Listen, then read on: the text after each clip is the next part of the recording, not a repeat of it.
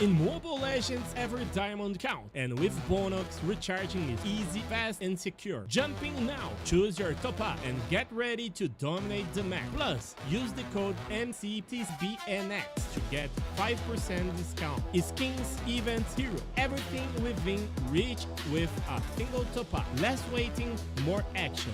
Recharge with Bonox and play it at next.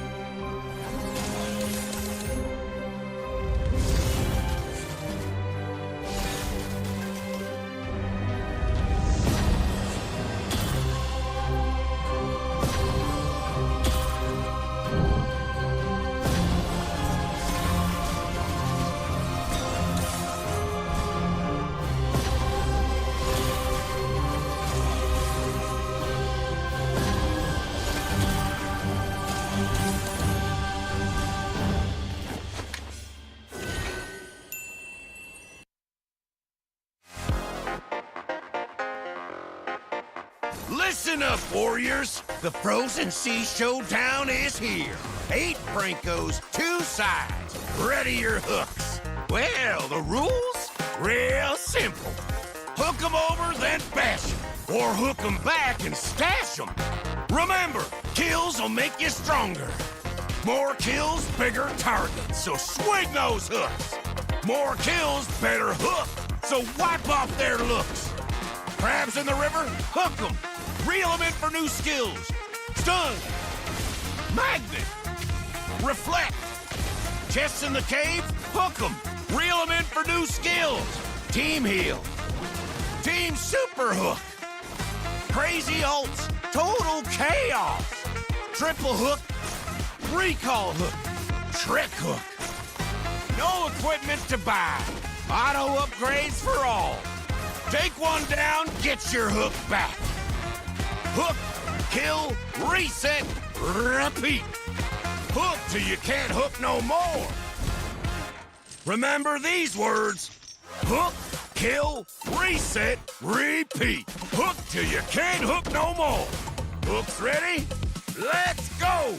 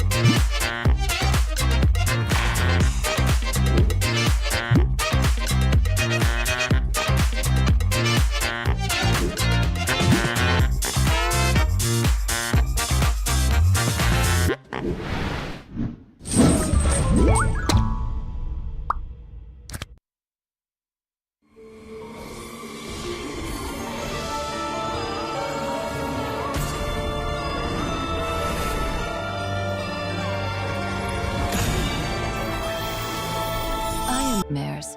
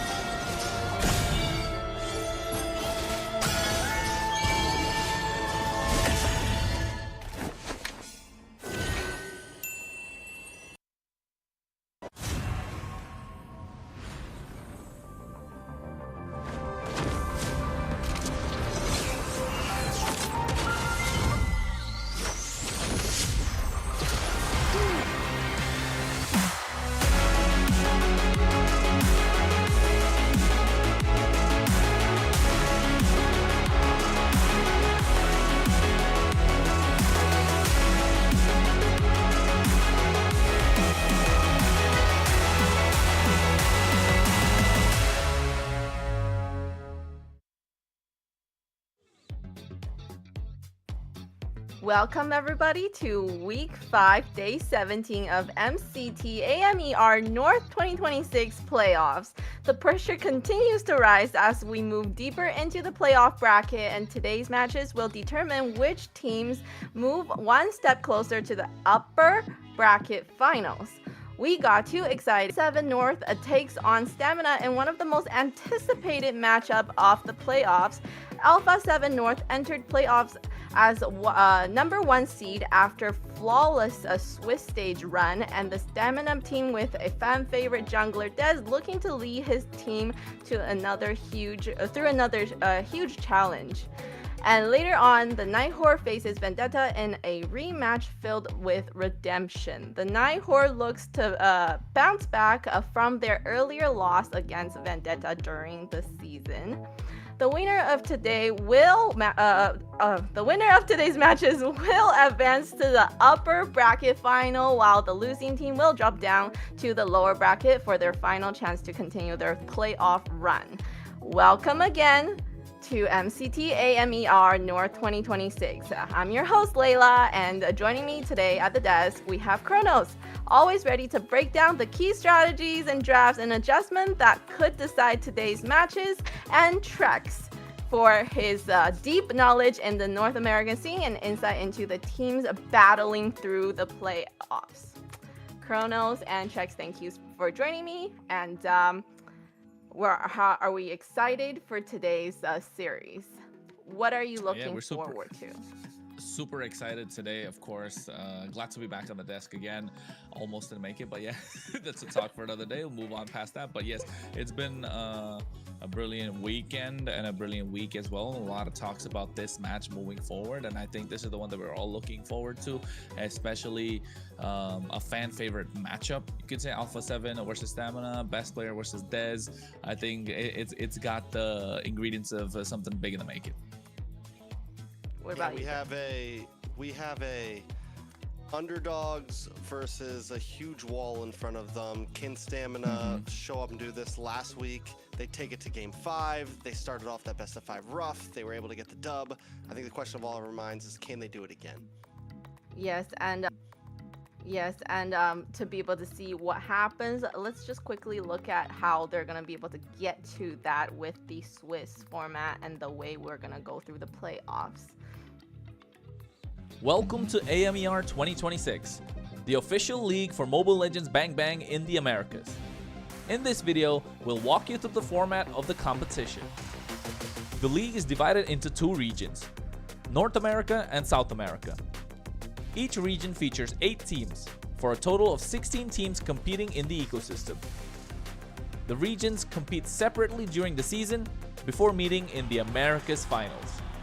Each region begins with the Swiss stage. All 8 teams compete across multiple rounds. Teams are matched against opponents with the same win-loss record, ensuring balanced competition. Matches in this stage are played in a best-of-3 format. The playoffs are divided into 2 phases based on seeding. Lower seeded teams begin in phase 1, where matches are played in a single elimination format. Higher seeded teams advance directly to phase 2, which uses a double elimination bracket. Matches throughout the playoffs are played in a best-of-5 series. In phase 2, teams that lose in the upper bracket move to the lower bracket for a final chance to continue. The playoffs culminate in the group's finals. The final match is played in a best-of-5 series to determine the group champion. The champions from North America and South America advance to the Americas finals. Here, they compete to determine the best team in the Americas in a best-of-7. Everything leads here. AMER 2026 starts now. And as we get closer and closer to the grand finals, Trex, when you look at today's matches, which team do you think is under the most pressure, with the upper bracket finals now also very close for them? Under the most pressure? Yeah, for today's match. Like out of the four teams today on trying to get to that spot, I think Alpha7 is probably feeling some of the least pressure, honestly. They feel comfortable, they've been rested up, they've been getting to watch every team play. Stamina is probably under the most pressure, realistically, I feel like. I believe that maybe even they don't know if they were going to get this far. You know, they came into this wanting to win it, and now they're sitting here in front of possibly their biggest challenger yet. They are, I mean, they're always calm, cool, collective, but still, the reality is they have some big games ahead of them, and that is a lot of pressure. Yes. Hot take. Hot take. Definitely. Yeah, I think so. Speaking of the pressure, do you think Dez is able to handle that kind of pressure? We have to see it, right? We have to see it. We know best player was put under the heat lamp for a while, right? Waiting to see if he can hold his shape, or is he gonna crust and, you know, just get to the point where it has to go through the kitchen again, got to get reheated once more. So I think he's had those moments, of course, in the previous tournaments, but now it comes to see if can Dez pull it off, right? Because again, he has a massive mountain to climb, a big wall in front of him. We'll see how it goes out today. Yeah, and as the competition gets tougher and tougher, drafting and adaptability becomes even more important, especially with the global ban continue to shape up every playoff series. So let's have a quick look at the global ban system that we have introduced. We'll have the global ban and MCT Americas to bring more dynamism and special strategies. Under global ban rules, each hero can only be selected once by each team. After every match, the 5 heroes used are banned for the remainder of the series. The pick ban applies only to the team that used the hero. The opponent may pick it next game. In best of 7 matches, the global ban resets for both teams if it reaches the final game. Expect new strategies, fresh picks, and much more.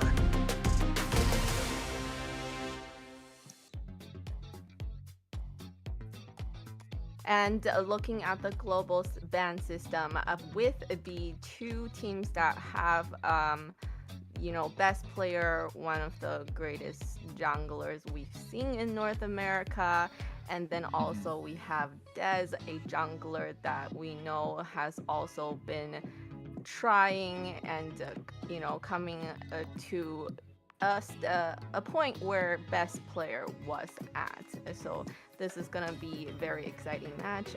Before we go in deeper into the matches that we're about to see from these 2 junglers, well, I just want to take the chance to let you guys know, make sure you're staying connected with us with everything that is happening across MCT AMER North 2026. So follow us at our official account, MLBB Esports. You can find us across all of these platforms, Kick, Twitch, X, Instagram, Facebook, YouTube, all of it. Make sure also that you TikTok, right? We Kids are love live like streaming on TikTok and YouTube, and Do you that guys is do the where dances on TikTok? diamond drop happens. So make sure you're definitely on those 2 platforms. And drops. especially with that, to make all of this happen for us, I want to take a moment to thank our sponsor, runestone.gg. Today's sponsor is proudly brought to you by runestone.gg, helping power the next generation of esports experience. From real-time data to live fan tools, Runestone helps make esports more interactive, more insightful, and more engaging for everyone involved. So be sure to check out runestone.gg and give them the support like the way they have been supporting us. All right. So getting back to these 2 jungler, the matches that they have coming up, the pressure that I feel like Dez is definitely on, because now he's in the shoes of what best player 1 used to be like. You can look at it both ways, right? I think yes, with adding on to what Trek said, he is definitely under a lot of pressure, right, with what's going on and stuff. But at the same time, I feel like, is he really under pressure? Because he knows he's going up against a massive mount, and if he fails, it's okay. People are going to talk the same thing that they have been for years, right? But if he gets the big dub, then all of a sudden, best player doesn't look so hot anymore, right, Trex? Fair enough. Yeah, I think like that view is always a possibility of you know, if everyone thinks I'm gonna lose, there's no pressure of losing, right? But I think you look at Dez and his team, and the reality is you look at the old format of NACT and things like that, and there was not a bracket like what we're looking at now. This knockout stage, it was not 8 teams. You had to break top 4 to get into this bracket. So what we're seeing now, today, these matches, Alpha7 versus Stamina, Night Horde versus Vendetta, those are the matches we're going to be watching. That is all you would get in old format. So Stamina Dez has never been this far before. He's never had this kind of pressure. He's never been a player to be in these shoes. He's never had the opportunity to go against best player in a knockout stage bracket, right? In a playoffs bracket. Maybe you've scrimmed, maybe you've played in season, but it's just different, right? And I think everyone can kind of look at these things and think to themselves, yeah, this is all fun, like we're here, we want to do our best, but once it starts to become real, like once the idea of, okay, like maybe we can actually win this, maybe we can actually go to, like once that reality is in your hands, then the pressure does become real. Stamina right now is at a place where it's like, wait, if we actually beat Alpha7, we're looking at 3rd place finish. Like if we can beat that, then we're looking at grand finals finish. You know, it's no longer just yeah, like we want to do this, we want to get to first. It's in their grasp, and that's a very new pressure, I think, for Stamina. Again, it's something new, it's something different, and you're looking at Alpha7, Night Horde, and Vendetta, teams that have been doing this a very, very long time. Yes, and the teams that we have for today's matches, like we talked about, we have Alpha7 against Stamina in the best of 5 today, and then on the second series we have the Night Horde going against Vendetta. So let's talk about these two teams as well a little bit. You know, during the second matchup we have the Night Horde against Vendetta. How much do you think that previous loss changed the way the Night Horde approaches this rematch? Because remember, the Night Horde did go up against Vendetta once, and that was the only series that they lost in this whole playoff run. So it's like now they have to kind of prove themselves and see if they can actually win against Vendetta, right? Trax, what do you think? This is a tough one, Night Horde versus Vendetta. Honestly, I'm still very up in the air about it. Kronos, you got anything on it?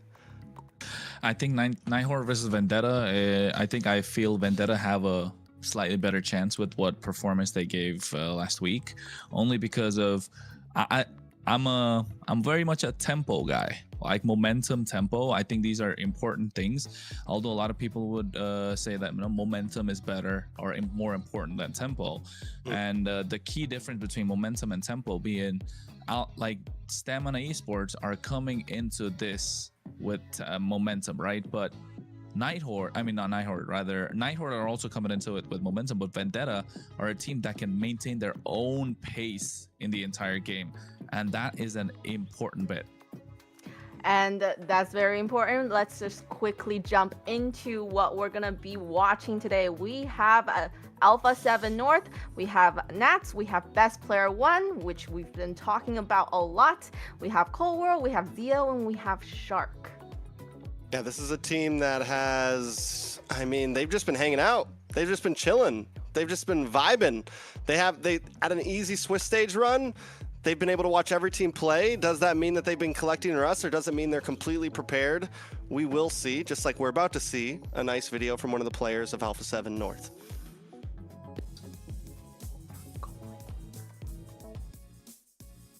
I think my top 5 room gonna be, the top 1 gonna be Ultra, the top 2 gonna be Tamar, the top 3 gonna be Ricky, the top 4 gonna be Mid, and the top 5 gonna be Toy Boy.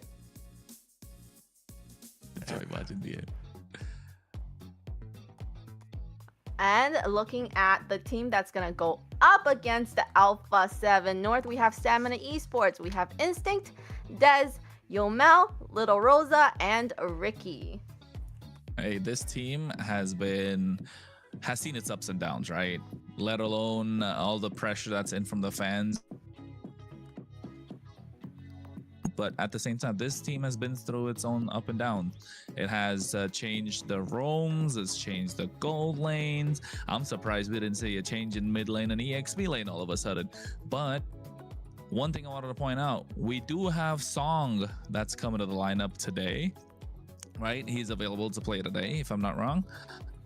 But Ricky still being the first choice. So yes, I think this lineup, now that I feel like it's kind of fixed, we've seen what Coach Bear said, right? Lil Rosa is the main goal laner, and then Diamond's probably going to be the one they're going to play around with a little bit.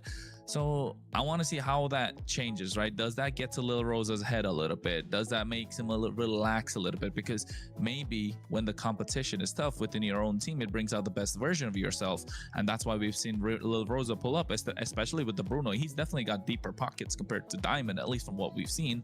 But now, dare I say, he's going against, you know, the toughest in North America. So let's see what they have to say with the small video from Stamina.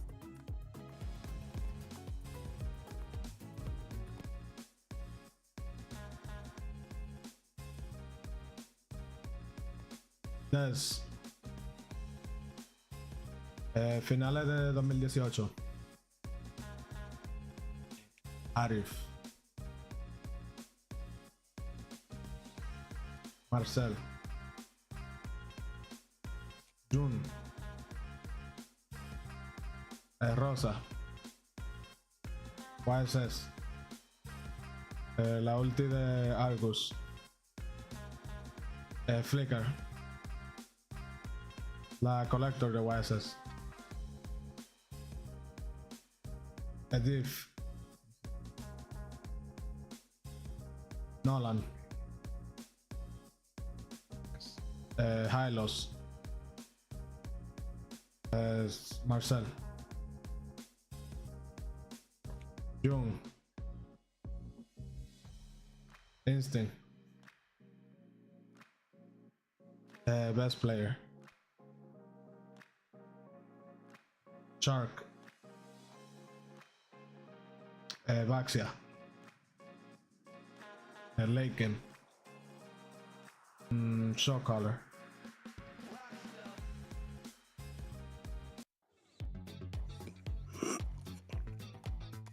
All right, so we kind of seen these two teams. Something interesting that Des did mention in his video about the Marcel pick, right? We've seen finally Stamina was able to use Marcel and win with Marcel, where Shark didn't couldn't even make the Marcel game work. So it's gonna be interesting. I wonder if they're gonna be able to like get a winning game out of Stamina with a Marcel pick.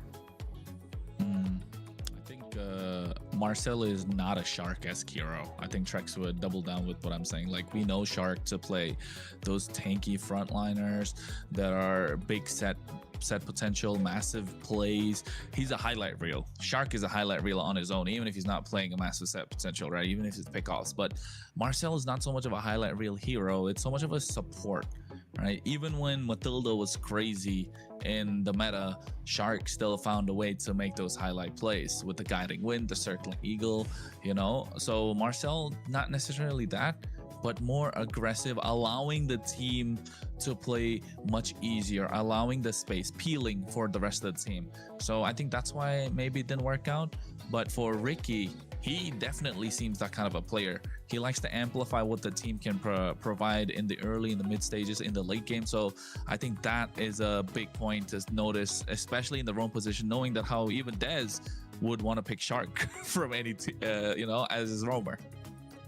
Yeah, I think at this point, anything that we think we know about Stamina, any wins they've gotten with certain heroes, we completely throw it out the window here. It's a fresh slate. It really is. They have not gone up against Alpha7 yet. They have not faced essentially the tournament favorites yet. And again, it's going to be a very different story. It's going to be something like they got a close win yesterday, and they've had some great games. Stamina Esports has had some great games, but they are now up against the biggest challenge they are probably going to face this whole tournament. and any ideas we have need to completely get rethought of. We are starting on a fresh blank canvas, and I honestly think it's the same thing for the bottom teams. Night Horde up against Vendetta. What we think we know about them, we are in playoffs now. We are in top 6 territory. Every team is bringing a completely different game, and Stamina has at least showed that a bit. Yesterday, I think a lot of us, last week, we came into those games thinking, how is Stamina going to perform against Influence Rage? They were able to get the dub. They were able to show us a completely different version of themselves. They have to do that again once today. Is Marcel going to be a problem? We will see. Alpha7 may test the waters with them. They're players like Shark, Zia, best player, Cold World. I'm not going to put Nats in this category because I think he's probably one of the more serious players on the team. But the rest of them, they will test you. They will definitely test you. Is it going to happen in game 1, game 2, game 3? We'll see. But those possibilities could come out. Stamina just needs to be ready for it.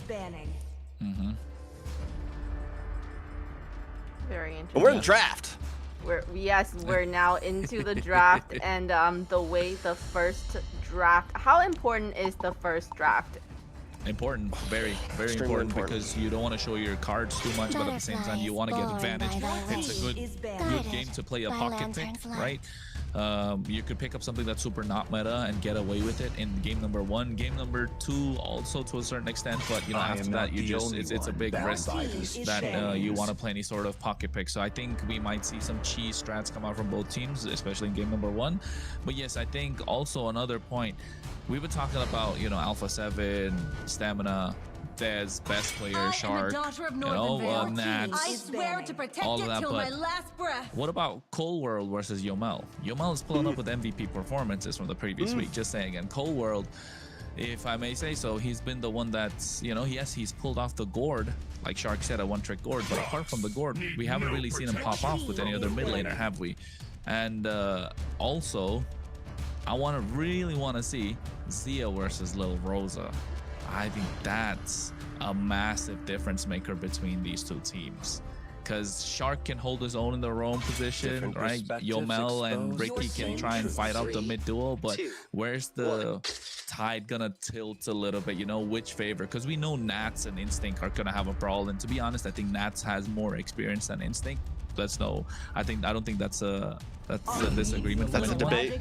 No. Yeah, I don't think that's a debate. I agree, but I think Zia versus Lil Rosa, like Zia is good, but kind of flies under the radar all the time, right? Because there's other people that take the spotlight.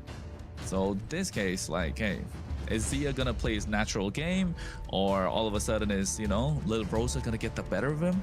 Like, because the laning phase is super important, and Zia is really good at the laning phase. Everything is fun. Yeah, so I mean, Zia has been known to take 1v1s off of amazing players, but Zia has also, who did we see him get? Melon got the kill on him, I think. Melon got the 1v1 against him. Zia got his revenge, but still, Melon did get a 1v1 against him. Can Lil Rosa show up and be that person today? Stamina Esports, again, this is where the blank slate of paper, is Stamina Esports has a chance to put themselves as a team that is to be reckoned with in the MCT AMER's North scene. This is their opportunity for any one of these players to be like, okay, I can go against the best and maybe be in the debate for top 3. You know, maybe be someone that can be like, oh yeah, I'm one of the best gold laners out there. Does that mean they get crazy though? Do they make those risky plays today? Does Stamina take those chances today? I think if you're Stamina, you want to take those chances, right? Because get crazy, you're not gonna, bring it to them. I think in a straight fight, I really think Alpha7 are the better team than Stamina Esports. I'm probably gonna get a lot of hate. Don't come into my Instagram DMs, but actually, you know, you can follow us. Nice plugin right there. Yeah, you gotta follow him to send him a DM. That's the problem. Exactly. That's the, you know, that's the way it goes. But yeah, at the same time, I think if you're Stamina, you want to take those risks, and we know Ricky is that kind of a player. He takes that risk, right? But will the rest of the team be on the same page when it comes to taking risks? Like, can Dez get to the point like, okay, I want to take the risk? Because we've seen sometimes he plays fantastic. Demon Time Dez comes online, things are going in Stamina's favor, but he doesn't like taking those, you know, out of pocket risk. He doesn't want to get the, you know, he doesn't want to pass it to the running back when he's on the 4th down, right, 10 yards before the finish. It's it's those small things that make a big difference. Meanwhile, Alpha7, they see a moment and they will go for it. And if it doesn't pay off, they brush it off and move on to the next phase, especially Shark. Best player, Nats. We've seen them make massive throws in the MCT so far. So how will they, and we know they're gonna do it. Stamina need to take that risk. And looking at the draft, feel like they're okay. I like Stamina Esports draft. It's all kind of a counter to the Harley. You're not allowing best player to play his best game, the Lilia, the Khalid, the Uranus. So that's a lot of counters, but at the same time, you're preventing the frontliners that's coming through from Alpha7 by picking up this Lily. You get mid prio with the Khalid, and they're taking out any sort of early game aggression. I think Hylos is a good choice to ban out here, so you don't give Alpha7 some sort of room to control the river, because we know how annoying Hylos can be. Yeah, I mean, Hylos could even be decent. Actually, no, they already have the Khalid. But Stamina Esports, focus on draft here. Stamina Esports, yeah, the draft looks good, honestly. The draft does look great in terms of against the Harley. Like, this is what so many teams have been. This is what have figured out as the answer to the Harley right here. The Lilia, the Khalid, the Uranus. Can they round it out more? Well, I think from what I've seen from all the past series, a Harley. Who said this? It's hard for him to be in the pit, right? Because he's Harley, so he's gonna need the frontliners to be able to be in the pit for him before he goes in and get that red tree. Yeah, he's a late. He shows up to the fight a little late all the time. That's the goal, right? Suyo. You're more of an assassin. Suyo from Stamina, or from Alpha7 ban here? Yeah, I think Suyo's a straightforward ban. You don't want to give it to Dez. And oh, never mind. They don't want. Okay, yeah, Harith is great too, because you don't want to give Zia a hard time. See, this is what I mean. They don't care about the Dez so much. They know it's okay. They're not stressing. They're like, it's okay. You pick up the Suyo. It's your best hero. We'll give you your best hero game number 1. And if we beat you in your best hero game number 1, you're cooked. I think Alpha7 knows that Harley will, like, if you were talking even skill base, or even my jungler's a little bit better than yours, Harley will get the better of the Suyo as long as you have a decent game. It's kind of a risk, because if best player can't get any crazy kills early on or snowball, and it's going to be hard because it's a Khalid, a Lilia, Uranus, there is the chance that the Suyo can outscale. And don't get me wrong. Moscow pick, yeah, it is all... Like, best player pressures on you. That's what they're trying to say, but they don't care. They don't ban the Suyo. I think Joy's another option if you're Stamina. So you're right, Trex. I think, you know, the best player's gonna have a hard time this game. But then again, I think we're not super, you know, we're not super worried about it just because it's the best player. We know if there's any jungler that can pull off playing Harley against such a composition, it's him. I literally invented one. Okay. A little bit of a change up. What's their last pick for EXP lane? Do they just go for no Dragon, Phobias? Lapu, whatever. Yeah, Lapu. Lapu, Dragon, Dragon. whatever is good. Sora. Sora EXP. I for have Nats. to say, Aggressive these lineup. are all star-studded lineups, like all these heroes, not gonna lie. I mean, it's game number 1. The chip is a pocket pick. Although it's slightly, it is good. It's still like, you know, it's the best time to pull out game number 1. And now begs the question, do you want to play Suyo because it's such a risky lineup to play against? But if you lose, you don't get to play Suyo again. Do you want to go Joy just to be safe? Like, you know, you got four members that counter the Harley. Or do you want to go something like a Fredrin here just because you can play into the chip, and also, like, you can absorb a lot of damage, you can counter the Harley a little bit, so you go full 5 counter against the Harley. You know, I think I would go for the Fredrin, but the damage is just going to be so lacking. Oh. Oh. Oh. We saw this in Malaysia. We saw this in Malaysia, huh? Yes. Saber's meant to counter the Harley. Seabolt qualifiers too. I was gonna say Alpha, but then I was like, wait a minute. No, this is a new pick just coming out. Yeah. The Saber has been getting used to counter the Harley. Stamina Esports with a full draft, essentially giving best player possibly the worst game of his life. I'm not gonna lie, in terms of draft, depending on how good this Saber really ends up being, I like Stamina Esports here. Me too. But I mean, but like, Saber can they perform on it? Can they execute? Right. Saber is not a hard hero to play, right? So it's all about then the macros of your team, like how you gonna play around with your teammates. I feel like. I dabble a little bit in Saber. All right.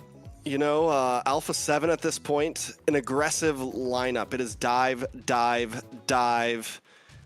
Kronos, take us in. Yeah, well, it's dive, dive, dive. We're going to find out because Alpha7 are looking to take it. They want one hand on the trophy, and they're almost going to get there. They're steps away. It is the upper bracket semifinals, ladies and gentlemen. We're talking Alpha7 versus Stamina Esports. Game number 1 of the best of 5. Who is going to take it, and who's going to get first blood? Okay, so at this point, when I'm looking at both drafts, we already talked about how much Stamina kind of gives best player a hard time here. Alpha7, knowing their playstyle, knowing what they might want to do here, get aggressive. The problem is that is kind of hard. I think they are solely riding on the fact that they can outplay Stamina Esports right now, that they can just play a better game. They've got aggressive heroes. They've got heroes that want to get in your face, and I think it is a heavy rely on micro mechanics, and already Cold World putting huge damage onto Ricky, taking some back himself. Now, the saving grace for Alpha7's draft is going to be this chip. If it gets to late game, there's a lot of possibilities you can pull off. There's a lot of pick-off potential. Once level 4 hits from Shark, expect off-lane ganks, expect pick-offs, expect little moments. If Stamina Esports can withstand what Alpha7 is going to try to do to them, try to get in their heads, try to beat them off pure talent and skill here, then yeah, there is a chance here, honestly, for Stamina Esports. It is no longer, the draft looks good, the draft looks clean. See how it goes. Yeah, and look at the Master Assassin coming out from Little Rosa as well. He wants to get these 1v1s. It's been a trend I've been seeing from his emblems especially. And apart from that, everything looks solid. You got Swift in the hands of Saber. He gets the Temporal Rain to be able to reset those skills. So yeah, I'm liking the emblems, nothing too crazy. Meanwhile, the mid lane, a slight bit of a fight coming out as well. I think best player out using his deadly magic, but Yomel getting first blood against Cold World, who did have the Purify, and Des already used the wait a second, coming in, but he gets taken down. And look at Alpha7 Shark as well. Best player went down too. It's messy. Dez gets the quick response on to best player. Dez does go down, but he takes out best player first. The deadly magic gets the finish. Best player maybe overextends there a bit too much. It's 2-1. No jungler on the map. Just popping up. Only took a few seconds, but still, we're going to have a very delayed turtle here. And this is what we were talking about. Stamina Esports needing, listen, throw blows, get in their face, show them aggression. Shark forced to use a flicker there right before turtle. And Stamina Esports bring in the smoke right now. Willing, listen, if this is the way we got to play, this is the way we got to play. Hey, we are Stamina Esports, and we want the smoke, if I may quote somebody else. Those of you get it, you get it. But yes, I think, you know, this is definitely the way the Stamina Esports need to be playing this game. You want to be in the face of the opposition, and right now, Alpha7 have priority of the turtle. Shark going to the back line, looking to drop that shortcut. But Ricky trying to buy some time. Raging Sandstorm coming at any moment. Best player secures the turtle. Here's the Raging Sandstorm. Shortcut coming down. This is a what a shifting skies along the wind strike coming in. We can see the triple sweep from Dez, but catching the wrong target. Not able to get out of harm's way. What could have been disastrous for Alpha7 just being a 50-50, and they get advantage because of the turtle along with it. Yeah, so big turtle. They take a 600 gold lead. I'm wondering at this point, itemage against Dez. You know, one of the problems with Saber, once you pick up an antique cuirass, Saber's kind of, it's over. The ult does nothing. I wonder if this gets out of hand, will we see maybe one defensive item pop in for Cold World and best player here? Oh, look at that triple sweep coming in as well onto Shark. He's taking a lot of damage, but he doesn't have it, right?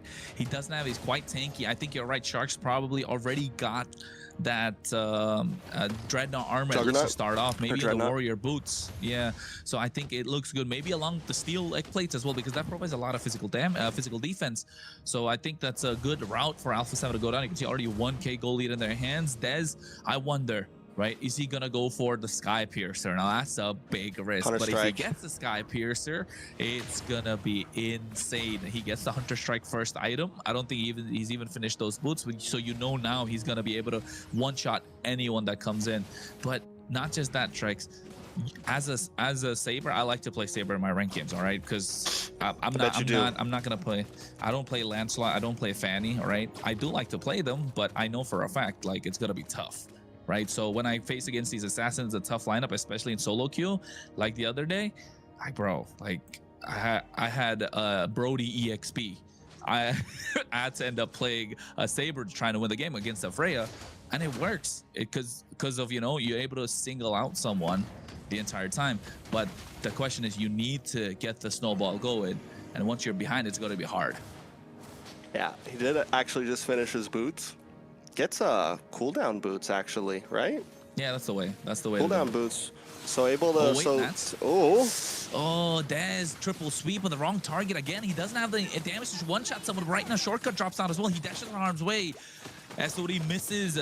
Ricky trying to buy some time, but at the same time, you can see best player comes in. They already secured the turtle early. Deadly magic used up on Ricky. 4 members in Stamina Esports grouped up on the top side, but 5 from Alpha7. It's a 5v4. They don't get a kill. They don't get the tower. The only thing they walk away is with the turtle. So if you're Stamina Esports, you got to be happy about this. Yeah, definitely got to be happy, but also Stamina Esports has to change the way they're approaching these fights. Dez cannot be at the front. He needs to be looking for angles. He cannot show himself. Once that triple sweep is gone, you're a useless hero at this point, you know? Wait, you can see triple sweep again on top of Nats. He has too much damage. He's too tanky, but you can see a 3-man knockup. But finally getting taken down, but the kill in the hands of Instinct.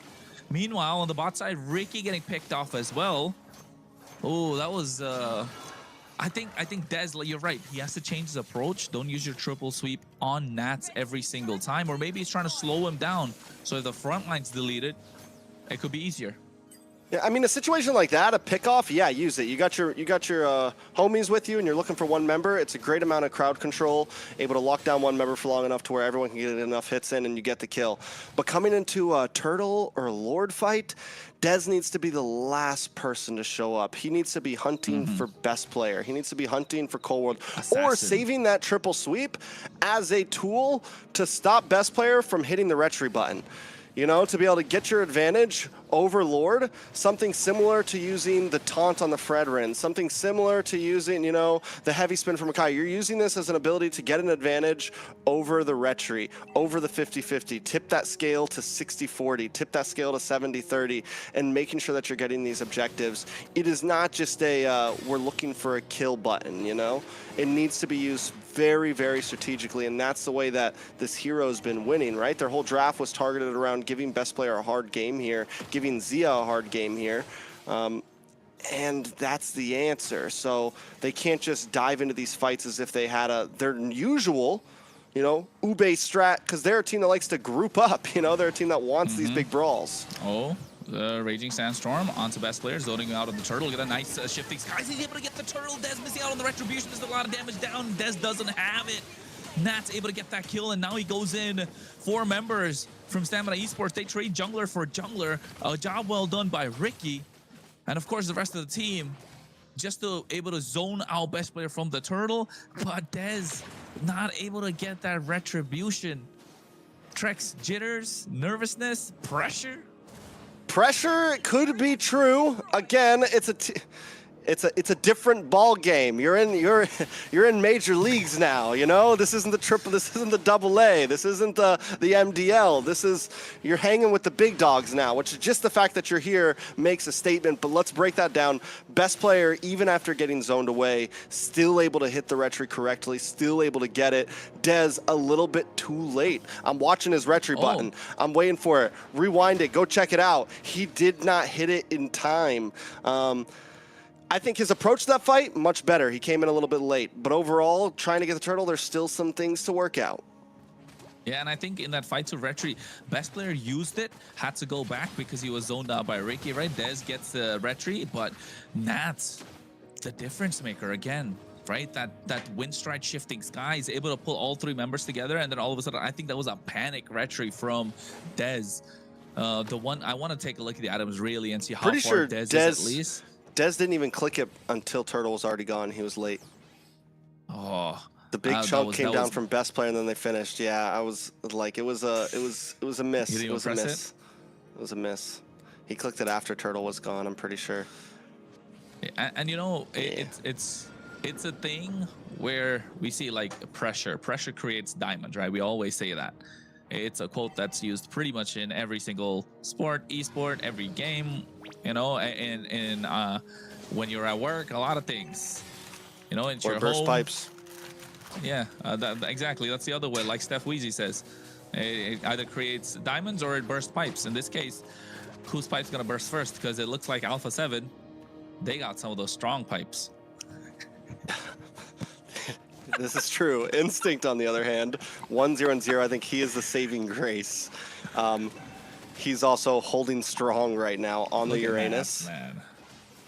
If he can be the one, you know, we've seen normally the Uranus is something used to keep the Harley away. Instinct needs to be that guy right now. He needs to be on best player a bit more. That is their win con. He needs to have vision on best player nonstop. We saw last time it was Ricky who zoned away, but I want to see Instinct a little more involved in this. Cole Lord able to get that Lord, but you see at the same time SOD connecting. Nice wind strike coming in as well. Little Rose able to take it away. A top tier 1.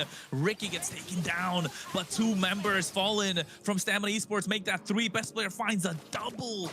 And it's not looking good. All of a sudden, what Stamina Esports had built up, but the timing that they bought for themselves changing, turn things around. Thanks to Nats once again on Desora. Look at Shark in the back line. Doesn't care. Too much damage, too much tankiness. And Stamina Esports do not have a reply.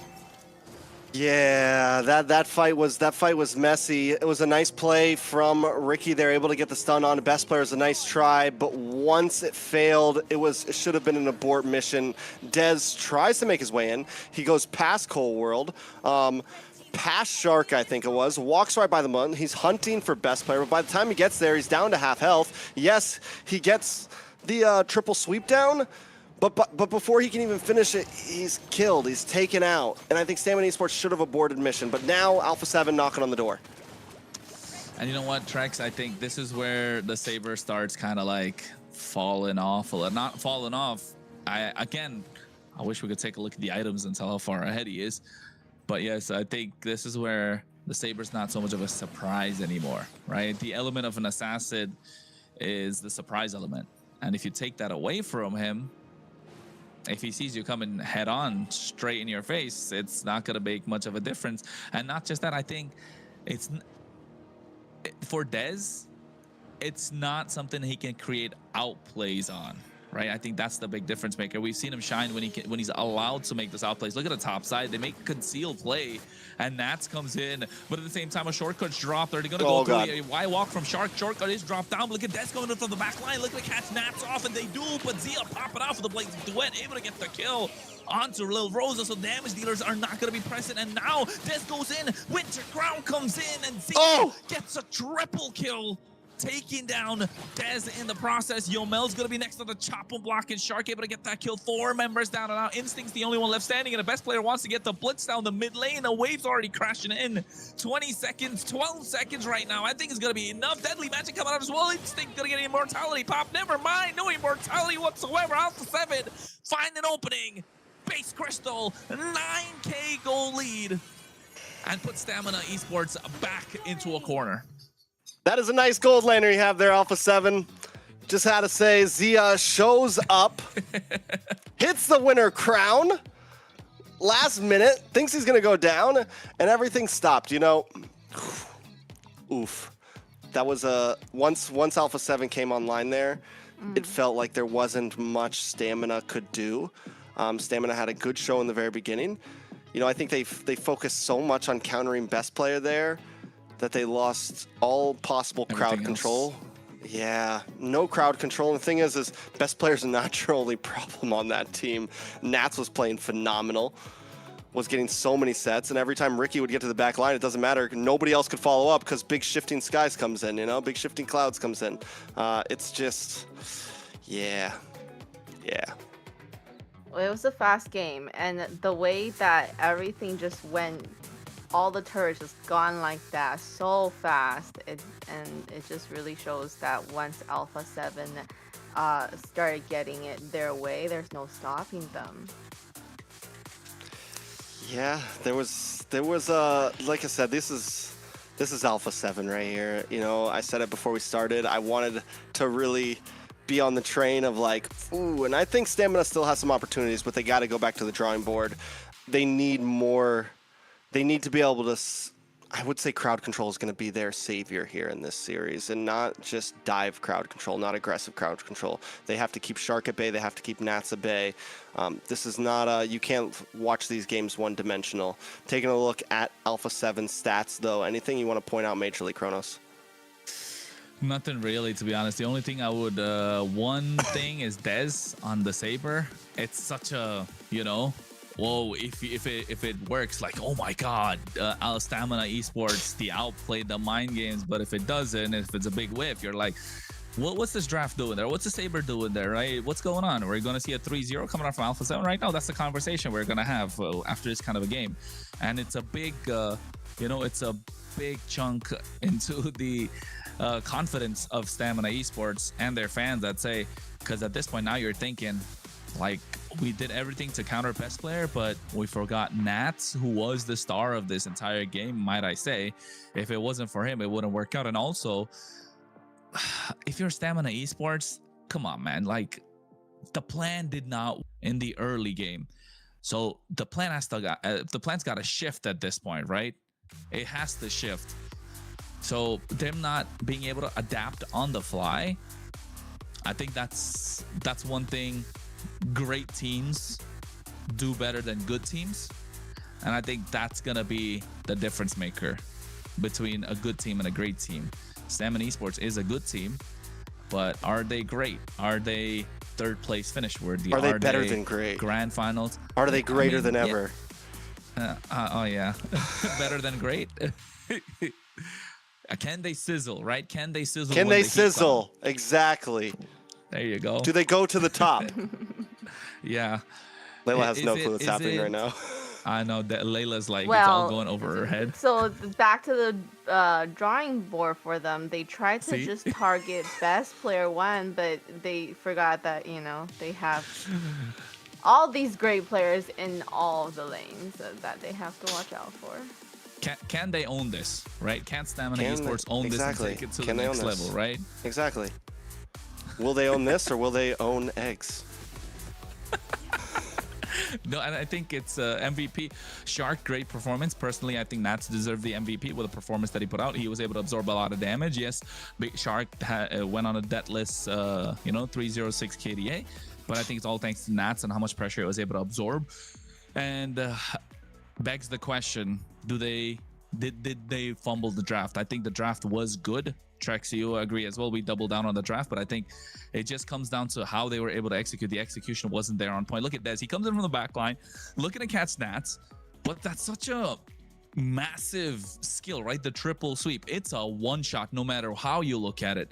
And if you're going to take down Nats who's below 50% and you're going to use this massive ultimate to be a big game changer, like, it's an ultimate wasted. And the moment the triple sweep is gone, you're kind of like, the opponents are going to be walking around freely. Yeah, we're talking about Zia on the Claude, Cold World on this, on the Valentina, and they didn't even have the Purify in that fight, if I'm not wrong. So until the end, they stuck to their game plan, but it didn't work. And I think it's got to be a wake-up call, right? It's got to be a wake-up call for the entire team.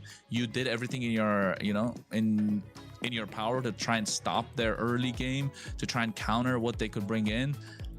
Sadly, I think they were focusing on the wrong target. Yes, Nats was difficult to take down, but I think if Instinct just said, okay guys, don't worry about it, let me take care of Nats, let me keep him in the lane as much as possible, because that's a way where you can counter the Sora, right? You counter him in the lane, which is difficult. You pick up the Valentina, right? That's another way to counter it. So you can use the shifting skies to the opposition, but in this case, Colwell had it. But another way to counter the Sora is to wall him in the lane. That's why you see the Glues being picked up. That's why you see the Uranus being picked up against them. The Alice coming through as well. Those are options that you keep the Sora in the lane, not allowing him to rotate, not allowing him to be this big playmaker and being in his face the entire time. But in this case, they just wanted to take him down so bad that they forgot the other four exist. So hopefully, if their plan was to put pressure onto Nats, hopefully it worked. I personally don't think it did. And Trex, question: can they come back from a deficit again? Can Stamina Esports come back and take a game? Can they take a game throughout the series? Can they possibly win a series?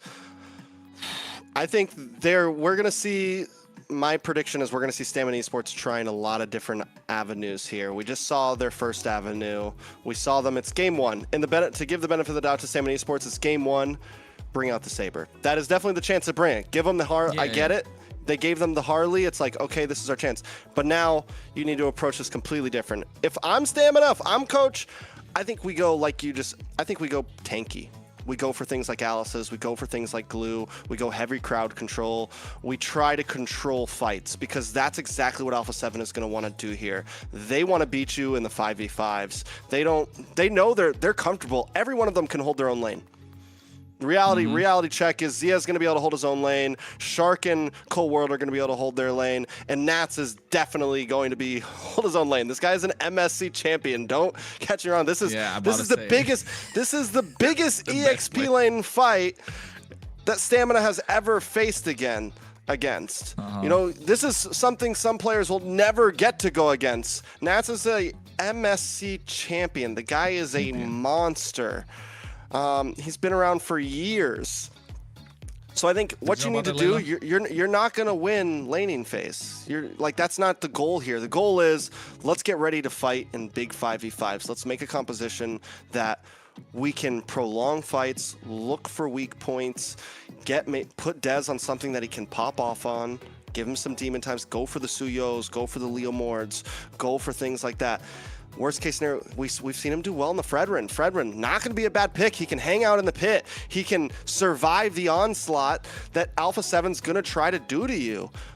And by game 2, I know everyone thinks this isn't crunch time. This is crunch time because if Alpha7 does another performance like that, there's not a chance. They're going to get goofy on you in game 3. They're going to get goofy on you in game 3. I promise you. What goofy picks do you think they're going to have for game 3? I will talk about it after game 2, but if game 2, honestly for me, game 2 feels like match point. This is really how this is going to set the precedence. And I think because if you're Alpha7, you get 2 games in the bag. You're like, hey, can we just, go out of pocket? Can we try something crazy? We just want to have some fun. Let's bring some views in. Yeah, exactly. And they're that kind of a team, right? When they're ahead, they like to play around. They play with their food. So in this case, Stamina Esports better get this game in the bag. Otherwise, they're going to be the butt of the joke by the time the end of the stream. And when it comes to Alpha7 versus Stamina Esports, the Clippers are really quick to get this down. And right now is prime time as well for the Clippers to get something on the board. And not just that, I think every single time Dez or Zia or Best Player, these big names in the community, right? They get something out of pocket, something different. It always gets clipped. And I saw a recent clip. Did you guys see like Dez and Zia in the same team? And then, Dez really goes crazy with the Lancelot, if I'm not wrong, and Zia screaming like, hey, do we have Kyrie on our team? Oh my God, he hypes him up when it's the time. But right now, if they want to throw hands and call it a knockout in like 45 minutes, because the first game was 13 minutes, the next one's going to be another 12, maximum 20 is what they'll be telling themselves. But if it's a 3-0, ooh, Stamina Esports all of a sudden, who look like a contender, 3rd place finish, the hype has been there. A reality check. I feel like Stamina thought Alpha was going to get goofy now. They did a Fanny Band just now. I think they keep it simple right now. They've already used a lot of power picks, the Harley, the Claude, the Valentina, the Sora, 4 power picks, and now they try and get this one in the bag, and then I think Stamina's looking for a Suyo pick up here up front. The Harley's already gone. I think game 1 is we give him Harley. Now Suyo can feel pretty comfortable. You don't have to worry about Best Player getting the Harley. They can target ban a little bit, and all of these bans are targeted at Best Player once again. And like I said, I think in ban phase, not a horrible choice, but in terms of execution, in terms of draft, like your picks, maybe don't completely try to counter Best Player. But I do understand the idea of we give Dez a great game. and that can be our saving grace, right? Dez has been able to carry the team before. Dez has been able to do great things. So if Dez can have a very comfortable win, the possibility's there. But that means they need to make sure Dez gets something good here. You can't put Dez in last pick. They're not on red side though this time, so there is opportunity for that. But you know what, Trex? I think expanding Rivers, they might as well give him Fredrin too. Do you I first pick Fred? You won't first pick Fred because there's the Jushin, there's the Herod, and you can't even first pick the Suyo, right? It's such a risky pick to go for as a first pick if you go for the Suyo, and that's why I think Stamina Esports, they're gonna get something powerful, but Alpha7 are gonna take away the Suyo. Don't forget, best player pulled off a nasty Suyo as well. That's why I think Stamina just first picks it. No, there hasn't been a Savage yet. No Savage yet. Yeah, so he got like an unofficial Savage. He got a triple unofficial, and then he got a double. Yeah, so Alpha7, a best player, did get that. He's clean on these assassins. It's his bread and butter at this point, right? So Stamina Esports, Jushin open. Now on the other side, I think you get Herod plus Suyo, maybe Herod plus Phovius, Herod plus something, but it's Herod plus something. Definitely Is he even stressing the sure Herod? of it. They didn't stress last time. Here we go. Marcel for Alpha7. Can they get the dub with it? This could be This could be the one that Stamina's looking for, right? We saw Shark not playing a great game on Marcel, but I think they've had enough time. 3 weeks of practice, 3 weeks of kind of scouting out how to understand this pick, 3 weeks of scrims where they performed well, and never mind. They're not giving it. They're not giving it. No. So what is? I think this is a Fred game. You lock in Fred right now. Thank you, Fred. Even though it's not great against the Marcel, I still think you lock in Fred here. Fred Herod, right? I think Fred Herod. 1,000 winters have led to this moment. Ilos? Okay, it's still good. Layla? What about, I was just gonna ask, Leo Mord and Suyo, which one does better? That's a good, that's a 50-50. I think, Who gets the dubs early on? I think, Claude. I like the Claude, but the Herod was just available, right? Herod is so good. And Alpha7 can't even pick Claude. So they're down 2 marksmen if you pick up the Herod here. And I think Alpha7 can just go Herod. They don't gotta worry about it. And I think Leomord Suyo gets the early game, but neutral objectives is Leomord. The 1v1, I think it comes down to the timings of the skills that's used, right? Suyo can look to one shot if he's ahead, if he's got some Sky Piercer stacks, but Leomord can, one shot if it's a full HP kind of fight. I just feel like one thing with Leo Mord and Hylos, I don't think it would be good to go against the Marcel, because you're not gonna run on that path where Marcel just threw an ult. Yeah. You know, he can zone you out with his ult, and then you're kind of wasted both of your ults. There you go. You were talking about Leomord, and it's gone off the table. And I think, what other jungle options are left, Trex? There's no Saber. I'm not like they were gonna pick no Fanny, no Guinevere, no Leomord, no Harley, no Baxia, no Suyo. I think Fredrin's the next choice, but I think they don't mind playing into the Fredrin. They have a Gord after all. Yeah, maybe they go Haya here, something like that. Joy, I think. Joy against Suyo is good. Yeah, that's why Joy is a good ban here. What else can they go for? And then Stamina bans out the... Did they ban out the Harith here? They ban out the Leslie, next is Harith. They have to ban out Harith, right? Like no shot, they leave the Harith open. It's so powerful. It's a lane bully. You don't lose the gold crab whatsoever. Like if you lose the gold crab, it's kind of like you're not focusing. Alice, okay, so they leave the Joy open, they leave the Fredrin open. They kind of know what they're going up against. It feels like a Fredrin already that they're going to be facing. Alpha7 reading so well into the draft, if I may say. I think if Stamina Esports are looking to go for outplays, it's got to come through with maybe a Nolan if you're Stamina Esports here. Like that's a choice that you can make. You want to risk it for the biscuit. You know, you gotta add that gravy. Yeah, you gotta add that gravy on it as well. I am not the only one. Oh, I just disappeared. Obvious pick for Alpha7. And then Stamina. We still need a jungler. We still need an EXP laner. And Dragon wouldn't be horrible. Yeah, Gord is like a sitting duck if the Dragon decides to go for him. Give Cold World a bad game. Apply pressure on the back line. Oof. Yuzhong. And then it's Yuzhong right down. plus. Yeah. I would like, yeah, I think Yuzhong would be really nice. Yuzhong plus something, right? We mentioned the Yuzhong Joy plus- earlier. And then the jungle, so. Nolan. I think Nolan. You risk it. You What about, risk like, the Nolan Glue here. EXP? Yeah, Glue plus Fredrin. I think that's another choice. Joy. Yeah. Glue Glue. Joy is good.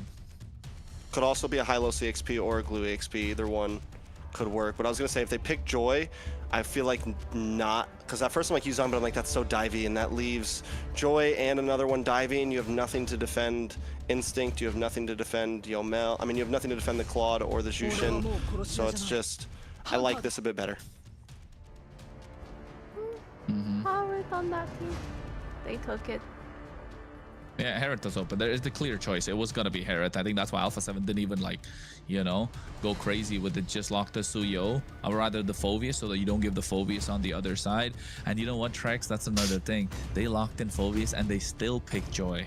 So Stamina Esports really believing in what Dez can pull off in this game. So a lot on the shoulders of Dez, and that chip is just gonna grow bigger and bigger if he's not able to get the dub this time. I will say this time Stamina Esports has a composition where they can take things a little slow in the beginning. They have decent crowd control. They have decent stiff arm. You have a lot of a kiting ability. This is kind of what I wanted to see from them coming into this game. Dez, maybe don't be as aggressive. Be an objective getter this game. Let Little Rosa and Yomel be those major damage dealers. If the opportunity presents itself, obviously, get a kill, Dez, you know, on the Joy. But outside of that, take things slow on Stamina Esports. Well, they got to take things slow and find a way to come out with a victory, because if you're Stamina Esports, you do not want to let it get to match point. You want to pull one back. Take it all the way. A reverse sweep. Whatever you can. Just don't let this game slip away through your fingers. Stamina Esports versus Alpha7 North. Game number 2, best of 5. Let's get it. The possibilities for Stamina have been set. Alpha7, what do they need to do here? You got the Suyo. You just pop off. You do the same thing you did last game. You look for kills in a best player's hands here, and knowing the fact that they have the Gord, not a super, I mean, yes, a scaly mage, but it's not something you need to worry about too much. Cold World just needs to get those stuns off here and there, create opportunities for best player to get some early kills here. Obviously, the rotations might be a little bit slower, honestly, coming from Cold World, but Shark should have the ability to also look for small pickoffs. A small moment like that, just getting a stun like that, later on, around 2-3 minutes, 4 minutes, it's dangerous. Best player comes in, he gets a quick kill. And that's what Alpha7 needs to look for here in the early phases of the game. And you're right. I think these one-off pickoffs that comes through with this tracking shot frame moment's going to be a big difference maker. But here, Lil Rosa, BMI has to pop the Purify as well. But you can see the Sever coming out from best player. First blood in the hands of Alpha7 North. First blood for best player, exactly what you want to see. Shark going to be able to get away here. No issues up front. Already a rough start. This is, I mean, I literally just said it. Best player gets a kill or two in his pocket, and it might be a wrap. It won't matter. The Joy's, it's going to be a long time for the Joy to be able to get the win. Yes, the Joy can get the upper hand in a even 1v1 later on in the game, but this early on, if a Suyo starts to scale, Dez will be able to do nothing. Yeah, and you know, there's a lot of crowd control on the side of Alpha7 as well for Dez to deal with. Cold World, chunk down low. Shark right now, able to absorb a lot of damage. It's okay. He's still quite the frontliner. Best player doesn't want the turtle, wants to get the purple, get some sort of advantage. Meanwhile, on top side, Zia trying to pull off the 1v1 against Lil Rosa again, but you can see Dez goes in. Shark able to run out of harm's way, but finally gets taken down. But the amount of time that he bought, Dez will not be able to make it back into the turtle, and you can see why the gush coming out onto Ricky already. Revitalize has been popped, and now best player hacking away at the turtle, and it feels like Stamina Esports are gonna have a difficult time because look at Shark, he's already back up. Dez goes in, the rhythm, electrifying beats coming out, retribution not there. Yomel able to get this one, but Ricky gets taken down. The sacrifice, the grab right on top of Nats. Instinct has to flicker out, and Dez coming in with the Sever again. Alpha7, they lose the turtle, but they get the kill.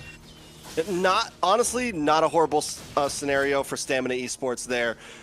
At that point, the moment Dez is back up, Shark taken out, back at base, I felt like Stamina Esports, that's the turtle you want to go for. You have the fight. They do lose a member, but still, overall, the fact that Dez gets that kill into his pocket, it's not a bad spot. Best player at 2-0-0. It is still kind of a battle between these two on who can scale faster and be a big threat to the enemy team. Shark playing so aggressive on this Marcel right now, just in the face of Dez. Very different Marcel game than what we saw from him before whenever he took the loss. He's not as scared. He's willing to take it. He's almost playing it like a Hilda right now, just getting in the face of the enemy team, running around quickly, using those movement speeds bonuses from the skills. And that's what we like to see from this hero, especially from Shark. Yeah, and that's the kind of play style that we like to see with Shark, right? And that's the big difference maker in this case. So Alpha7 kind of found their footing. They're able to climb up the ladder a little bit. Stamina Esports still looking for the first rung. They need to get there. 40 seconds to the turtle. Best player's been having a fantastic game. I hope he did. Oh, wait, never mind. On the top side, Blazing Duet coming out from Lil Rosa. But Revitalize from Ricky just to make sure Lil Rosa doesn't get taken down. So they use a spell and an ultimate, but still not able to take down Zia. Not even below half HP. And Zia goes back right on time. Mana back up, and then now all of a sudden he's going to be ready for these turtle fight. Tracking shot coming in from Shark. Best player gets his hands on the Sky Piercer. Yeah, so Sky Piercer locks in. Any more kills are going to start to become dangerous. Stamina Esports doing a good job, though, at keeping things slow, waiting for moment. Big pop-off in this game. If it doesn't happen to the next turtle, which I think that is still the goal for Stamina Esports, let Little Rosa get that Trinity on. Look for 9 minutes, 10 minutes. That's going to be a big opportunity. Nats, though, making his way up along full world. Gush coming out already on top of Ricky. You can see it taking a lot of damage. Revitalize not available, but at the same time, Lancer Flight coming in. Crimson Beacon at the same time. They go in. Best player, Soul Sever, but they finally find Shark and Dez able to survive through that entire fight thanks to the help of the Golden Hour. Nice knock-up coming in from the Dark Wave. Instinct taking a lot of damage and bonking his way is Nats, and they find a kill onto Yomel. Best player gets a double. That's 20 stacks. And Dez still not able to pick up the turtle, and now they're gonna get down the mid lane. Take away that tier 1. They are feeding everything to Best Player right now so cleanly. I don't know if they're doing it on purpose or what exactly the plan is, but either way, 4-0-0, all 4 kills into the hand of Best Player, already 2 stacks onto a Sky Piercer. Not only is he getting this tower, but now they're going to take the turtle as well. This is where things start to get dangerous for Stamina Esports. They are able to capitalize off of the mistakes of Shark here and there, but that is it. And Alpha7 have shown that we don't exactly need Shark. You dive a little too deep, we get you down to half health, we're willing to fight without him. Oh, wait. Electrifying Baits coming out. Shark taking a lot of damage. He goes in with the tracking shot, gets out quite easily. They get the top tier 1. Mid tier 1's gone. I think bot's going to be next one. They're looking to take. And I think regardless of feeding him the kills or not, Trex, the timing from Best Player has been impeccable this entire game. He comes in at the right time, goes, clears his jungle. His pathing has been looking really good, right? Able to take the buffs whenever necessary before getting into these neutral objectives. Look at his pathing now again. He's able to clear the top half of the jungle, clears the bottom half, and then gets into the fight on the bot side. Meanwhile, they've already applied the pressure with the river control, and then when he gets to the turtle, he's going to be double buff, cleared jungle, and it's going to be easy to take down the opposition. Meanwhile, Zia, again, Zaman Force, just to apply pressure onto Instinct, and that's a glue we're talking about that's not able to take a lot of damage. Look at them already. Nats coming in, getting good damage on Nats Yomel. Oh, yeah, goes with the Dark Wave as well. Yomel, Crimson Beacon to try and survive. Look at Best Player. This is what I'm talking about. Timing and able to be unstoppable, taking down Yomel. The Gush coming out at the same time. Ricky gets caught up, but it's so perfect. Alpha7 North have found a way to make Stamina Esports dance through their tunes. and this is exactly, you know, we came into both these games, and what did I say Dez should be doing? Show up to the fights a little bit late. Look for those assassin-type plays. Find angles, and that is what Best Player is doing right now. And that's what he needs to do. Show up, let the rest of the team get him down to about half health, and then just clean house, reap the benefits. Best Player now 5-0-0, 100% of all the kills put on the map from his team. 3.3k gold lead over to Alpha7. And it's not even like, it doesn't even feel brawly. We're only at 7 kills in. No, It's meticulous from Alpha7. Instinct. He's looking to make a play, right? He's looking to pull someone into Lil Rosa. But the flicker from Cold World being so clutch. And now, you know, look at Lil Rosa. Best player's chasing him down. He's taking it out super low, but at the same time, Shark comes into his rescue after the law and order from Ricky. The Lord is going to be the target right now, spawning at the right time. And Stamina Esports have no way to get close apart from this glorious pathway. A dark wave coming out. Nice golden hour to pull two of these members in place, but they collapse right now. Alpha7, best player, finding another kill on the board. Des comes in, but walks straight into a bloodbath as best player finds another blazing duet from Lil Rosa, catches nobody, and best player looking for another, gets a triple. It's a maniac that could be available, but Cold World able to steal it. And a lot of people shaking their heads saying that what happened to Stamina Esports, but Alpha7 showing that they're still the big dogs. Yeah, 4.5k gold lead. The back and forth right now from Alpha7, even in that fight, the limit testing, this is what I meant last game when I said I feel like Alpha7 just feels like they can outskill them, right? And even there, we see it in that fight. They're willing to go under towers at 30% health. They're small things that most people don't even see as a mistake. Little Rosa being a little too far past that tower when his health is below 50% might not be a problem when you're up against a team like Influence Rage. Might not be a problem when you're up against some other teams, but best player's gonna see it. Alpha7 are gonna see it. They're gonna know immediately, okay, yeah, we can kill you. I know exactly how much damage I can do right now, and if I see you and I know that the distance is correct, you're gonna get hit. You know, it's all about distancing, it's all about timing, and Alpha7 is doing it to a T. And they're playing it really well. Looking at their items, it looks solid. They got a Starlium sight, Feather of Heaven in the hands of Zia. He's gonna start scaling, and we've only been talking about best player until now, Trex. Yeah, so coming down, can Alpha7 finish things here? I think that's the real question. Can Stamina Esports defend? Golden Hour does miss. What a whiff. I mean, it's not a whiff. It's the fact that they're able to zone them out for taking the tier 2, right? That's another thing. They lose the holy defense at the same time in the mid lane, so they're not able to defend this next wave of super minions that are coming through. Cold World already dropping down the gush. Ricky has to go back at the base. To his credit, he hasn't used the Revitalize yet. Instinct taking a lot, and now the tier 2, the tier inhibitor is going to fall down. They go in with the glorious pathway, looking to zone them out. BMI being used. No blazing duet yet. Alpha7 North slowly, meticulously taking this approach on how they can take down these inhibitors. I think they don't want to pounce. Wait for Stamina Esports to come out. Oh, wait, never mind. Wave's already coming in. They're going to crash. Where's the play going to come from? Nats, Flicker available, looking for a dark wave. Could go in, catches only one. Shark gets in with a tracking shot. Taking someone down, and no, Zia drops into Zamar first. Look at Ricky taking so much, and that's a Hylos we're talking about right now. Instinct looking to find an opening, but zoned away by all 5 members, and now they get the inhibitor on the bot side as well. Gush coming out again, and Ricky can't even walk up to Alpha7. Glorious pathway drop down, golden hour to catch them in place, and the blazing duet coming out from Lil Rosa. He can't get close enough. Zia goes in, finds Yomel, and best player gets another stack, taking down Ricky. This could be the moment to end it all, and Alpha7 looking to blitz through, but they want to wipe out. Are they gonna get it? Instinct taking out super low. Best player looking for the chop in the backside, not able to get it. They're just playing with their food at the moment. Des goes in, but get instantly deleted. Lil Rosa's next, and they do find the wipeout. Best player 12-0-1 picks up another triple, and showing levels to this game are Alpha7 North. For a moment there, I was about to really praise Stamina Esports. They had that defense going so well. They were able to kind of take things slow. They didn't go out of the base. That's exactly what Alpha7 wants. They're putting the bait out there. They're hoping, come on, jump out here, bite off a little more than you can chew. And Stamina Esports doesn't go for it. They don't lose a single tower for a moment there. They do end up losing that mid lane. I mean, the mid lane inhibitor. And then Ricky drops the glorious pathway, and all of them just try to go for an attack. And the golden hour comes out, immediate bite back. Yeah, and that was just that. Shouldn't have done that. Shouldn't have done that. Shouldn't have done that. Going into the, the Marcel ult with that pass, the path is useless once he throws his ult out.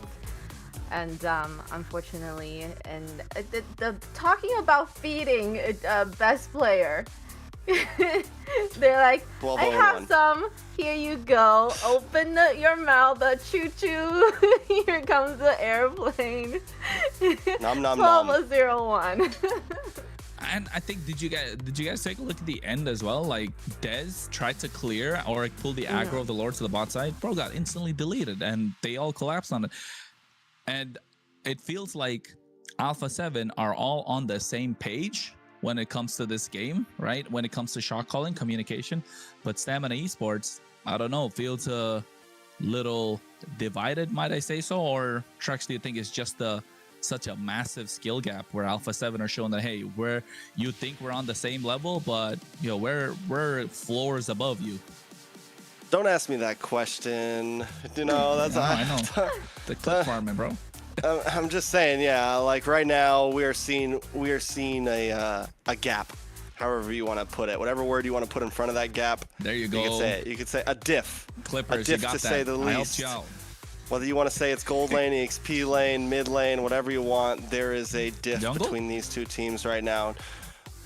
I pick option D, all of the above possibly. Right now, Alpha7 is just showing that they are a force to be reckoned with. The real question on my mind at this point is it going to be like this with all of the other teams? Is Alpha7 leagues above everyone right now? Because right now what they're doing to Stamina Esports, it feels like there is no way. The reality is it feels like Stamina Esports, like how do you even come back for a game 3? And you know what? I think if you kind of, while we're watching the highlights, if you take a look at it and, you know, track back a little bit, Alpha7 didn't make any massive, you know, crazy outplays or any clutch plays or anything that's out of the ordinary. These were kind of like regular plays that you always see in any other game. Nothing. It's an 11-minute sleeper hold. Just a slow push. There was never any super sloppy, big brawly fights. When they pushed down the bot lane, it was meticulous. When best player came up and got that quick kill, like all of their plays were just by the book. Are you saying Alpha7's on autopilot right now? I mean, I don't know, Layla. I think what do you number think? 3 probably. And the MVP obviously goes to best player. He got fed by every team teammate. They're like, here you go, you know, handing it on a silver platter to him. And great way to show everybody he is considered one of the best jungler in North America. Trex. Yes. Is it Kronos? Is it saving best player? I mean, is it saving Dez till the end? Is that a problem? Because let's not forget, we both looked at it. We said they could prioritize the Suyo first pick. They could have gone for the Fredrin in the first phase. Layla called it. A Leomord was available, right? They didn't want to go for the Leomord in the first phase. Went for the Claude instead, which couldn't be used by Alpha7. And Harith was still left open, which is kind of like a better pick in my opinion. Their laning phase, stronger. Yes, you can't dive in, but definitely it's a hero to play around if you're looking to play around someone. So did they save Dez until the end? Did they themselves put Dez back into a corner and asking him like, hey, here's this big mountain we want you to carry, and we're not going to give you the best possible tools to be able to carry it as well? I don't know. I'm not against Stamina's draft. I think they had a decent draft. Not the best though. Could have been better. I'm just saying, like, I agree it's not a terrible draft. Even in game number 1, they got it wasn't bad. They had possibilities to win. The glue. Imagine they had the Leomord instead. Yeah. Leomord. I mean, yeah, the Leomord would have been good. Don't get me wrong, but I don't think Joy's even at bad. the end there, I think right now the pressure is on. We'll get back to the pressure, right? The pressure is on, and in that last defense, there was a mistake made. It wasn't about draft. It wasn't about anything at all. That game could have gone another 2 or 3 minutes easily. They could have defended. Ricky should not have dropped the glorious pathway. They should not have came out of the base to try to do a chase down attack while they were leaving. I think it was a bad call. Whatever the shot call was, it was a bad call. It was a misplay. It was a huge misplay. It cost them the game because they defended very cleanly. They lost an inhibitor, and we're talking 7K gold deficit they were able to defend. Like, just to paint the full picture, Alpha7 had a huge gold lead, could have tried to force things open, decided not to, was willing to leave. You just got your teeth kicked in, and the guy's like, all right, fine, we'll fight again tomorrow. And Stamina decided to pick a fight. The same thing happened in game 1, right? Same thing happened in game 1. A mistake from Stamina Esports that allowed Alpha7 to take the entire game. The topside fight, Dez was in a really good position on that Saber, decides to go in and get Nats instead of Cold World or Zia, and then now all of a sudden, no triple sweep. There's no possible way to take down a damage dealer. Zia's already gone with the Blazing Duet. It's looking dire, it's looking difficult. They didn't, and then best player is in the mid lane. They're just able to get the big win. And now same thing here. Like you mentioned, you just got your teeth kicked in. You know, the fighter said, hey, we're look to fight another day. Take your rest up, but get back in full strength if you can. But I think Stamina Esports, you know, trying to get back to the best possible position, unfortunately, being their own worst enemy, tripping on their own legs, right? Tripping on their own foot. How do you say that? Tripping on your foot? I don't know. They got tripping on your shoelaces? 2 left feet? Yeah, I mean, in a different language, there's a, you know, there's a way to say it, but in this case, you're right. Like, getting your shoelaces tied. You are your own worst enemy. Exactly. Game 3, potentially the last game in this series. What are they gonna do? Are they gonna give Dez right away the jungle that he needs to carry? But the problem with the first pick for him is, what is Alpha7 gonna counter with? Because it's hard to pick a carry jungle and then having everybody counter you. Right? I think at this point, you're on game 3. You just gotta play better. Never. I don't even want to break down the draft. I don't even like. I'm at a point where it's like I said, I don't think Stamina is completely lost in draft. We've seen teams win games when they've had possibly a worse draft, have possibly been countered. You know, Stamina needs to come into this. I don't know, Kronos. Do they come in swinging? Do they play for a late game? You know, like, if we really want. If you're in Stamina's shoes right now, if you're coaching Stamina right now, what do you tell them to do? First half, you need to pick up the Fredrin here. It's going to be contested. Look at the jungle picks that are already gone for Stamina. You're not going to get the... I mean, unless Alpha7 are gracious, right? We'll give you the Suyo.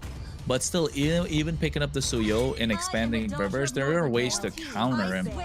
If I'm Stamina's coach, I would say I would prioritize giving Dez a better pick in the first phase of the draft, not just leave him until the end. Because yes, those picks were good, but you're not really, you know, giving fuel to Dez to get to that next level. So in this case, I think Herod is a great choice. Suyo is a great choice, but it's not going to be picked up by Alpha7. Sora is not going to go through. Valentina's not going to go through. I think Alpha7 don't care what you're going to get at the first pick at this point, because there's a lot of the picks that they've used up are available for Stamina. So if you're going to go crazy with the global bans, it's going to put you in a position where you're confusing yourself. So just get something crazy. There you go. Carry's a good choice. Now on the other side, Hylos is a option, I guess. Freya, oh wait, Freya's already taken off. Ooh. Hylos going into carry though, I feel like they wouldn't want to try to go super tanky, you know? I agree, but there you go, box. And they go tanky, okay. Well then. It's, yeah, you're prolonging what the carry can do in terms of damage, right? And Trex, you're smiling because is this the test, right? Is this Alpha7 saying, hey, let's try something? There you go, let's try something new, right? This is the moment where we can try something new. Let's try something new. And Arlott is a comfort pick for Natsu. Yeah, not only that, but we're already seeing flexibility from Alpha7's draft in the front here. The Basha could honestly get flexed over to Rome. Who knows what can happen with Arla? Most likely definitely into Nat's hands. Showing the XP lane pretty early. Knowing that their gold lane is minimal at this point. You don't have the Claude, you don't have the Harith, and now you don't have the carry. We're looking into things now like Moskov. We're looking into things now like Beatrix. We're looking into other possibilities out there that have been picked up. So I got a feeling Alpha7 holds that gold lane down towards more, maybe even second phase, honestly. Marcel pick for Stamina. They are the first team that was able to get the dub on it. They get the Suyo as well. Once again, Stamina, like, not a bad draft for them. Not a bad draft at all. Not a bad draft. I agree. You get the Suyo in your hands. You get the Marcel. You get the carry. So you do have the peel to kind of make Dez shine. They need to add a lot more poke in the mid lane. They need mid control. I mean, if you're Alpha7, you just go Khalid here. You know, collapse in the early game. Get that invade. Kimmy, oh, the damage is starting to show right now for Alpha7. Just that Kimmy alone, with the two frontliners that they have, it's getting to the point where what can Stamina do? They're like, what are the mid lane options that are left open? I think if you're Alpha7, you take out all the mid lane options that are possible. The Lilio was used up, the Jushin's used up. What's next? I think Valentina's a great choice that they can take. That can get off the table. There's still Kadira, Zetian. no. Eve, Zetian, yes. But against Abasha, though, he just walk up to you. Just walks up to you. Zero stress. Stamina at this point, you know what? With a draft like this, you get aggressive. It's demon time Dez or no time at all. Well, the good thing about with Zetian is yes, but then like at least her passive, you know, you can kind of just like get them back. It is for Arlo and Basha who wants to engage on you. You could have done that, but they banned it, so nothing on that. Well, sand rises when I give the word. Khalid is what I was talking about earlier. They need to ban it out. Imagine Khalid, Basha, and Arlon as a front line. Yeah. You're cooked, bro. That's gonna be nasty. But you know, in this case, again, I think you're right, Trex. If you're Stamina, you need to double down. You need to get as aggressive as possible. We see a glue ban from Stamina here. Anything to mess with the front line. Shark could literally pick anything right now, though. That's the thing. Like Shark, he could pick up a Cho and feel comfortable with it. Like he's the pocket. He could pick up a Grok and be cool with it. I don't think they really have to overthink. Sadly, they don't need to overthink their pick too hard. Kalea could work as well. Kalea is good if they want to. They already have AoE. They have a front line. They just need a bit of a pick off, and then all of a sudden, Alpha7 are looking like they could be crazy, right? And what else? Hylos is a great option again. Just saying. That's crazy tankiness. They can add to the dive that they have. Obsidia coming through. So yeah, they are. They're testing. Well, I mean, what else did he have left, man? They're like right now, Stamina Esports is just there's no carry, no Claude, no Moskov, no Harith. I think it's solid and with such a tanky front line and crowd control line with the Nats and everything. Granger, yeah, definitely a possibility. Bruno is still there, and then there's Beatrix again. You know. I think those three, but then you pick the Obsidia here, so you prevent whatever dashes coming from the other side. Maybe a Lapu that could be picked up, a Yu Zhang. Again, these are the two EXP players that we know are comfort picks for every single player. But I think if you're Stamina, you go CC here, right? You don't. The plains exists the equal yeah, Eve is a good choice. CC, play aggressive. Never mind, Dragon it is. I like the Yuzong. You can get past the crowd control of you can get past the quick stun of the Basha, get past the crowd control of Nats. You can focus down onto Cold World and Zia here. That is the goal. You can play inside of this box as well with the Eve. Again, it's a well-rounded lineup from Stamina Esports. This is what they need. Helgert. We were talking about it, Trex. We're talking about this is light. I'm not gonna be honest. This is light. This is chill for Shark. This is a chill. This is realistic. I thought maybe we were gonna see a Petrify Rome Fanny or something like that. It's not out of hat for him. So honestly, Alpha7 are being kind. Okay, so this is how they want to get fun and crazy on this potentially last game of the series. Everything's locked in. Here's your lineup for the teams. Shark on Hellcurt. Okay. Kronos. I mean, honestly, Rome Hellcurt's not out of the... Like, we've seen a lot of Rome Hellcurts in the realm of professional MLBB.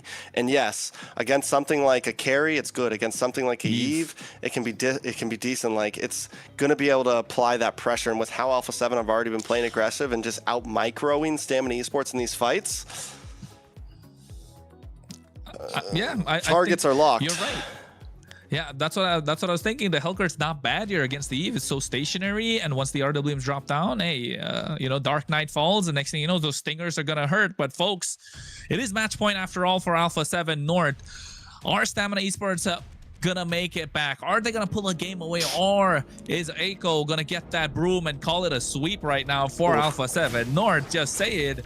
It's 2-0 in their hands. Aiko, if you're watching, do not bring out the broom. The thing is cursed. Oh, already first blood.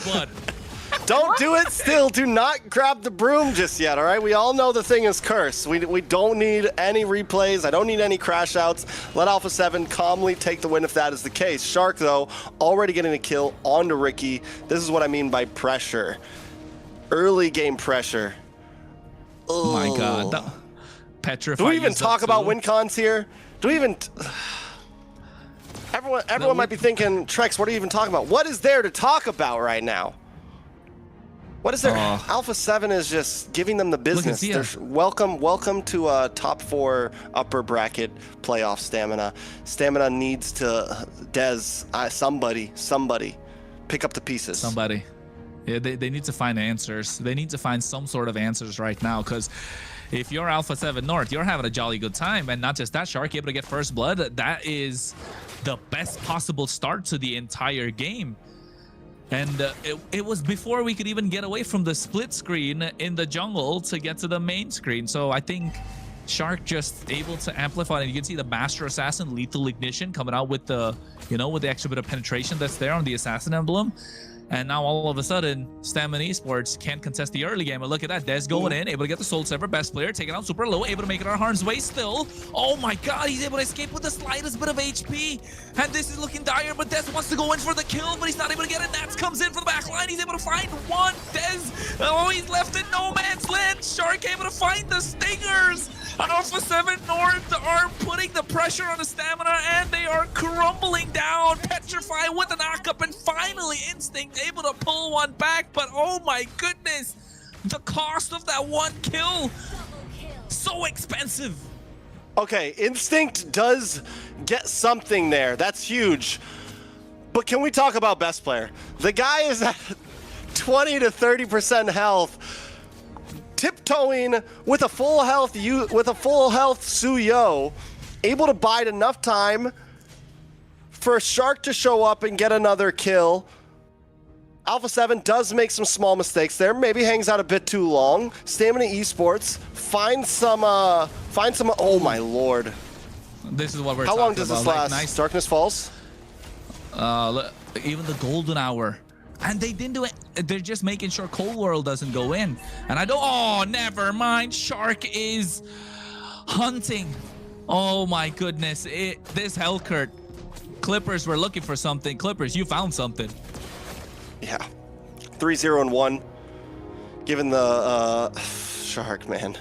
This is dangerous. And the thing is why this works so well is because you have your roam in your jungle right now. You've got the Basha. Shark is officially the carry right now. He is the undercover jungle. Double agent Shark.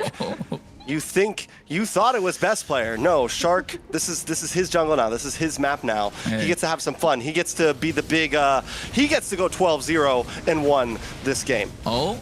Blade Surge coming in. Best player taking out super low speedy light wheels. And look at the amount of damage. Tortoise's Poissons for a disengage. Dez didn't want to stick around for a long time because he knew Shark was there. The Petrify is available. Those stingers are hurting. It feels like Beloyski is playing at MCT right now. Yeah, I was gonna throw out the Beloyski. I was gonna. Hey, man, I pulled one. I was waiting. Oh, Shark does go down. Oh. Dez able to get a shutdown. That's good for Dez. good gold into his pocket. Some opportunity presents itself to Stamina Esports. Again, Alpha7 taking a risky draft, taking risky plays. This is Stamina's opportunity if they ever had one. It is. It's the moment that they need it, right? It's a -1 right now into the turtle. So you got to maximize what you can put in there. Also making a 5-man rotation. Instinct, meanwhile, on the bot side. The Black Dragon is baited out. They're going in. He does not have the Petrify. Alpha7 bait out a massive ultimate just before the turtle. Shark does not have the Dark Knight Falls. Looking to hunt someone down. Ricky, tracking shot, catches 2 members, 3 rather, no stun. Best player getting the turtle start, and look at Shark. He is playing with his food right now. He's vibing. He's having the most fun he's had in 4 weeks right now. But he needs to watch out for Dez. The damage is still there. Yeah, they go in. Nice Furious dive on a Shark. Turtle being taken away, but look, no, Dez. What are you doing? Layla, you were asking about autopilot. Feels like Dez is on autopilot right now. Look at best player taking so much damage, and Yomel off position gets caught. Oh no, was that a final slash? It wasn't even a final slash. Stamina Esports are falling apart. Shark is hungry right now. He's gonna move on to the tier 3 in the mid side. Him and Cold World. Ay, ay, ay. How do you even deal with this? And anytime they think they're able to jump on him, Dark Knight Falls comes out. He's able to get away. And right now, Stamina Esports, that's all part of the game. They're spending so much time. They use an RWM there just to try to catch Shark before Turtle was even halfway health. They're spending all of their materials just chasing Shark around, and best player gets a free turtle out of it. 1.7k gold lead. Let's take a look at the items right now. Never mind. Zia does pick up Sky Piercer, though. Up in the top side, another tower about to vault. Oh, no. Hunts a boat onto Lil Rosa. He's trying to survive, but the damage is just not there. Ricky can't do anything, and this is where we see this Marcel start to fall apart, right? If he's not able to play aggressive, he's not able to peel for the team, what can they do? Nats goes in, a Petrify from Instinct to try and buy some time, but oh my goodness, they get the kill onto Yomel. No RWM right now to try and defend this mid-tier 1. Look at the knockup coming through, the Petrify again. Lil Rosa off position. What was he doing in that purple buff area? Oh no, Alpha7. They're taking this game by storm. Shark's got some tables to wait, man. Customers are calling for him. He says he's gotta go. Take some orders. Yeah, this is... Oof. You know, the first game was 13. Oh, no, Ricky. A little over. Wait a second. No, what's Ricky doing? Nice He's trying to defend by himself. He gets caught in the Hunts of Bone. A lot of damage coming through. Retribution to slow him down even further. But finally, Dez finds Shark. The fight was split into 2, but Yomel already used the RWM. And look at Nancy. He comes in. He can look for a final slash play. Oh, no, he goes in. Gets Instinct. Oh, able to buy some time, and Stamina Esports escape with the skin of their teeth. You want to see something crazy, though? You know, look at the damage rankings. Yomel and Instinct actually have most damage dealt out of everybody. And it just goes to show Alpha7 still holding a strong lead. Ricky, though. Uh-oh. Goes on to Nats. Able to get a stun. This turtle. Shark comes in. Finally, Dark Knight Falls looking for Yomel. No flicker available, but they don't go. They look at a lockdown. Ricky instead. Black Dragon coming out from Instinct. Dez able to get the turtle. They'll look at a lockdown. Furious dive. Best player gets caught finally. Shark on the run, but Nats comes in. The final slash catching 2. Zia gets the first one. Instinct the next one to follow. Never mind. They find Yomel instead. Flickering forward is Zia looking to catch Ricky off guard. They get the kill indeed. Even after getting caught in the golden hour, Dez pulls one more back.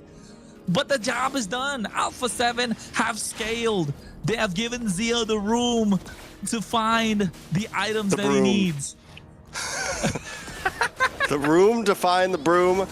Here's the thing. Here's the other tricky thing about this draft here. You think Shark's the problem, right? Shark was a big problem, but now enough time has been bought. Cold World's online. We've got Feathers in, Wand in, and then we take a look at the Obsidia. And that is also becoming a major problem. Triple kill in a few seconds. First 3 kills on the map. It's getting bad. And look at the items as well. You spoke about a triple kill. He's got the Sky Piercer for Zia. Normally, you think Shark could go for it because he's a damage roamer. Like, it's a cheap item. You can get that in your pocket early. But deciding not to go for it, giving the Sky Piercer to Zia so he can scale much faster, it's going to hit harder. And now all of a sudden, you look at take down the tankiest member on the other side, just like that. Ricky getting a golden hour, but look at Shark catching Yomel even after the RWM was used. Dez has to do everything in his power just to protect Yomel. What a final slash coming in from Nats at the same time with a flicker. What could have been disastrous for Stamina Esports, they just get away with it. Oh. But here's the thing, Shark is fine with that at this point. He's fine with that. He knows he's going to go down to Dez. He knows he can't win the 1v1. It's no longer in the hands of Shark. He bought so much time in the beginning, gave Alpha7 a nice lead. Here is the risk, though, in that, because best player can't continue to be the roam for the team. He needs to be able to hit retries. He needs to be able to do something. So Alpha7 may not be able to take super long distance fights. They need to find kills. Traction pulse as well, missing every member, but nice Petrify coming to the Furious dive. They look to Cat's Nats. He gets knocked up. Soul Server coming out as well. Finally, Little Rosa gets one kill on the board. RWM dropped down after the golden hour, but Zia able to dash out. Look at Shark. Look at a flank from the side. Doesn't get anyone. And seems like Alpha7, they're selling something, and Stamina Esports wants to buy. They're looking to catch Zia. That could be the big shot that they're looking for. Doesn't get it. Able to kite so beautifully. And look at Corul, additional damage, but Little Rosa's on top of him. Able to get that one kill. Zia survives. The best player doing everything that he can to protect him, and Shark still looking for a flank angle. Yeah, we're starting to see the pressure respond from Stamina Esports. They're able to push back a bit more in these fights. They do have a bulky front line. They have a lot of play capabilities. Ricky hitting some decent golden hours, and even Yomel kind of saving that RWM for better times. Earlier, we looked at the damage rankings, and it was Instinct and Yomel at the top. Zia has officially taken the lead with Dez right behind him. Can Dez pop off here? He has gotten some decent kills. He's 5-2-1. The possibilities are there. Little Rosa also starting to output some nice damage. Best player going to start this fight. No, Ricky, what are you doing, Ricky? Getting picky. Look at Shark. And now look at Shark. He's looking to pick one off. Black Dragon Company. He doesn't know who to chase down. They lock down the Lord. Best players below half HP. Retribution could be a big diff. Demon Time Des comes in, able to get that kill, but he's caught right now. Not able to use the skills to get out. Evil Queller, but finally find the Blade Surge. But look at Cold World and Zia chasing, and they get the kill onto Rosa after a Petrify from Shark. Instinct trying to buy some time. Yomel's next on the chopper block, and I think that's going to be able to get that. An outplay coming in from the White Crystal. So Stamina Esports holding their own, but they're able to find Instinct in the mid lane. Alpha7 are playing... you want the reality? Alpha7 are playing messy. They're playing like, listen, we're trying to end this game quick, and it could be the big mistake. Stamina Esports have been given some time. They were able to get that Lord, and the reason why they were able to get the Lord, once again, best player is forced to be the first engager here. He's brought down to about half health before that Lord fight even starts. He's unable to hang too close, and he has no real roam to defend in this Lord pit. Alpha7 are going to have trouble in these objectives. They're win con right now, winning fights in Cold World.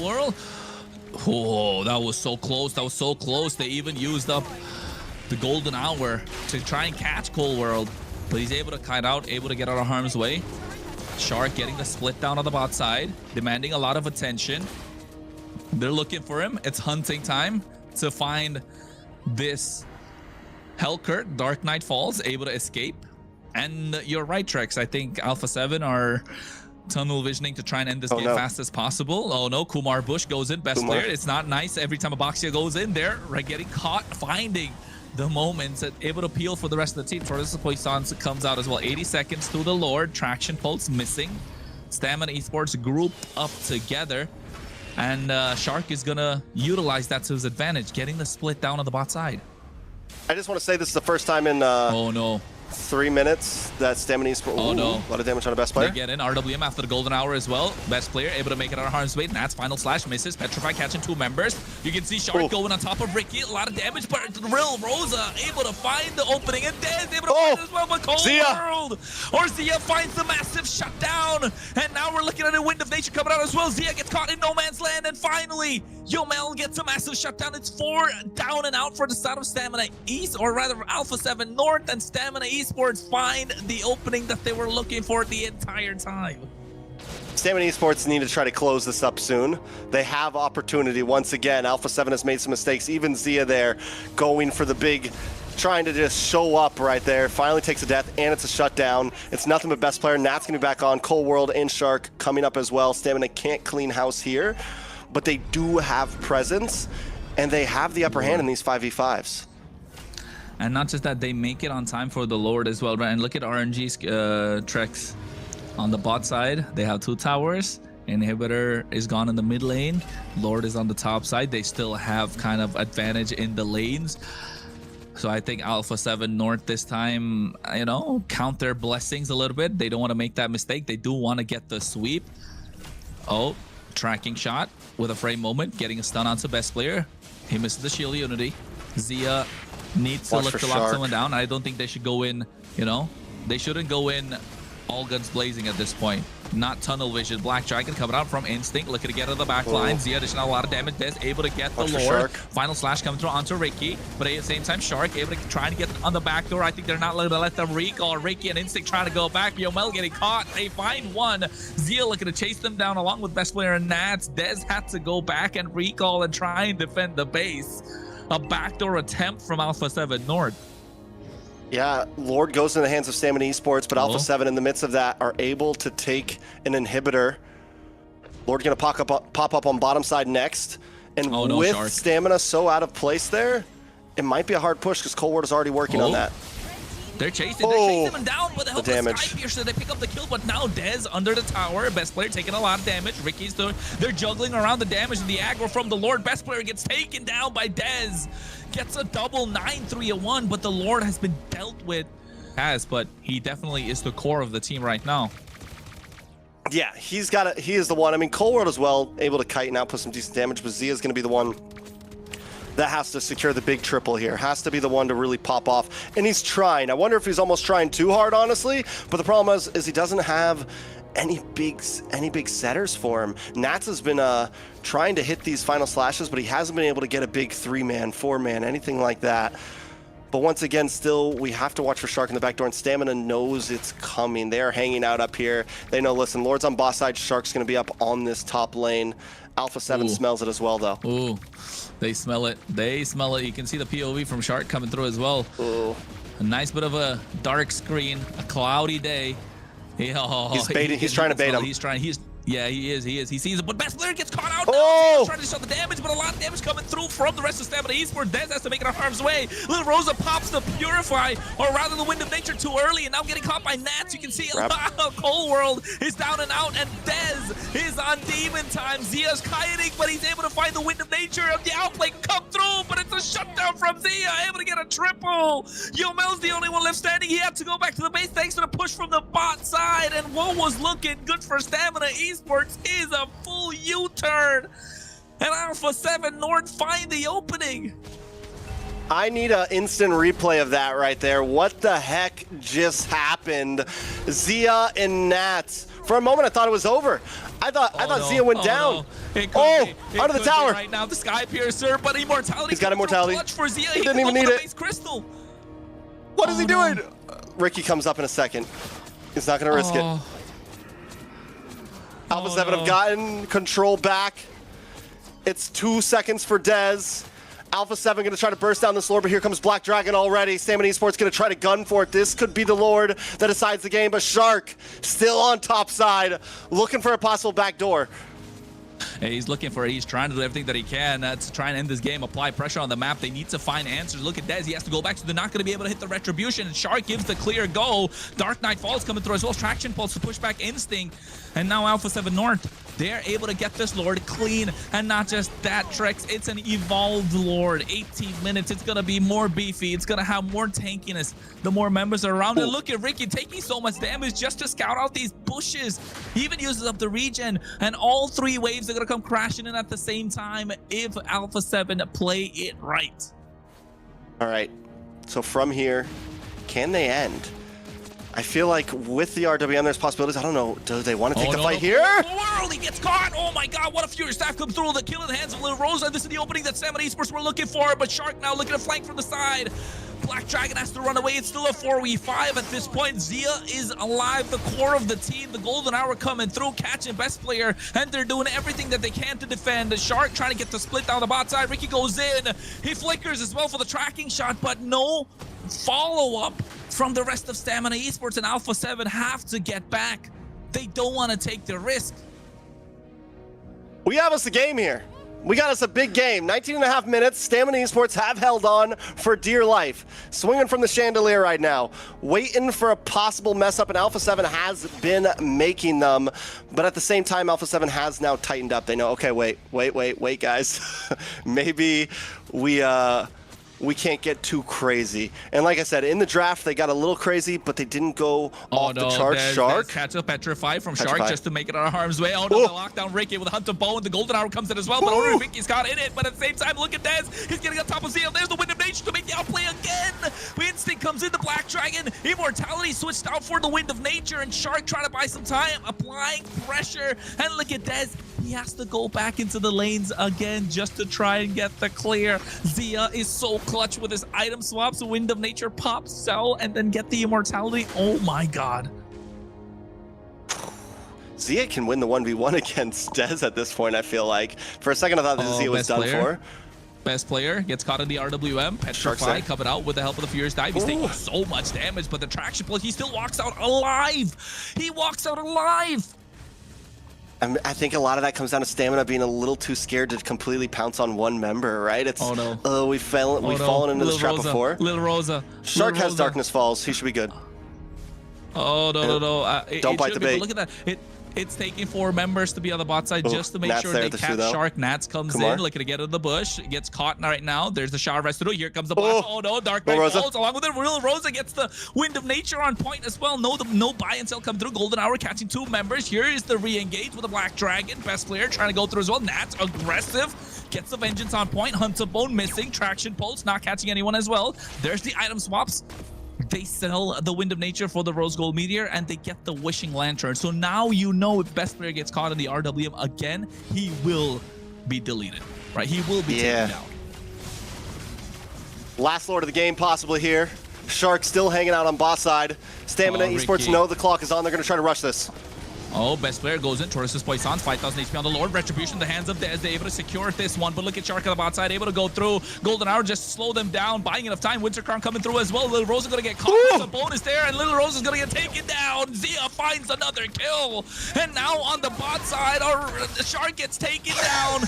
Oh, it's messy. It's so messy. Final Slash missing as well. Petrify missing at the same time from Instinct. A lot of these skills are missing. These spells are missing. It's looking messy. It's looking brawly. And yet, it's taking everything that Stamina Esports to have to kind of hang in this game.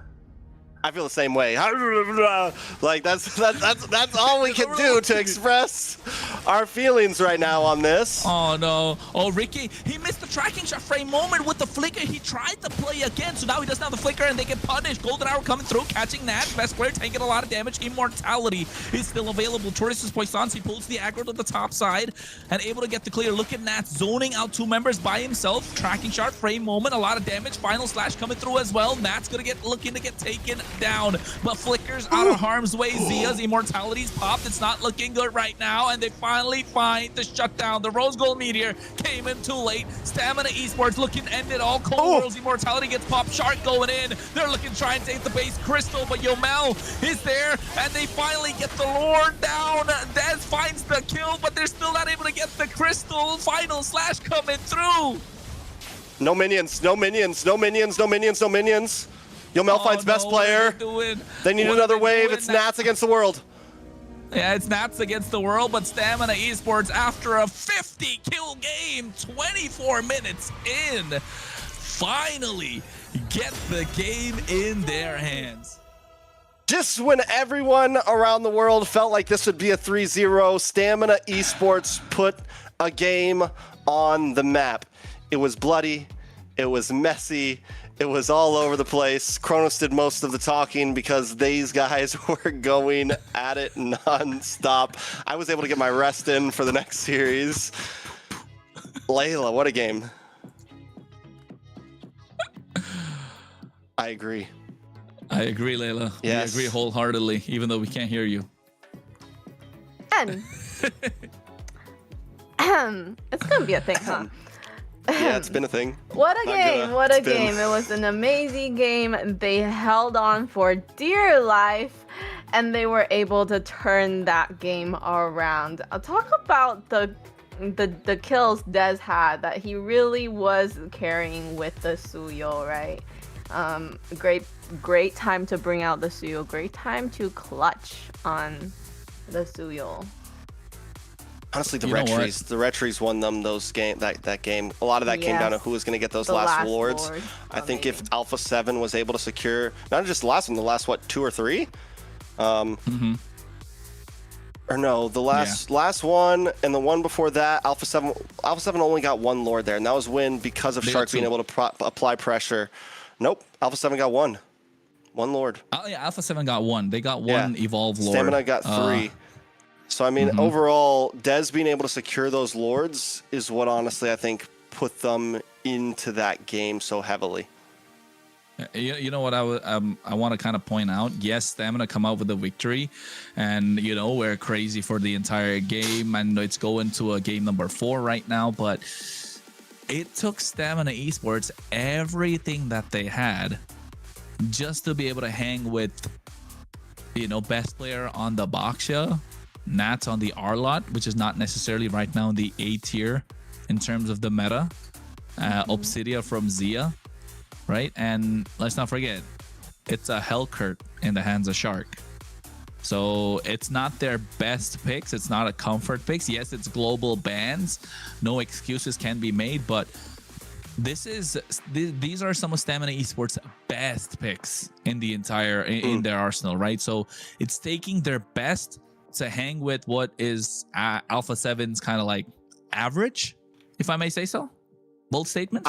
I wasn't gonna say it. But I know you weren't gonna say it, but somebody had to say it.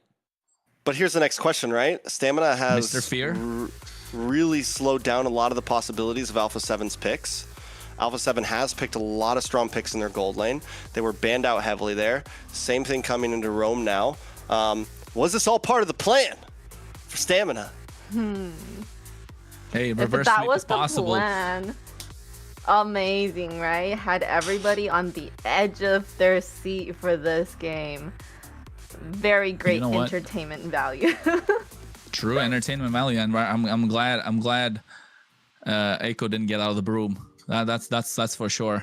He might have. That might have been why they He really might lost have. that game. Oh, Honestly, no, we gotta watch that. We knows? gotta watch that. Pull up. Hopefully to, he did not. Oh yeah, but hopefully. If he did, he's regretting it right now. I'll shoot him a DM. Don't Show me bring where the out broom is right bro. now. Better be in your freaking closet. Closet, yeah.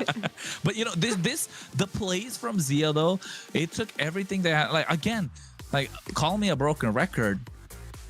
I'm all for Stamina Esports to pick up the win, get the series going. Big fan of Dez with what he's showed out the entire, MCT, calling him Demon Time Dez and everything. But if it's taking you so much, and look at the outplays from Zia on the top side. It was a 2v1, and he's able to get double in the top side after play right Nats there. came in. Yes, but this could have been a possible end if it was 1 second. If the cannon minion was below half HP or something, everything was going the way of Alpha, or nothing was going for the way of Alpha7, and still Stamina Esports were struggling to keep up. So hopefully now that's a little bit of a wake up call for Stamina Esports. Dez able to get the MVP. Well deserved. He was clocking those kills, able to find those angles, flanking from the sides. The Sky Piercer stacks were starting to rack up. I wish we could get to take a look on how much they had. I think it was probably about 70, 80 maybe at that point, right? Maybe even 64 or something, maybe 6-7, just because of how many deaths he had. Who knows? But I think this should be a moment for Stamina Esports to be like, breathe in, breathe out, and just say hey, we didn't get swept. We're back now. At least now we can go into the next game thinking we can get this win, because Alpha7, we're not going to take the disrespect. We're going to bring everything that we can to you. We'll see about it. Dez, He's definitely the star of that game there. I feel like everyone played well. Honestly, Black Dragon on Instinct was very clean as well. But Dez being able to kind of take his team through there, and that seems to have... He finally gets a Suyo, something we've been kind of waiting for. It's what we like to see. Can they continue this? That's the real question, Layla.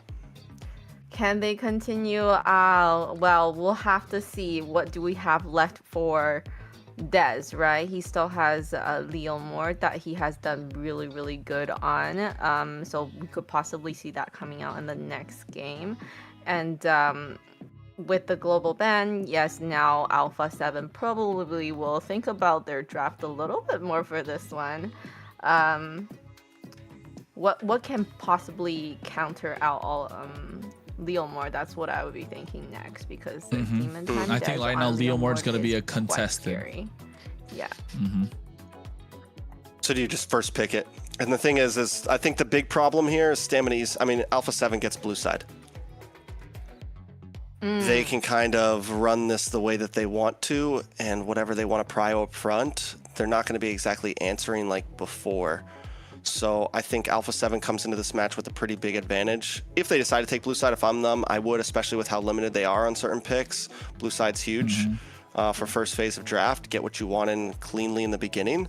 And then again, you know, you just go back to the basics of you put Shark on something more roamy, something more tanky, so that you can open up space for best player to actually secure these objectives.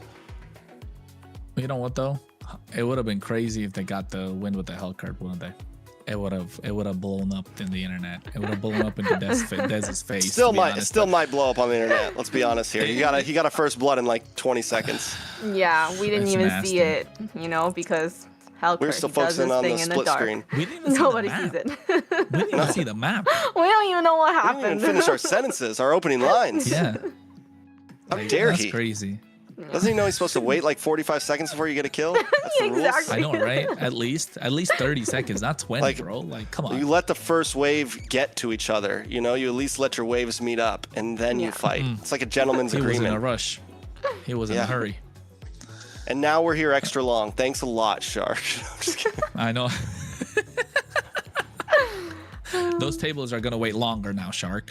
But I think if you're Alpha7, I think look, like you said, get the blue side. We're going into the draft a little earlier than the timers, as you can see. Harley's gonna be banned out. You don't want to give it on the other side. I think Suyo is not gonna be contested since it's gone off both sides right now. No Joy for Stamina. No Joy, no Suyo. I mean, Saber, not so crazy about it. Leomord is going to be a pick that's super hot at the moment. Yeah. Maybe even... what's the other one? Maybe a Harriet in the jungle, if I may say so. Well, we still have Fredrin, right? Fredrin hasn't been played yet. Yeah, Fredrin. That's the other one I was looking at. Fredrin. Yeah. So, Fredrin's a definite possibility. Yeah, do you think Alpha7 would prioritize Leomord over Fredrin, though? Honestly, I don't think Alpha7 have to exactly like prioritize. Like they could, Alpha7 could go for the Fredrin, they could go for the Leomord. They just need a solid lineup. Don't get crazy. Give best player opportunity to secure objectives. Make sure Shark's on something tanky, and then they can kind of take it from there. They need their You know what I was to be thinking? tanked. There's still YSS available for both these teams. Right. YSS has been also performing If they want really to well. reach deep into their pockets, I'm trying to see. I was gonna say Phoveus is a good choice if they're looking to give it to Stamina Esports. I think here you take out the Freya, right? You don't risk it if you're Stamina Esports, or you give them the early game and then kind of like buy time to get into that late game power spike like you did in the previous one, but it's gonna get messy again. I am a daughter of Northern Vale. Never mind. With a question for YSS, I feel like he does do better as a jungle than when you put him on like gold lane, because I don't think he has been doing like really well in a gold lane position. Depends on the matchup in the gold lane. That's what I would say. He's definitely been a rare pick in the gold lane, and we have seen him pop off. There goes the Leomord, so there it is. Yeah, this is what we want. Let's secure best player, something solid. Or is it more like denying Dez of the Leomord? Both. It's both. Right? Yeah. And honestly, Alpha7 probably feels at a point where if Dez isn't going to be a damage dealer, like if Dez picks up the Fredrin, we can win everywhere else. Like, we feel like Zia can outplay Lil Rosa. We feel like Cold World can outplay Omel, you know. Yeah. Do Stamina just go carry Kaja? I'm just saying, like, why not? They can't pick carry. Right. No, they can, right? Stamina. Oh wait, they can't. They can't. Yeah, you're right. picked You're it right. last You're time. right. They just played at the previous game. I thought Alpha7. Then so Alpha7 can go carry. They Kaja still have if need. Harith in their roster. Yeah. Harith. Okay. Harith Zetian, Yeah. looking good. But here, carry Kaja, right? Like, don't think Carry too for much. Alpha. Kalea, You lock in the carry now for sure. You need to make sure Yeah. Zia has something solid and doesn't get because if that gets banned out in second phase, then you're really reaching for Zia. Carry our Claude even, like, okay, with Claude is already can't picked pick up, Claude. so yeah. Khalid is good. I think it's got to be goal in here. You got to lock in the carry. Or maybe you I'm go sure for Zia Granger. has many heroes that he Granger? can use. Man, Trex, you've been working too hard, huh? Just saying, you have the poke, you have the distance against the Zitian, you have the distance against the Harith. Barza for range. So, okay. How was your trip to, was it Disneyland? Are we Disneyland? allowed to? No. I No, don't know we're not what the allowed heck to. is that? What the heck is that? Okay. Stamina sorry. Esports on the gun here. Do they lock in their jungler say. now? Do they go for the Ube? Do they just pick up the Don't Fred wanna- here?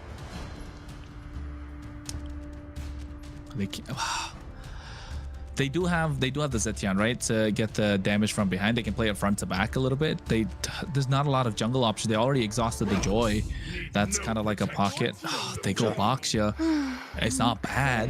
It's definitely not bad pick. They need to get something early in the roam to try and amplify what this Boxia What about can like do. Jawhead? Yeah, what about like Jawhead roam for stamina?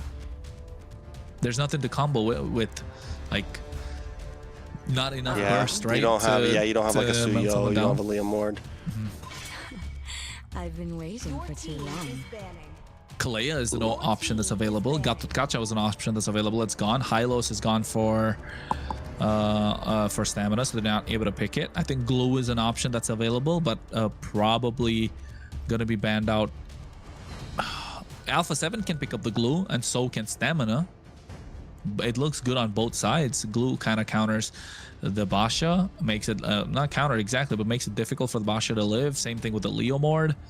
So I think Glue in the hands of Ricky in the roam position could be super solid.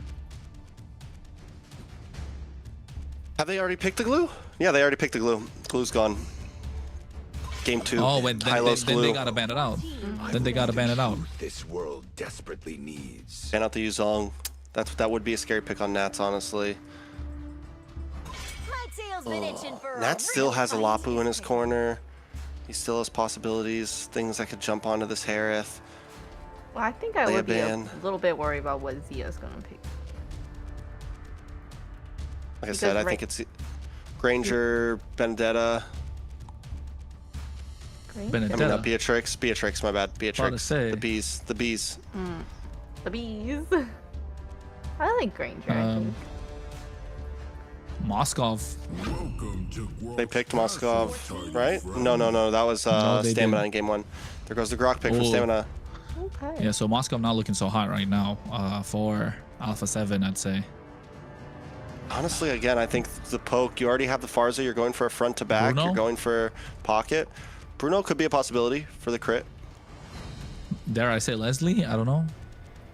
Clint?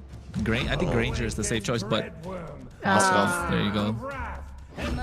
This is his signature hero. Alice. Ooh, that's scary. Is it for Zia? Moscow? No, I think the Alice is scary. I Alice. think the heavy crowd control in Alpha 7. Cold World could have a great game here. Zia could have a great game here. You have a lot of possibilities. A lot of possibilities. This is a well-rounded draft from Alpha 7. If Stamina can beat this, then they can show that, listen, last game wasn't just a fluke, that we can go toe-to-toe. 100%. They got the front to back. They got objective control. They have split push capabilities. They got the mobility. They got Alpha7 got the whole package, and now Stamina Esports, they look like they got the whole package too. They're not lacking in terms of physical damage. They've got the sets. They definitely have neutral objective control, early game. Yeah, this is a good game we got on our hands right now. We'll see. How do we feel about the CC pick, Layla? I don't like it. I just feel like it's a physical damage that is not that strong, especially the fact that you cannot focus on a certain hero with her yo-yo. That leaves it kind of annoying to do. Yeah. I would prefer a XP that has a physical damage that you can lock onto somebody. Fair enough. Fair enough. I think it does at least, like, the shred helps a little bit in terms of, because they have the magic damage in the gold lane, but it does weaken their, one of the ways that they were able to win previously was heavy crowd control. Having a heavy EXP laner and something like this that's a little bit more of a kiter could definitely cause some problems, like you said. But Kronos, it's still match point. Stamina takes back one. Bring us into the Land of Dawn. Hey man, Land of Dawn, and we go indeed. It's game number 4, like you mentioned. Do Stamina Esports show that the previous game was not a fluke? Alpha7 looking to call it a series and move on to the upper bracket finals. Hopefully we don't get a first blood before we get onto the main screen. I think both teams, I think Alpha7 are locking in at this point. Stamina Esports, though, were given the chance to lock in, and that's not always what you want to do. When you're 2-0, you finish things up, you put the bow on top, and they let Stamina Esports get some momentum here. And knowing some of these players in Alpha7, they've taken losses before like that in big matches that have really come back to haunt them. Is this going to be one of those moments? Or are they going to finish things here? Stamina Esports already taking a fast pace. Oh, nice. Coming through onto Shark, forcing out a flicker as well. We can see Cold Whirl at the same time. Look at the damage down. Yomel able to kite. I think another flicker is going to be baited out. So 3 flickers out the entire game. And now Zia going in and trying to shut damage onto Rosa. 30 seconds to the turtle. Emblem's looking all right. Nothing too crazy. Anything you find crazy, Trex? No, overall pretty simple. Not a lot of movement speed in the hands of the roams here. Honestly, both teams just taking it slow. But this is, I want to point out that first fight. Alpha7 once again gets hyper aggressive, and I think Stamina Esports wants that. Like that's what you need to do. Let Alpha7 be the engagers. Take things slow. That's where Stamina Esports have been able to get these wins in some of these skirmishes in past games. Alpha7 wants to try to wrap things up. They're gonna push in. We already saw Cole and Shark believing they could get the kill and wasting flickers. Oh, Feather Airstrike coming through point blank range, but I think cancel out a little bit thanks to the help of the damage coming through. But now Instinct, it's a Yo-Yo Blitz with the help of the curtain call. Zoning out best player. They get them super low. Contrary to what Layla said with the CC, I kind of like the CC. I understand when she was coming from in terms of locking someone down, but you peel for your team so well, giving out so much damage because you're lacking that physical damage department. Now look at Nats. He's caught in a difficult position. Throne of Ruin coming out. Retribution still in the hands of Dez, able to secure the turtle after the Fury of the Phoenix. First blood. Instinct gets that. Stamina Esports looking good right now overall with this draft. Alpha7 playing a little messy, making some mistakes. Maybe once again getting too aggressive. The whole idea that they could just outskill their way to victory is starting to hang on a thread, and they need to play this a bit smarter. Oh no. Oh, they collapse onto Core World, not giving any space. The Steed comes out from best player, but look at Instinct with the vengeance, dishing out so much damage from the Yo-Yo Blitz and Curtain Call. And this is what I like about the CC. You are not supposed to play this hero so passively. If you're able to play aggressively like Instinct is, it gives you more opportunity for your team to pick up these kills or get the space that you kind of need. And now all of a sudden Alpha7, who are so aggressive in the past 3 games in the early game, now Stamina Esports have finally found confidence thanks to the previous win. Yeah, and with Instinct moving around, even last game, he was playing aggressive, he was creating space for his team, and now he's on something that can actually output some damage.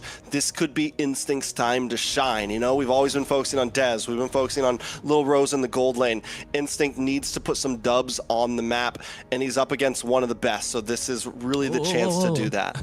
The recalls. Hey, yeah, he's trying to get into the head. He's saying like, I'm still good. I'm not, you know, I'm not letting my team down.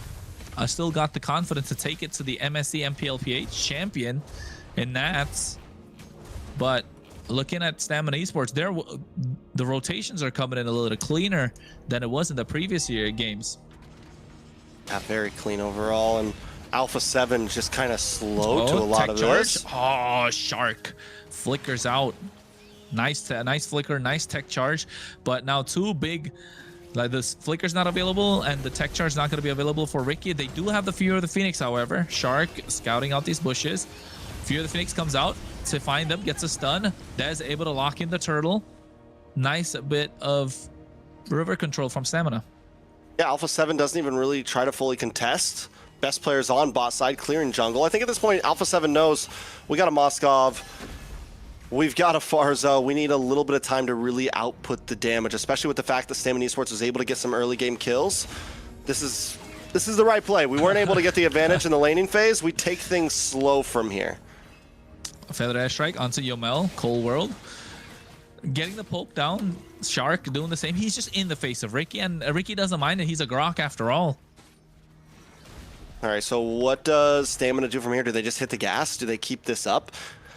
They don't exactly have a scaling roamer, so I think it's not needed to be like, oh, we need to put 3 or 4 kills into the hands of Dez right now, right? But with this advantage, if they can get this third turtle at this point, try to get that gold lead up to 2K, get Little Rosa involved a bit more, get Instinct involved a little more, and already look at Instinct making his way up top, looking for some pressure. Dez. Yeah, and not just that.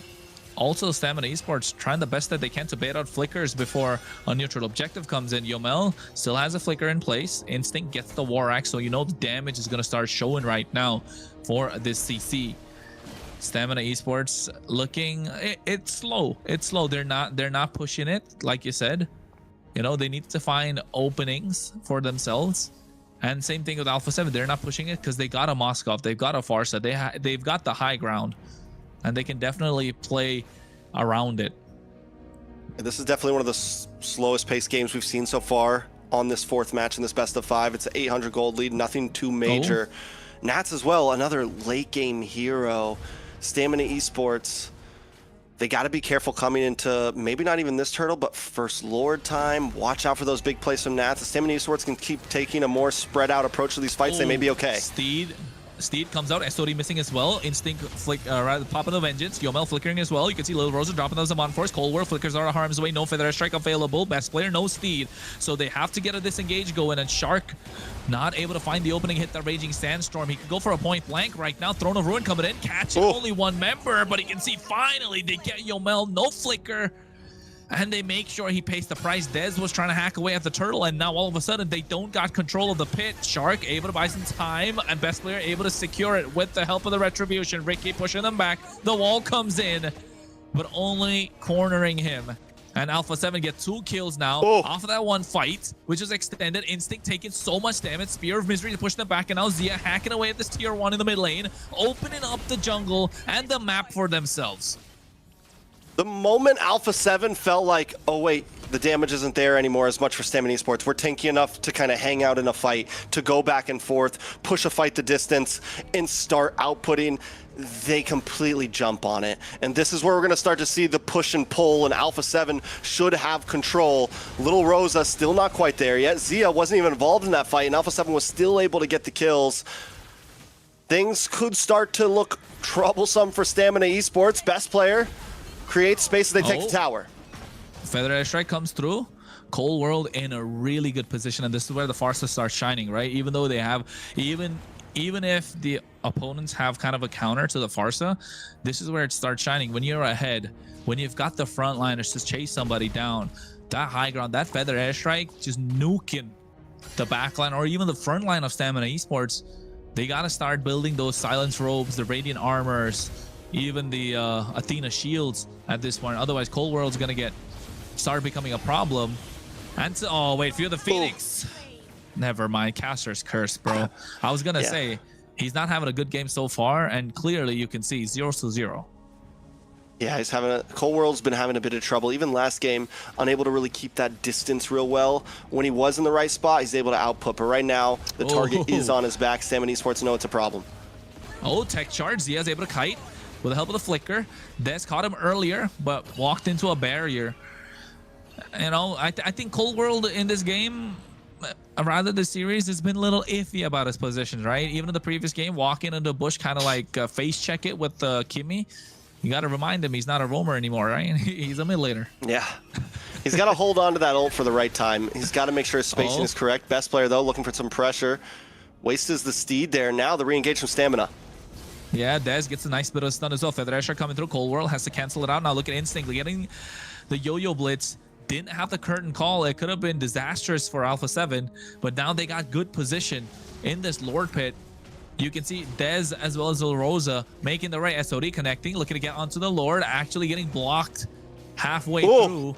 And now Fear of the Phoenix coming out. Steed from best player. Instinct taking so much just to zone them away, but they finally get the Lord in their hands. Dez with his retribution. Shark getting the kill onto Instinct. Dez has to run out now, and Ats looking to make a play. Flicker with the help of the Feather Airstrike from Cold World, able to find Rosa. And now Zia taking Ricky and pushing him back. The Lord is going to get stopped in the tier 2 in the mid lane, and Alpha7 are looking to make quick work of it. Alpha7 lose Lord, but completely went out, I feel like, in that fight there. They take out Little Rosa, they take out Instinct. Instinct tries to make the big play. This is what we want to see from him, but unable to succeed, unable to execute. If he gets that kill on a best player, it's game-changing. It's possibly game-ending, but he takes the death instead, and now Alpha7 able to rearrange themselves. Top towers getting crushed in on. Lord already down to 30%. Stamina Esports able to get nothing out of this push. They actually end up losing. Yeah, and you're right. They end up losing, and even on the bot side, they do have a set of super minion waves coming, but Alpha7 just had a slight bit better map control. Both teams don't have their mid-tier ones, so you know the jungle's slightly open for both, but Alpha7 going to have a much better time on the top side. And now Nats trying to get the clear, and looking at the items as well, Trex. Feels like this anti-Kurash is helping out Dez tank a lot of damage. All right, so taking a look at the items, you mentioned the anti-Kurash on the side of best player. We also get a little bit of, honestly, he doesn't have too much. War Axe. Oh no, best player, he's getting caught. Now Steed comes out with the help of the Fury of the Phoenix. They secured the kill, and Instinct finds it, but meanwhile on the top side, they're trying to get the Holy Shield pop. Dez gets the Chastis Pauldron. Nats trying to make a play, trying to defend, but it's not going to be possible, right? They get the tier 2 Stamina Esports. No Holy Shield pop, so Alpha7 still kind of have map advantage. Stamina Esports are showing up this game. Best player off his rocker right now. I was going to say it. When you're on this Leomord, you need a little more. And he just doesn't have it right now. He's got a War Axe. He's got a Brute Force breastplate. He's not outputting the damage. And since Cold World is unable to show up and output the damage, Zia still not completely online yet. It's a slow start for Alpha7. The problem is the ticker is on, and Stamina Esports needs to not be scared to hit the gas. They need to stay. They need to look for the big play to kind of seal the deal here. That is true. I think Alpha7 are slowed down, even though they have the tools for initiating team fights, right? They have the high ground. They've got Alice that can go with the Throne of Ruin. They definitely have best player on the Steed. A lot of initiating tools for team fights, for pickoffs, if possible. Try and get map advantage. They do have better split push and lane control, but Dez able to get that Chastis Pauldron is going to be a big game changer. Ricky have that Chastis Pauldron, again, a big game changer. Now we're looking to build into a Dominance Ice. Lord is up. Top side is getting pushed in by Zia. They're going to play this long lane. Another thing we have to point out, Ricky's missed a lot of tech charges. I feel like he's working so hard just to focus on Zia. Oh, there's no, the Kumar Bushman. Oh, what was the Fury of the Phoenix? Oh my God, Cold World taking so much damage. With help of the Phoenix, descent from Yomel. Nats. Oh, Cold World's not having a good time. Feels like he's a bit distracted, doesn't it? But also, if you notice, Ricky just wasted his tech charge. He didn't hit the flicker in time. He runs into the top wall. That could have been so much bigger for Stamina Esports there. Small mistakes making a big difference. Instinct right now has to pop his vengeance as well. You can see they're chasing him down. The Lord is 15,000 HP. Reset. You're right, without that tech charge, but the one good thing, they reset the Lord. The tech charge is going to come back up soon. Cold World, Feathered Airstrike, catching Dez low. And for the benefit of Stamina Esports, Dez can go back and come back on time because the Lord is full HP. Yeah, tech charge is back as well. Shark looking to try to zone away. Alpha7 need to make a play happen, but look at the damage on a best player. Yeah, the best player taking too much. Lord again reset, but he's coming right on time. But they're super low. Shark with the Raging Sandstorm, and Zia able to find Ricky. Feather Airstrike comes through, and this is the moment they want to go gung-ho. And Alpha7 North trade one, but take out 3 members. What a play from Nats at that moment. Yeah, huge. What was that? 4-man? 4-man Throne of Ruin? At least a 3-man. Shark comes in as well, and Z is able to. He's got his Trinity. He's had it in for a little bit now, so the damage is starting to stack up. Best player secures Lord, plus a huge push coming in. Cold World finally landing some feathered airstrikes and not doing them right next to the opponent. SOD. The damage is on. SOD misses. It could have been disastrous, and Yomel could have got taken down. They lose the inhibitor. They have the Lord. It's still not come through, and now it's going to come through the mid lane, or rather, still comes to the top side. It was chosen before the tower. Yeah, it was the minions were already leaving before I think the inhibitor went down, or it had already chosen the top side before the inhibitor went down. So bad RNG for sure on Alpha7, but still getting that inhibitor pre-Lord push is huge. I mean, it's still fine, though, if you think about it, because now with the Lord pushing it on the top side, it's going to be more difficult for Stamina Esports to defend. Ricky gets the Athena shield. Lord coming and crashing on the top side. Dez, again, he's on a tankier hero, so you can't expect the damage. Feather Airstrike coming through. Nats doesn't want to make the play for the Throne of Ruin Ray yet. Flickers are available. They're looking to take down the inhibitor on the top side. Steed comes out from best player.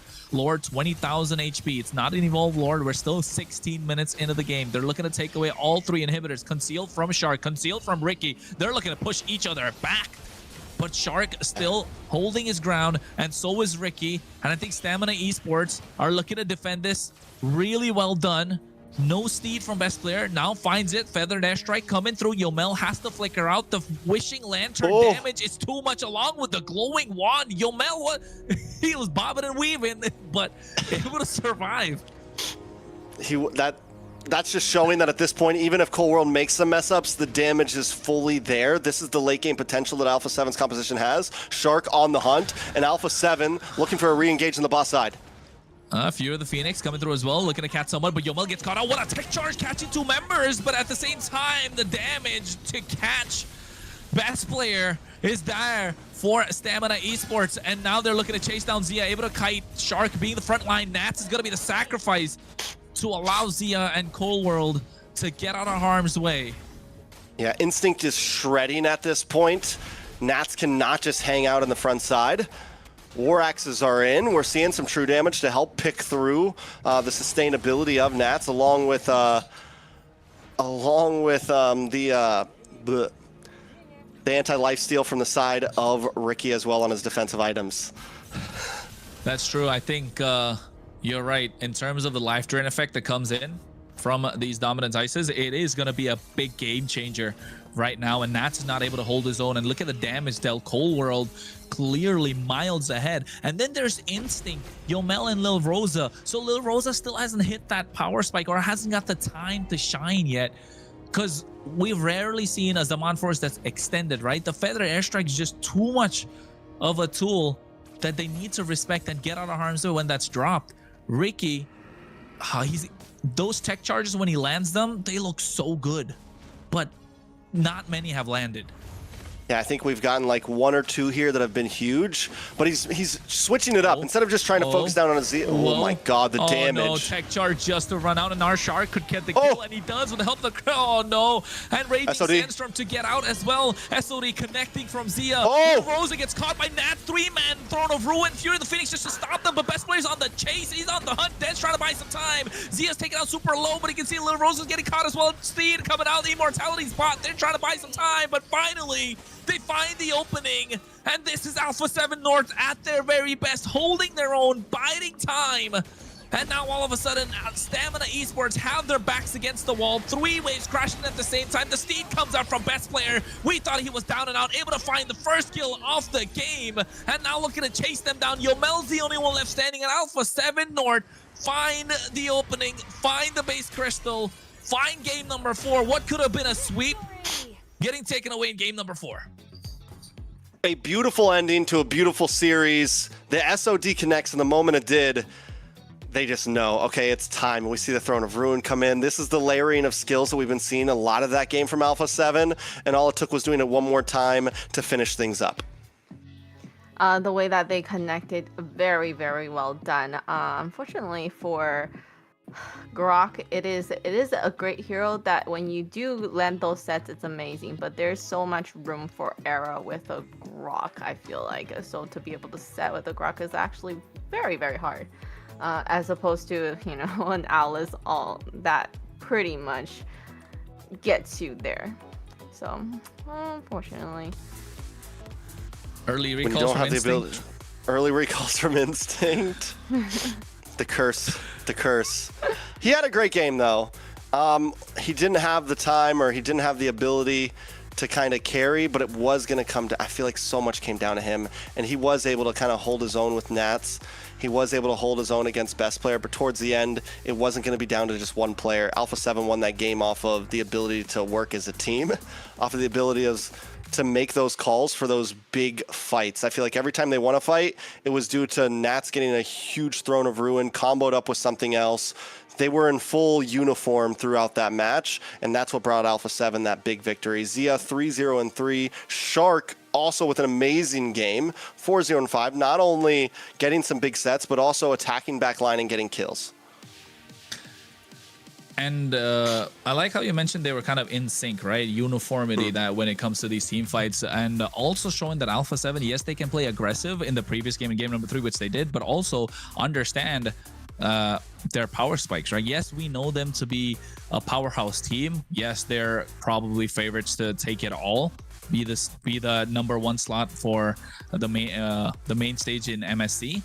But at the same time, we want to see different levels to their games, right? We want to see a different style. Can they do it? Yes, they can play aggressive. Can they come back from behind? Can best player have a terrible game and still make it out, right? Be one of those linchpins for the team that they can play around, they can trust still. So yes, I think in this game, we saw Alpha7 able to kind of bridge the gap between early to mid, wait for the right moment from bridge it from the mid to the late game, and knowing when to put when to hit the gas, knowing when to back off, and knowing how to poke, push them back, and push them into a corner, look for sandwich plays. We could see different levels of rotations, gameplays, pickoffs, the team fights, the layering of the skills, like you mentioned. It was all showing in this game for Alpha7, and I think Stamina Esports, to their credit, they tried their best.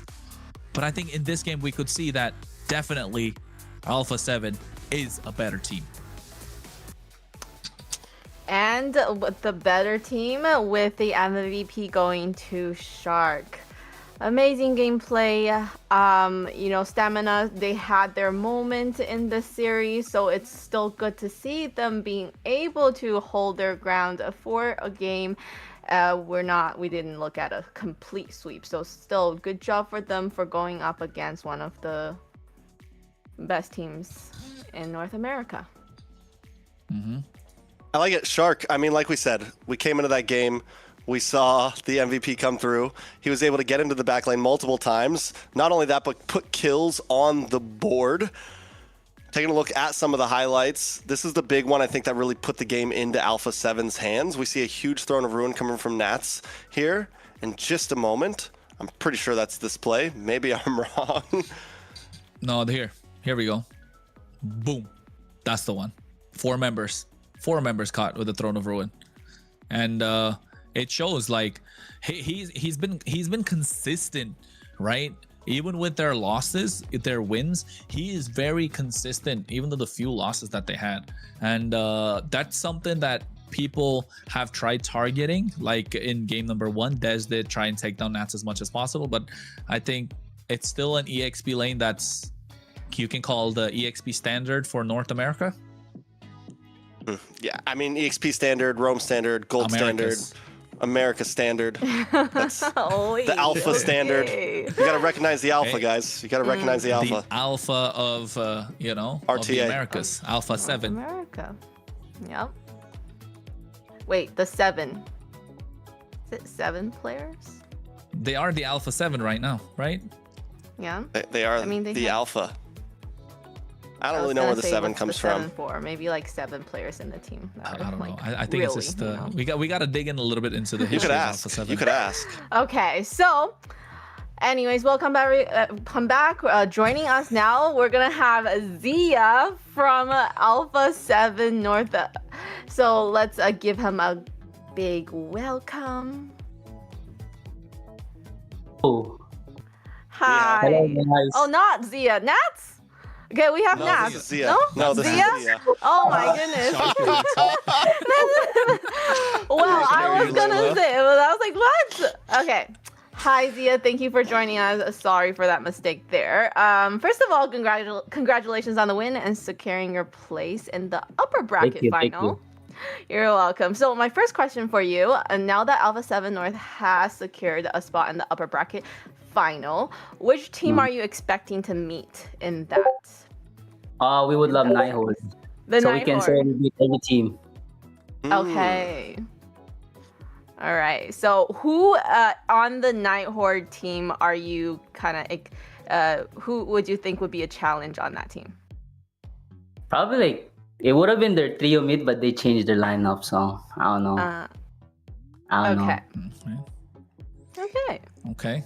Zia, what happened game number 3? I thought we were talking on the broadcast saying that possibly Echo could get the broom, and then Trek said don't get the broom yet, and hey, it was the right decision. What happened game number 3? I think we just misplay. Wasn't that focused that much because we were ahead 2-0. So third game was like kind of. Do you think we're gonna see that relaxed Alpha 7 again? Because hey, we're upper bracket finals now, then grand finals, and then you're gonna face the South team later on if you get through. So I'm saying if only because if we could get to see a repeat of game number 3 every single time, you guys get relaxed and hopefully. Probably not. Nope, probably not. Next series, because I think that's like a good team too. All right. I like it. All right, Zia. I like the mustache, man. You're looking good. You're looking healthy, my guy. You're looking good. Okay, so we talked a little bit about possible next series for you. Do you think? What's your prediction on the upcoming series, Night Horde versus Vendetta? I got 3-2 Vendetta though. 3-2 Vendetta. Ooh. All right. Vendetta. Who do you think will be your big? Following that, do you think Vendettas are your biggest challengers right now? Yes, because we versed them like 3 weeks ago, and we lost one game. It would have been 2 games L, but we came back. I like it. And then if you guys make, one last question. If you make it to grand finals, you win all of this, how do you guys feel? Have you been doing research on the Southern teams? How do we feel about going against, MCT South? Nah, we are not. Do you feel ready? Yes. GG's? Okay. I guess. 4-0, best of 7? Nah, I don't know about that. Maybe we'll lose. Okay. Maybe first game. We always lose first game. Fair. Okay. And you know what? We haven't got a chance to get an interview with you, but what do you think about the global bans? Right? That's one thing I wanted to ask you. It's fun because I can play any heroes every game. I don't like just playing one hero for a series. Yeah, like the Moskov, like Shark mentioned earlier. We don't get to see Zia play Moskov no every Moskov. single game. No Moskov every game. No Moskov every game. Fair enough. All right. One last question. Do you have any messages? Oh. I want to ask. We've seen, Stamina Esports is a great team right now in North, and they're up and coming, and they've kind of held their place. What do you think Stamina Esports were lacking in this entire series? What could push them, you know? What could make them a contender against you? What could make it to say that, you know, hey, we had a really tough time against them, rather than just, you know, slip up game number 3? What could that be? I don't know. I'm not saying it. They gotta figure it out as a team. Hey, man, okay. I thought you'll give Hire words of Zia motivation, as their inspiration, but coach. guess I don't not. know. They got it. They got it. Zia's like, don't put me in a tough spot. Play harder. That's it. Last question. Do you have any messages for the fans that are supporting your team throughout the playoff and today? Appreciate all the support, and hopefully we win it all. All right. Right on.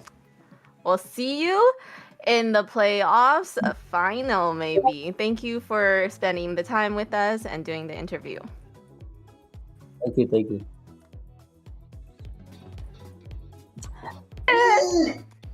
All right. Ooh, That was you know what? Were they all boot camp together, or just Yeah. 3 of them? I don't know, but a couple of them are definitely hanging. So You just see Shark chilling they're back vibing. there. I wonder. Wait, you know how Ashley says that she plays the game laying down? Does Shark do that too? Yeah, I think so. He has the opportunity. Yeah. Sometimes Why not? he's a lazy shark. Sometimes he's a baby shark. Sometimes he's a super shark. He was a scary shark I'm when glad he he's not played super Hulk. shark anymore. Yeah. We had to get rid of the super shark. Back to his Yeah, roots. just shark is nice. Back to the deep ocean.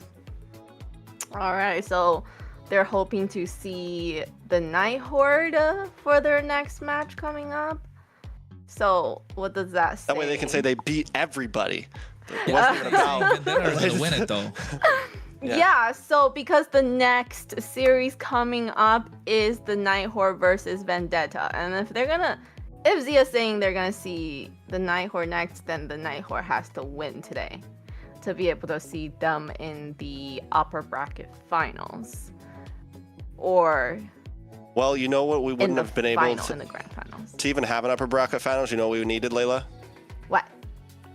We needed our sponsors. Tell us all about it, Layla.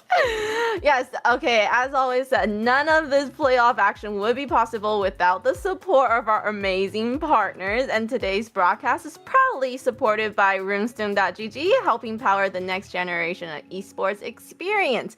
From real-time data to live fan tools, Runestone helps make esports more interactive, more insightful, and more engaging for everyone involved. So be sure to go check out Runestone.gg and give them the kind of support that you have been showing for us as well. Thank you, guys. And thank you, Runestone.gg. Good one. Thank you for leading me into that one there. I got you. I was like, oh. Thank you. And also, shout out to my great casters, Kronos and Trex. If you guys haven't been following them yet, make sure you do follow them. They have been guiding us, guiding me throughout the whole game. And we'll take a quick 3-minute break and we'll see you guys back here soon. Every diamond count, and with Bonox, recharging is easy, fast, and secure. Jumping now, choose your top up and get ready to dominate the map. Plus, use the code MCT AMER to get 5% discount. Skins, events, hero, everything within reach with a single top up. Less waiting, more action. Recharge with Bonox and play it at next.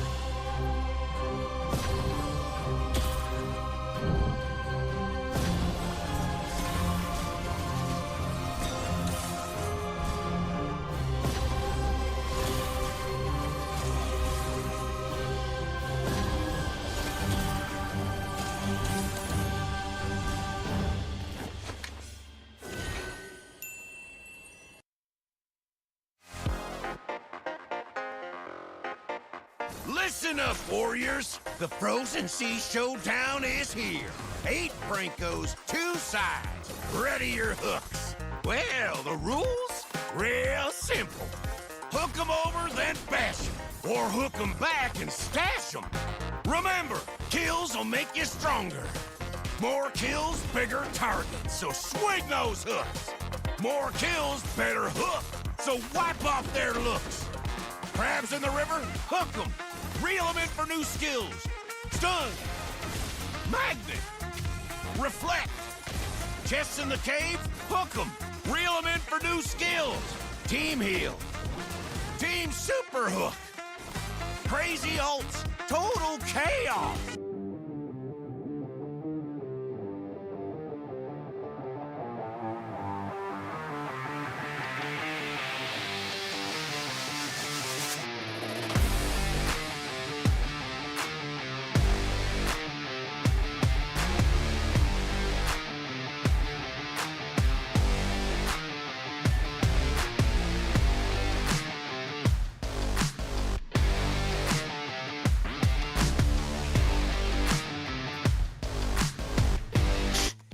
Welcome back, everybody, to MCT AMER North 2026 playoffs.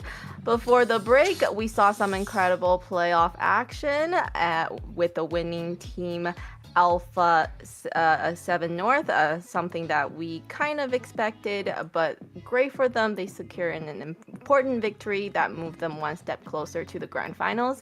And with the pressure continuing to rise here in the playoffs, there's still plenty more action waiting for us today. Coming up next, we do have the much anticipated the Night Horde versus Vendetta, where both teams will be fighting for their place deeper into the bracket and one step closer to the upper bracket finals. So, Kronos, what are we looking for in these two teams coming up?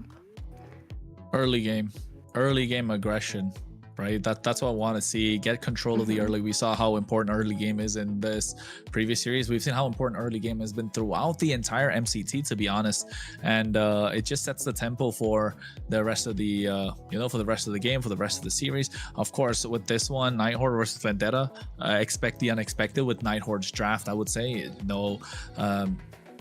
call me a broken record, but that's what it's gonna be, and you're gonna hear that quite a lot. And how well can Vendetta do to hang against these pocket picks coming in from Night Horde, right? That's the big question, because with the lineup, also they made changes to their lineup, both teams. Yes. So how can these changes they're the benefit for both of them? Because Night Horde, the only loss they've had so far in the season has come in the hands of Vendetta, and Vendetta have been rocky against some of these teams, but they're able to find momentum when it matters the most. Yeah, I think looking at this matchup here, we did see Night Horde get one win off of a best of 3 from Vendetta, game 1, back in the early stages of Swiss. How'd they do it? They used the Vendetta. That was when we saw the Benedetta Rome. So, yeah. I mean, the possibilities are always there. I think Vendetta should be a bit more prepared this time. The thing is we haven't seen Night Horde play in a few days. We don't even know what exactly they're going to be bringing to the table, what exactly they've been watching, what exactly they've been planning. I think game 1, game 2 will really set the tone in this best of 5. If Night Horde can possibly, get some cheeky plays off in these first 2 series, it's going to be a very rough haul for Vendetta. Vendetta, on the other hand, needs to just play the game they always play. Set pace, control map, get the win. Yeah, so speaking of, the roster changes, let's have a look at their lineup. So we're going to start with the Night Horde. The Night Horde, we have some changes happening. We have RR still, Shiro. The change happened on our mid lane. We have Suri, and we have Kaiser and Merlin. Yeah, this is the Night Horde. This is the Night Horde, RR in the EXP. This is a team that so much of us have been hyped up about. And they've been playing amazingly. I mean, and the reality is a lot of these players aren't players that we've, have been around an extremely long time. They're not main stage players. They're not guys that have had their faces all over North American MLBB, but here they are, a possible contender for grand final position. And coming up, we have a quick video from the Night Horde. Let's get to know them a little bit.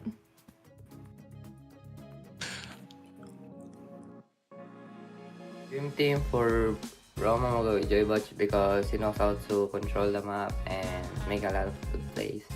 For mage, I'm gonna go with Choro because he plays a lot of good mages and his macro is good. For XP, I'm gonna go with Reshi because his team fight is really good and he knows how to go in and not when not to go in. For jungle, I'm gonna go with Tarzan because he knows how to farm and I like his assassin and utility. I haven't said that. And coming up, going against the Night Horde, we have Team Vendetta. We have Merciless, Tarzan, Churobami, Melon, and T. Hey, I'm a little, sad that we don't get the BAM duo back again, the BAM Bros, but, it's all right. We move on. We got T into the mix, and we saw what he was capable of doing in the previous week with how it looked like a rocky, shaky start, but he's able to find his own, and I think showing that he's still able to be one of the top dogs in the north side of things for MCT. So yes, I think Vendetta definitely a massive powerhouse. Eyes on Tarzan and Merciless and Melon as well after great performances. But let's take a look at a video that they have prepared for us for Vendetta.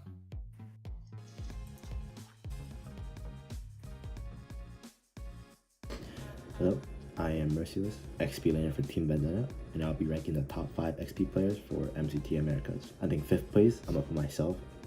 It's pretty self-explanatory. And then 4th place, I'm gonna put Nats because of his international experience and overall, just really good knowledge of the game. And then for 3rd place, I'm gonna put Yureshi from Team Leviathan because he's just really difficult to lane against. And then 2nd place, I'm gonna put RR from Night Horde because he has really good Vendetta. And then 1st place, I'm gonna put Instinct because he's pretty much impossible to catch or kill in lane.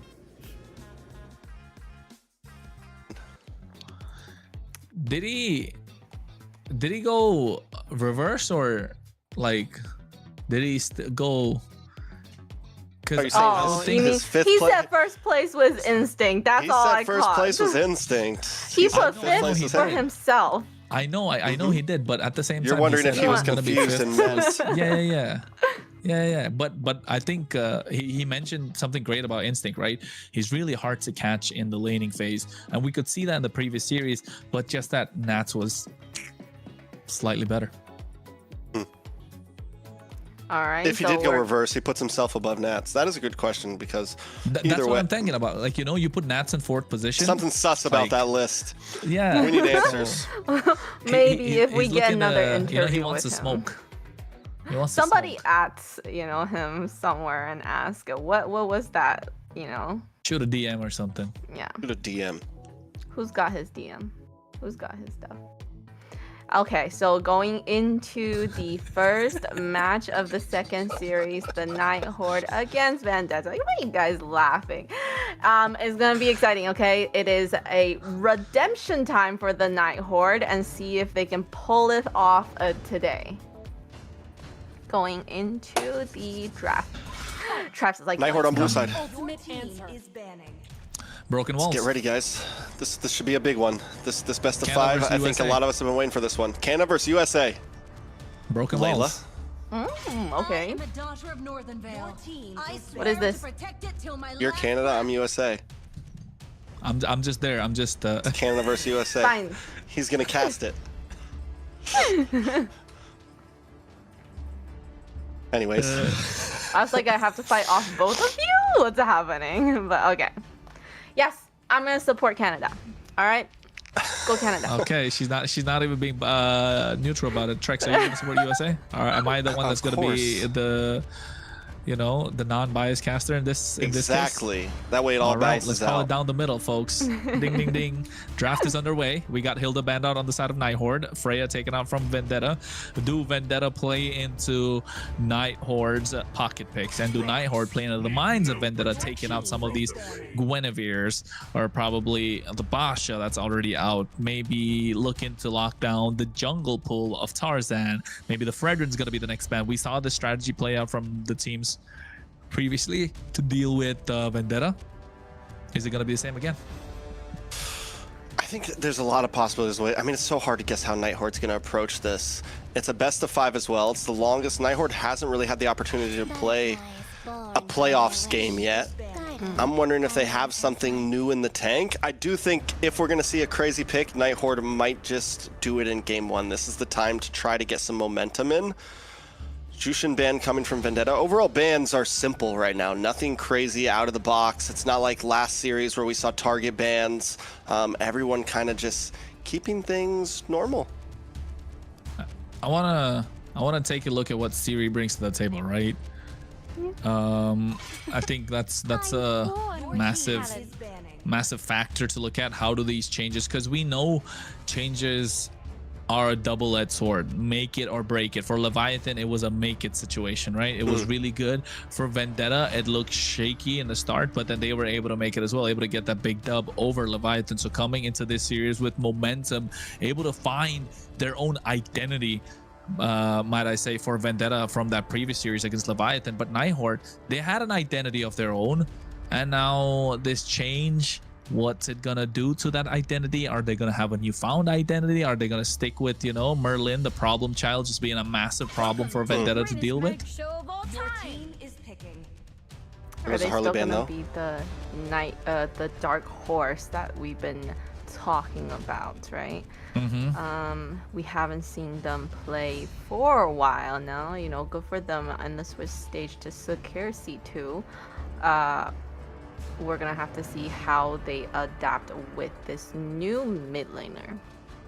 You know what? When I was making like a tier list to see which teams are gonna be you know, dark horses and stuff, I put Vendetta on my bingo card as a dark horse because of the way they apply, because of the way they have good lineup. But at the same time, we wanted to see how they'll be able to hang against the Alpha7s and the Night Horde in this case. But they've done really well and proven that they're not just dark horse, they're a contender. But you're right, Night Horde have been a dark horse. And look at that, with the draft, they take first pick Fredrin, denying Tarzan of any sort of comfort picks. But I think we've seen Tarzan, he's not just a, you know, one trick pony or one tank pony. Yeah, the guy can play aggressive junglers, he can play tanky junglers, he has it all in the bag.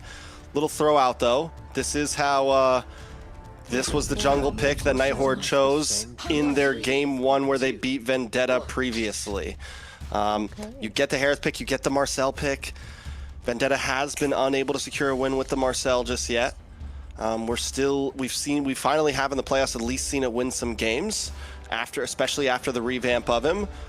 Will this be something that Vendetta can do? It does kind of leave an opening for Night Horde to maybe put an aggressive roamer into Merlin's hands, something that just wants to bypass and get onto the back line. Yeah, show us why he's the problem child. I think it's Night Horde here, definitely Eve open.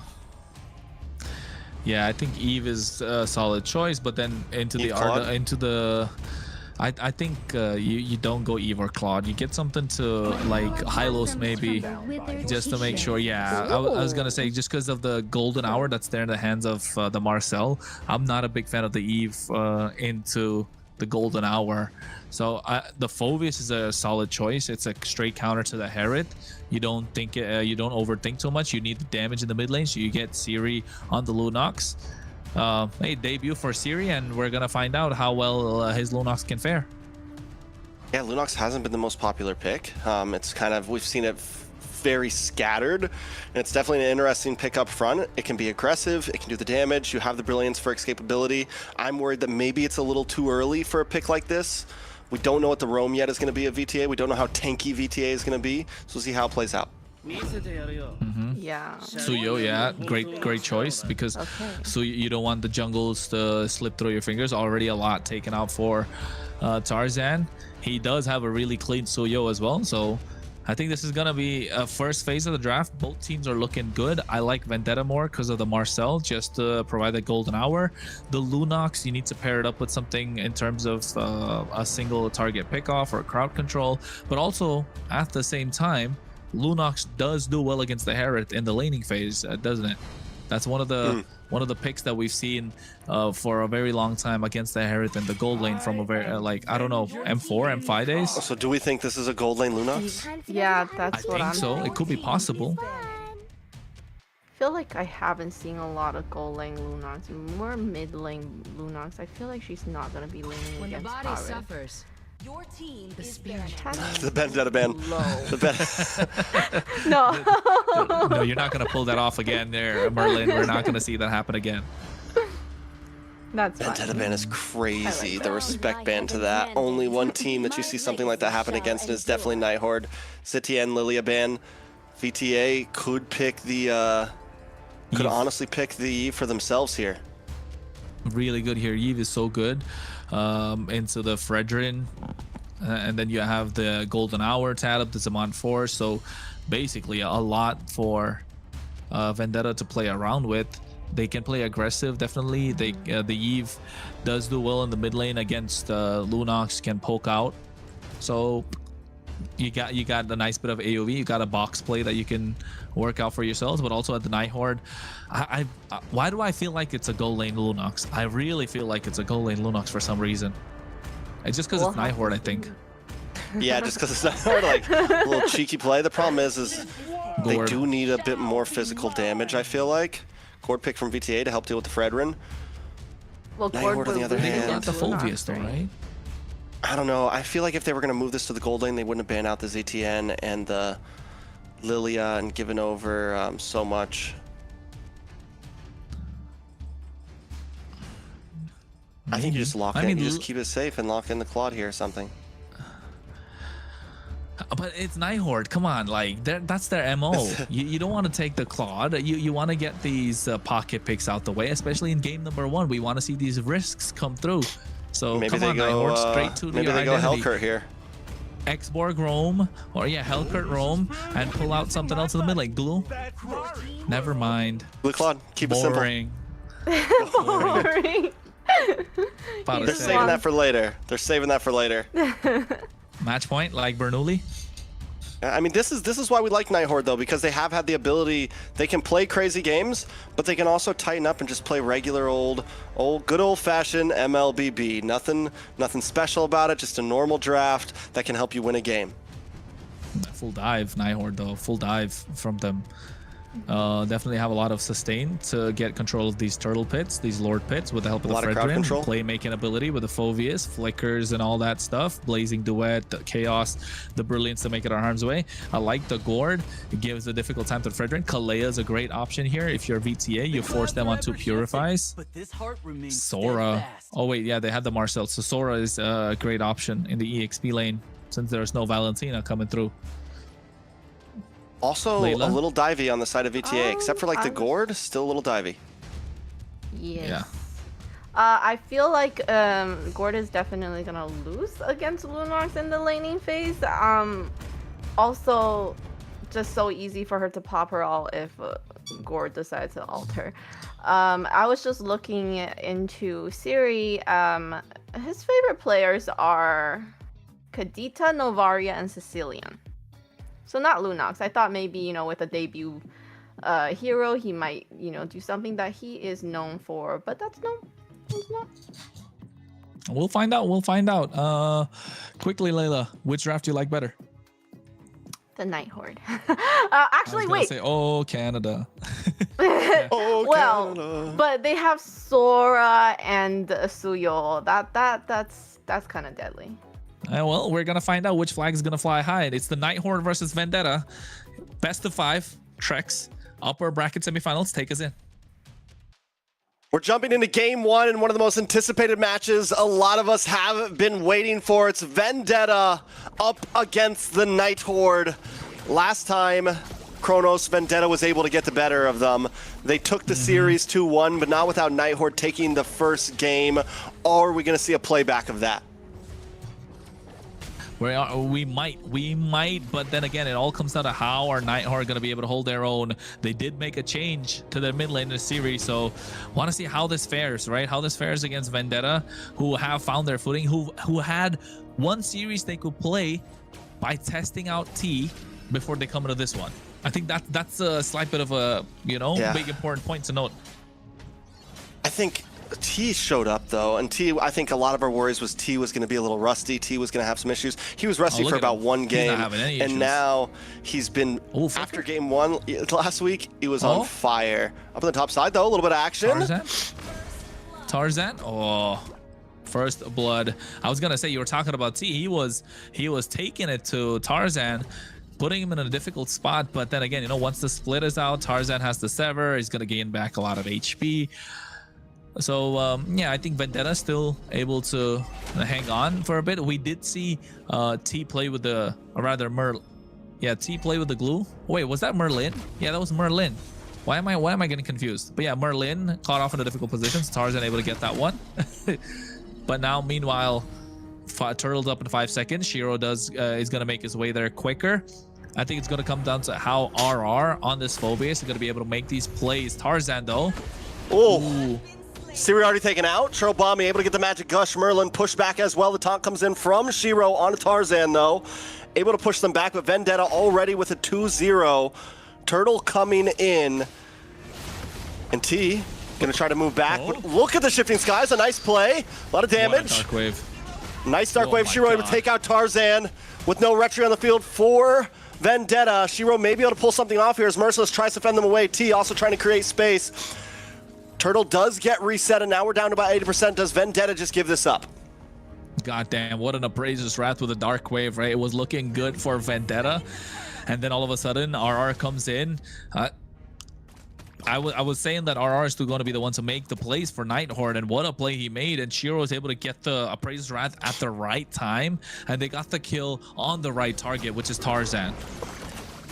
T now gonna get taken for a ride here, and look at the damage. T goes down. Kistler popping off. Night Horde ever so aggressive. You mentioned early game before this started. You mentioned the importance of how these two teams are going to play, trying to set their own pace. Vendetta are normally pace setters, but Night Horde are not, they're not someone to be taken advantage of. And if they find a moment of weakness, they will also capitalize. This is not two teams that are going against each other that have some huge skill gap. At any moment, either team here, I think, could try to steal this game away. Yeah, and I think not just the fact that Night Horde don't like, the Night Horde can set their own pace, but Vendetta like to play with their own tempo, right? They don't care about how ahead you are on the other side. They have a game plan, and they're gonna make it work to what they got to do. 50 seconds for the next turtle. RR Merciless on the bot side, they're just hanging out. Shiro, again, it's nice rotation to the bot side, trying to make sure RR can get the slight bit of advantage. Meanwhile, in the river though, T able to get control, and Merlin's having a little bit of a difficulty creating problems for Vendetta. But at the same time, Vendetta's also holding decent pick control. T's doing a great job at slowing down Merlin and pushing back Siri. We just saw it. He's quick to move around. He's not wasting any time. What we really need to see, though, can Tarzan kind of pop off here? He's got 2 kills, but he also took a death, sets him back a little bit. And Shiro on the other side just needs to play steady, kind of like what we saw in that first turtle. If he can do the same thing once again, not go down, keep his distance. We all know how well Fredrin does on these objectives in the pit.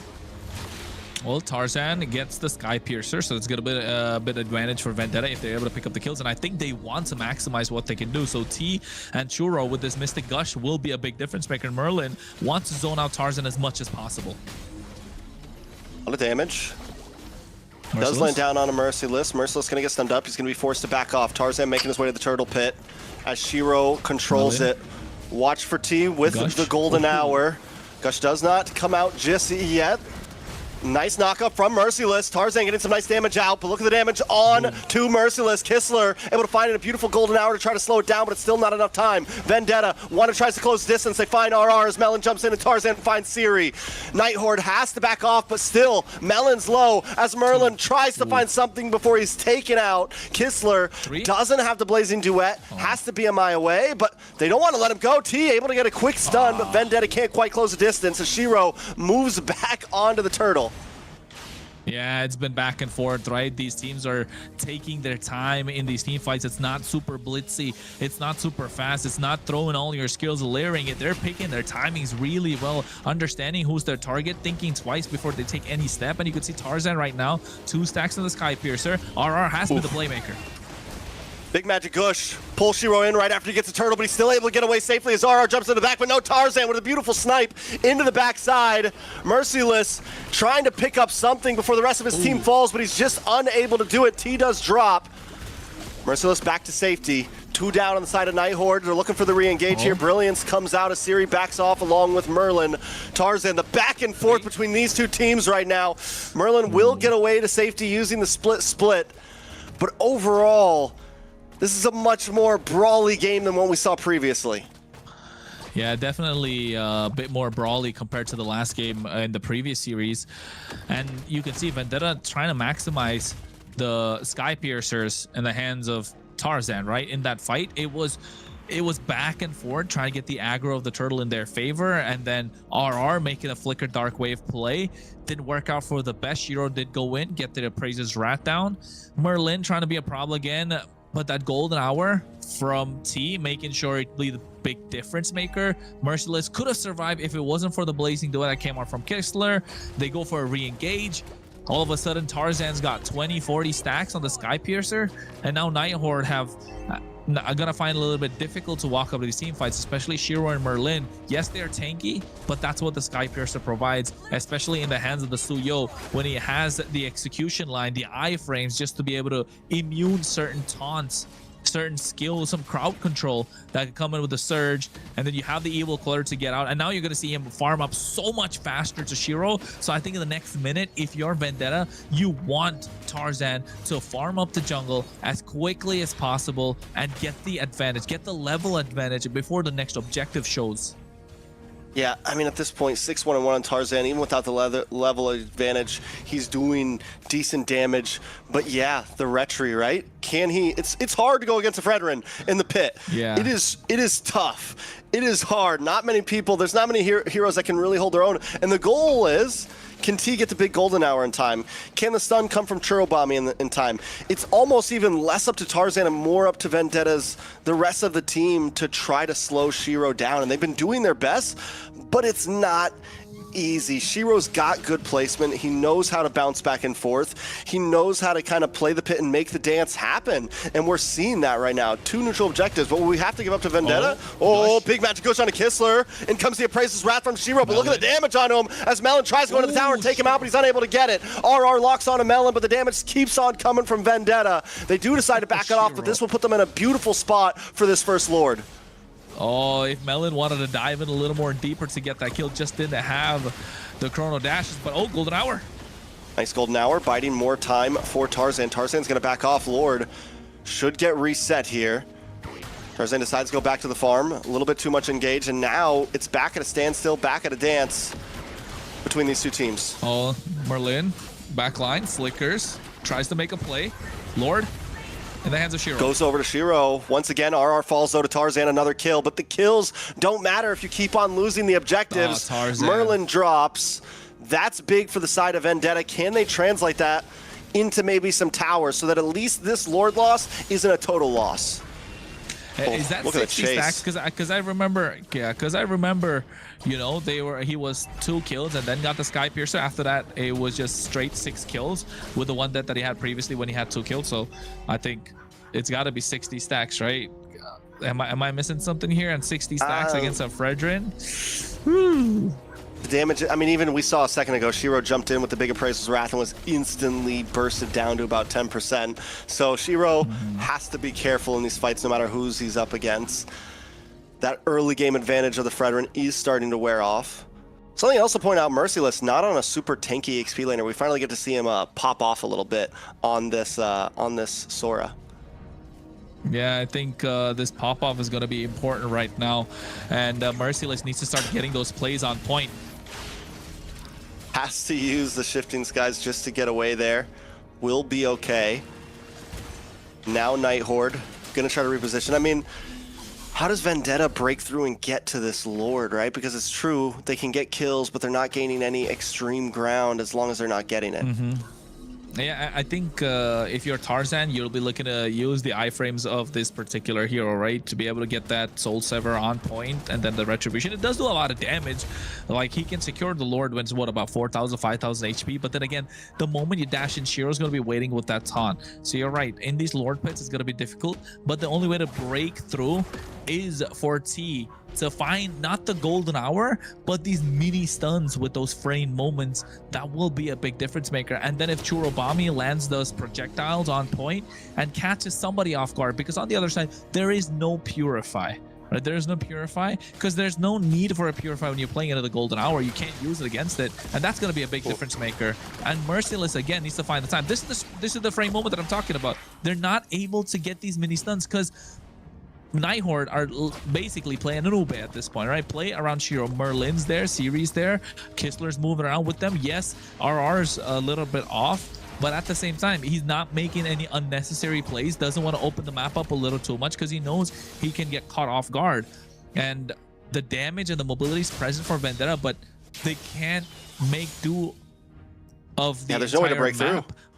Yeah, there's no way to break through unless they really go for a 5v5. It's all going to come down to Churobami to land these massive projectiles and the Mystic Gush. Yeah, Mystic Gush is something that can shred through Shiro here. Melon's position is going to be key as well, and when he comes into these fights, because right now the major damage dealers of Night Horde are Kistler and Siri, and it's so hard for Vendetta to get to them because you're up against a little bit of damage on a glue. Oh my god. Yeah. Oh, taking it out. Oh, this is what I'm talking about, the Sky Piercer. It's starting to stack up. And you could see, that's a moment where the glue usually gets away, but the Sky Piercer being such a big difference maker now. What, 70 stacks on it at the moment? Almost max. And T even getting the Flask of the Oasis. Merciless looking for play.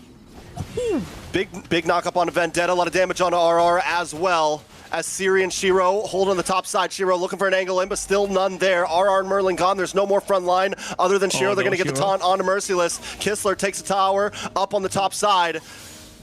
But there's just not enough for Night Horde. There's no way they can contest this. Vendetta needs to be confident about their way to just push them at bay. Kistler to the backside with a Blazing Duet on the Merciless. And multiple members, he gets the kill. He finds two. And Shiro wants to try to close the distance on a Tarzan. Tarzan finds Kistler, but it's still not enough. In a moment, Night Horde take control of the pit.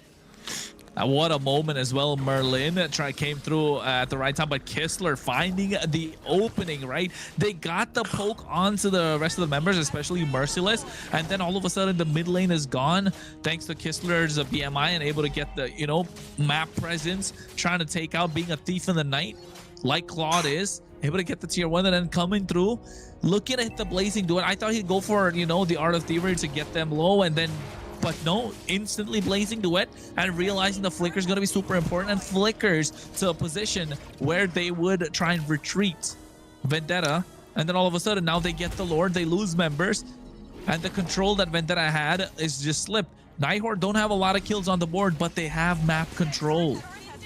Yeah, and I don't know if Vendetta's just in their heads at this point, but they should have rushed down. The moment they got those two kills, burst Lord. Shiro shouldn't have a way in. You had the defense. Vendetta almost playing too slow in some of these fights. Maybe a little nervous, a little scared. I don't know exactly what it is, but they let that Lord fight go way too long for Kistler to be able to get in.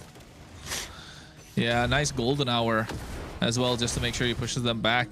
And you're right, they waited a little too long. Vendetta, it could have been faster. They could have blitzed the Lord, but Shiro, being such a big difference maker, absorbing a lot of the damage, pulling the Lord's aggro towards his side, making sure Vendetta will find it very difficult to try and engage. And again, you're right, I feel like Vendetta might be in their own heads because Tarzan, he has the kills, but the risks have been lesser, right? More risks not exactly saying risks have been lesser. Look at the damage. They're top 3 at the moment. They've got to be winning every single fight. They got to be blitzing them down. I think hesitation is the right way to call it for Tarzan to get into these fights, hit those severs, even with the help of the Sky Piercers, because like he was about at 70. It should have been, you know, maniac triple kill savage moments, but just the hesitation from Vendetta, it's making it slightly difficult for them to get these neutral objectives, and it's all thanks to the aggression showed by this Fredrin, right, in the hands of Shiro. Usually you'd see Fredrin's hesitant to go into these fights because the damage could be overwhelming on the other side, but Shiro understanding and pushing these heroes to the to the limits, while Merlin, yes, he's died 4 times, but he's giving the space that Shiro needs to be this big body in the front that Vendetta have to deal with. Yeah. Speaking of giving time, Night Horde also just kind of pacing, but Kistler is going to be a problem. Melon really hasn't had the opportunity. We haven't seen Melon be the star that he usually is. Kistler, on the other hand, playing the map, farming at this point. He's 4-1-2, and the damage is online. Siri as well. You know, Night Horde picked up the Ube strat, and it's working perfectly for them. Vendetta, they need to think a bit more about how they want to approach this. We've seen them play the map before. They have to continue that. And not just the fact that they're playing Ube, they're taking it at their pace with the lead, with map control, deficit in terms of kills, and they don't really have such a crazy lineup where they can get the lead too, but the fight breaks out.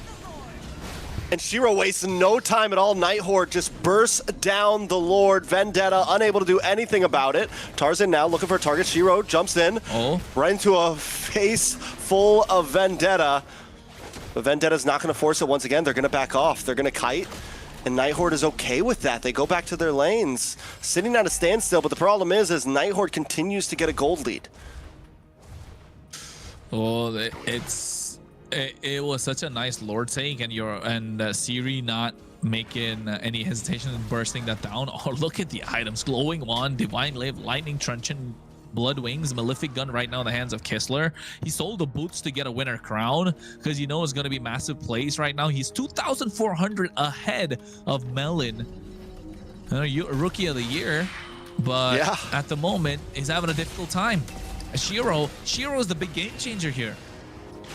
Yeah, Shiro, I mean, the whole lineup right now is just monstrous. Everyone is playing. RR played a beautiful early game. Shiro's played a great game the whole time. Siri and Kistler now starting to pop off, even after maybe having a slow start. And it is a slow suppression. You said it, they're at a kill deficit, but a 4K gold lead, tower advantage, map advantage. Night Horde was able to staunch the bleeding long enough until it got to a point that Vendetta didn't have any answers left. And now Vendetta, they have the kills, they have the tools to get the kills. Tarzan is 10-2-1, but the problem being they're not able to open up the map. And T's having a difficult time because the moment he walks in, Merlin's there just, you know, throwing those glues or the goos in his face. And then forcing out flickers, Merlin looking to get the grab on him. And then just chain CCT to death. And the golden hour is available, but how long has it been since you saw a Mystic Gush come out, Trex? Like a good 10 minutes. It's been a while, yeah. Not 5. It's been a while. Like There's just no surprise minutes. factor for Vendetta right now, right? T's super telegraphed, and because you have something like the Dark Wave, you have something like the Slam from Merlin, the moment you see T running at you, boom, you just stiff arm, you stop him, and there's no way for him to actually get big stuns on the important people. It's tough. I think a lot of it, honestly, Merciless might be the one to have to make the big play. A big flicker, shifting skies, like get a big knock up. That's going to be the one that has a surprise factor to maybe turn things around here. And the fact that Night Horde already know about it, it's got to be Merciless. That's why they're trying to keep him in check, right? They're looking to find him before they create the opening for themselves. And you know Kistler is going to be difficult to catch. He has a flicker, he has a BMI. He's been clean on the slot so far. You're not going to be able to catch Siri because of the brilliance. Because most of the time looking at Siri, he's been running around with, when he's in the risky position, he's in this light form. So they have their wits, right? They have a head above their shoulders at the moment. And Merciless, look, every time he's trying to open up the map, Shiro's there. Merlin is present. And we're not even talking about RR right now. So Night Horde played really well. And Shiro will get this health back pretty quickly. But the thing is when he's half health, this might be the time to engage. Merlin also low. Vendetta looking to claim some space, but Night Horde, no. They're like, fine, we'll take a little bit of time as well. Vendetta, though, we've been talking about them being passive. Is this the time to finally strike? They move on to Merlin. Merlin forced to use the flicker, gets a slam back. A nice taunt from Shiro. Shifting Skies is wasted as Merciless is unable to catch anybody. Blazing Duet from Kistler along with a winner crown. Melon and the rest of the team are running. Tarzan in trouble as well from the Brilliance. He may not be able to get away from this. Tries to iframe out and he is able to escape to safety, but Night Horde now moves on to the Lord as T and the rest of the team want to try to close the distance. Tarzan. T looking for the stun. A nice stun comes from Churobami as well. Merciless along with Melon. Melon looking for a couple more hits. Has him on force. Can he turn things up? Can he do it? Yes, he finds it. And Vendetta get a full team wipeout. But not the Lord. It doesn't matter. They're going to try to close things out and push down. Hey, 20 seconds is enough. The Lord is going to come through soon in about 10 seconds, but I think they have what it takes to try and take it down. T taking a lot of damage from the tower, but still, they know it's an end angle. The Lord was secured by them, Trex, so Vendetta do get this victory. An amazing game from Vendetta. Both teams stalling things out.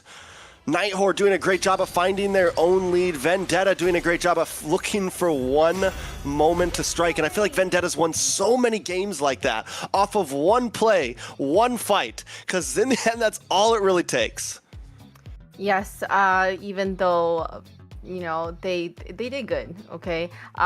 With the Fredrin, you're still able to get a bunch of red trees, which is really a shame for Shiro because he was able to do all the things that he needed to do for the neutral objective. Unfortunately, like Trex said, Vendetta is really good at capitalizing on mistakes and turning the game and just getting that momentum.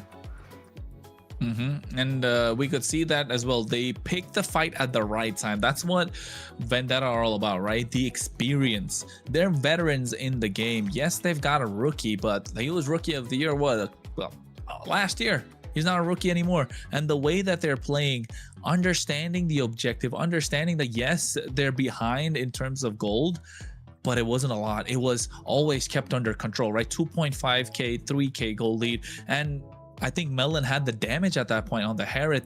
They had Churobami who had true damage to make sure they could get Shiro, and Tarzan had that Sky Piercer stacks racking up. All they needed was the right time and the conditions to fit. And I think Shiro was taken down to half HP in that before the Lord fight. They were pulling the aggro away.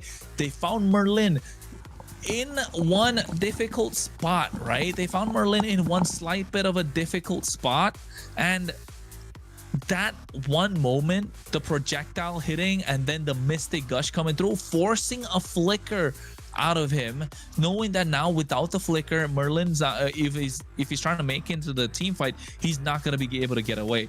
He was below half HP. The split came through. Yes, he was able to get the grab, the slam, but Vendetta, Merciless, able to utilize that big shifting skies, but also counteracted by their own golden hour. And yes, towards the end, it did work out just because of the fact that they found good position around this Lord Pit, which is a big, important factor. And Layla, if you take a look at these highlights as well, right?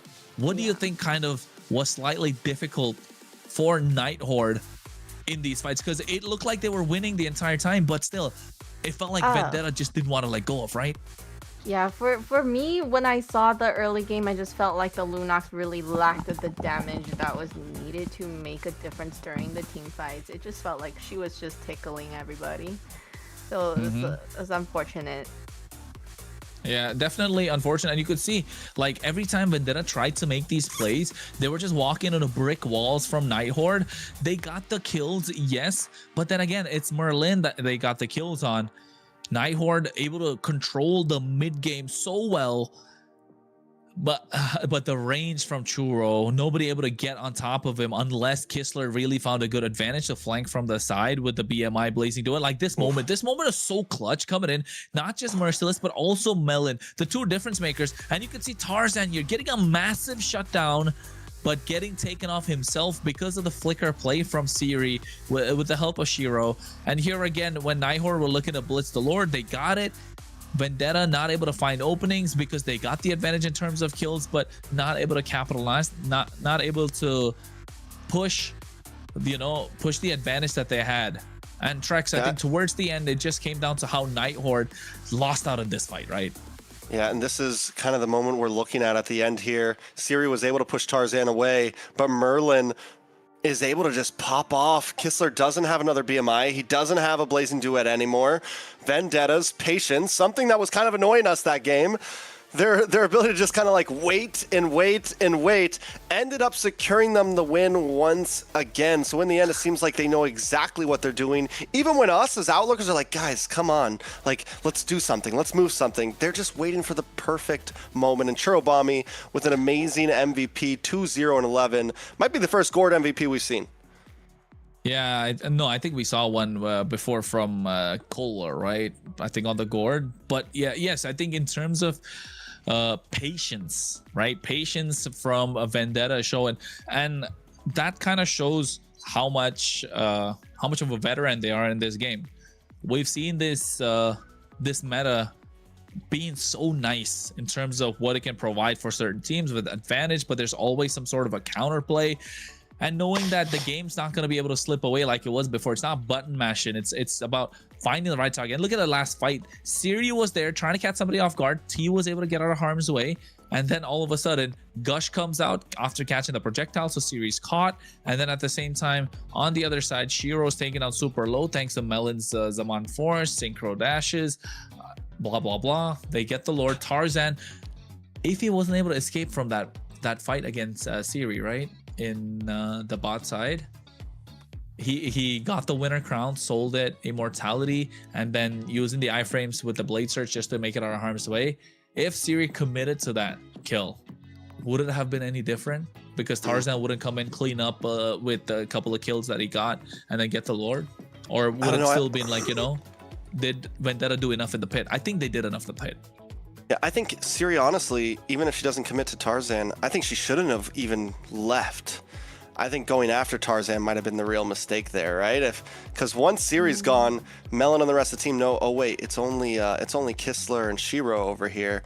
We can jump in and get a big play to happen. If Siri was still up in the pit, then they may have never been able to re-engage. Again, if it's ifs and buts and what could have happened. Maybes. In the end, maybes, possibilities, you know.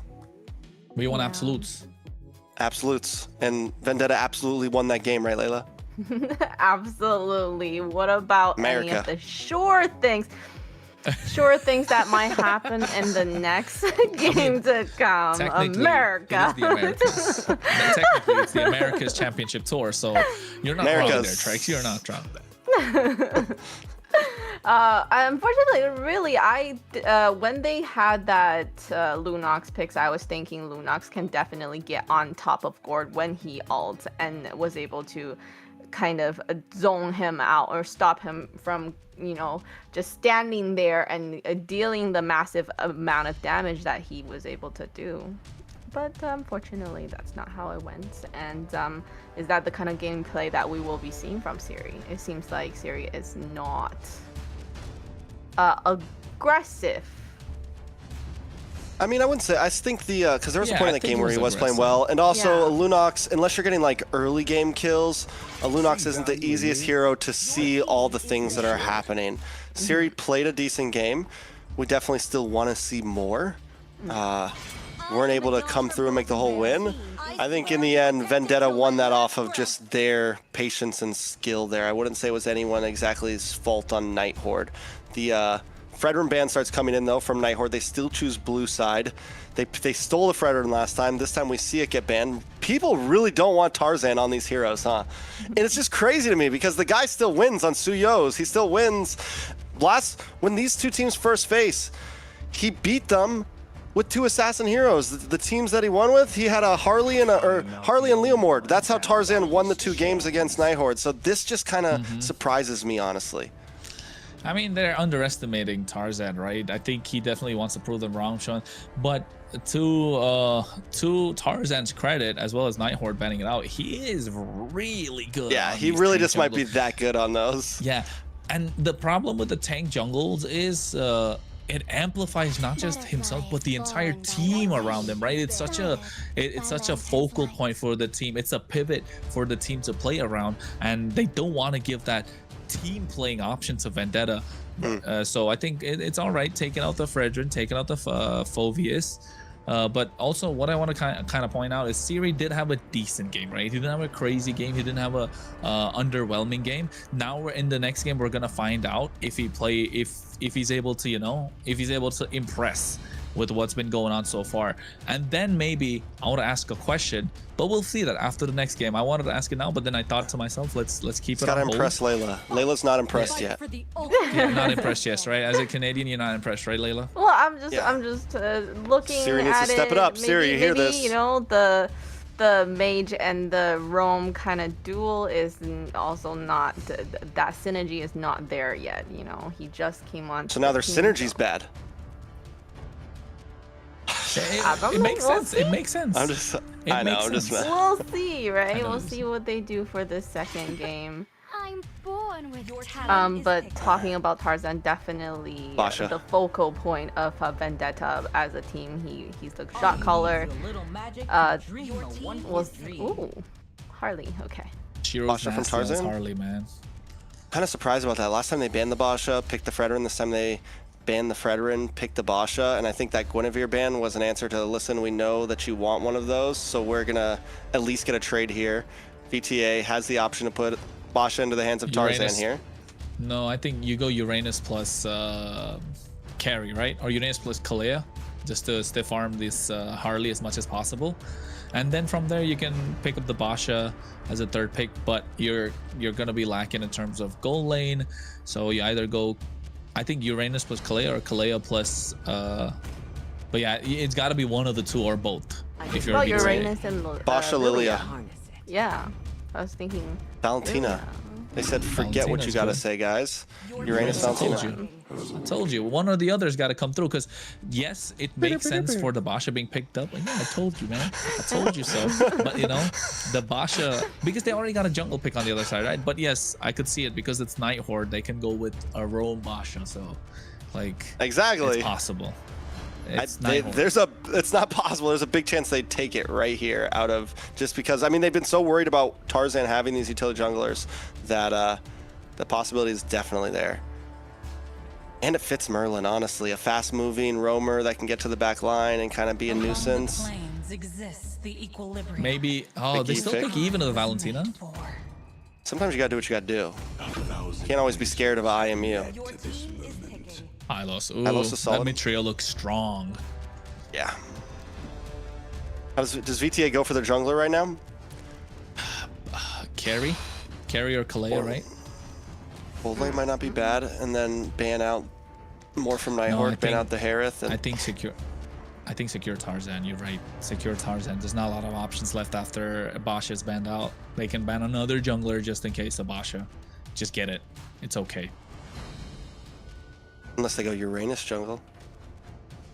Oh yeah, but we don't like that, right? That is true. It's good, but against the Fredrin is great. Maybe it's good against the Harley too, but you wanna have an extra front line against the Harley. So I think Uranus EXP makes more sense. Might not be good against Hylos. Leomord. Forgot this guy exists. Pickup. He hurts. He does hurt. He do be hurting. And Tarzan once again on an aggressive jungle, so literally almost a mirror lineup in terms of what got picked up, except VTA still need a roamer and Night Horde still need an EXP lane. Phoveus is banned out. There goes the Moskov on the side of VTA. I mean, you don't really have to worry about much on the EXP lane against Uranus, so don't really waste any bans on it. Who do you think would be faster, the Hylos or the Leomord? Like Hylos on the Glorious Pathway or Leomord on the Steed? That's just clicked in my head, you know. What if it's a Steed on the Glorious Pathway? Then that's cheating. Because the Hylos is on the yeah, like it would. What if they're on the same quite team? A lot, right? Remember, would it make him like base speed? Would it make him base speed? Yeah, no, Des had a game where it was Leomord and Hylos on the team and they won. They were fast boys. They were they were riding the horsepower into the back line. The horsepower. The horse combo. They can't even run away from that. Yeah. The horsepower twin engine, you know? What if Leo... Never mind. Never mind. No, go ahead. No. Well, No, it can't happen. They have Valentina, so Valentina can get the all from Hylos, and then See? you know. It's possible, Trex. It's Out possible. to get Eve. Spit it out.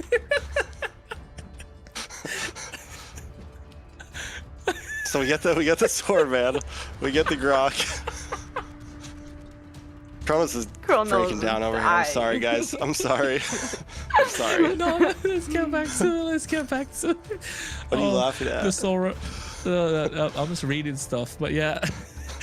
Sora being banned out, a Grok is gone. I think another Khalid is a good option. Kalea, I was called it out because you want to stop the Harley. So now you're left with Khalid open as a roam option for Vendetta. But also there's goal lane. I think you want to lock in your goal lane, denying on the other side. Claude is good if you're looking to pick it up, but Carry is another great option. So if they want to pick Carry, pick it now. If you want to pick Claude, maybe later and pick up the Khalid. Yeah, they can't go, because the thing is, Night Horde can't go Harith, right? They have too much magic damage already. So you definitely, I think, take the Claude here and leave Night Horde very limited in terms.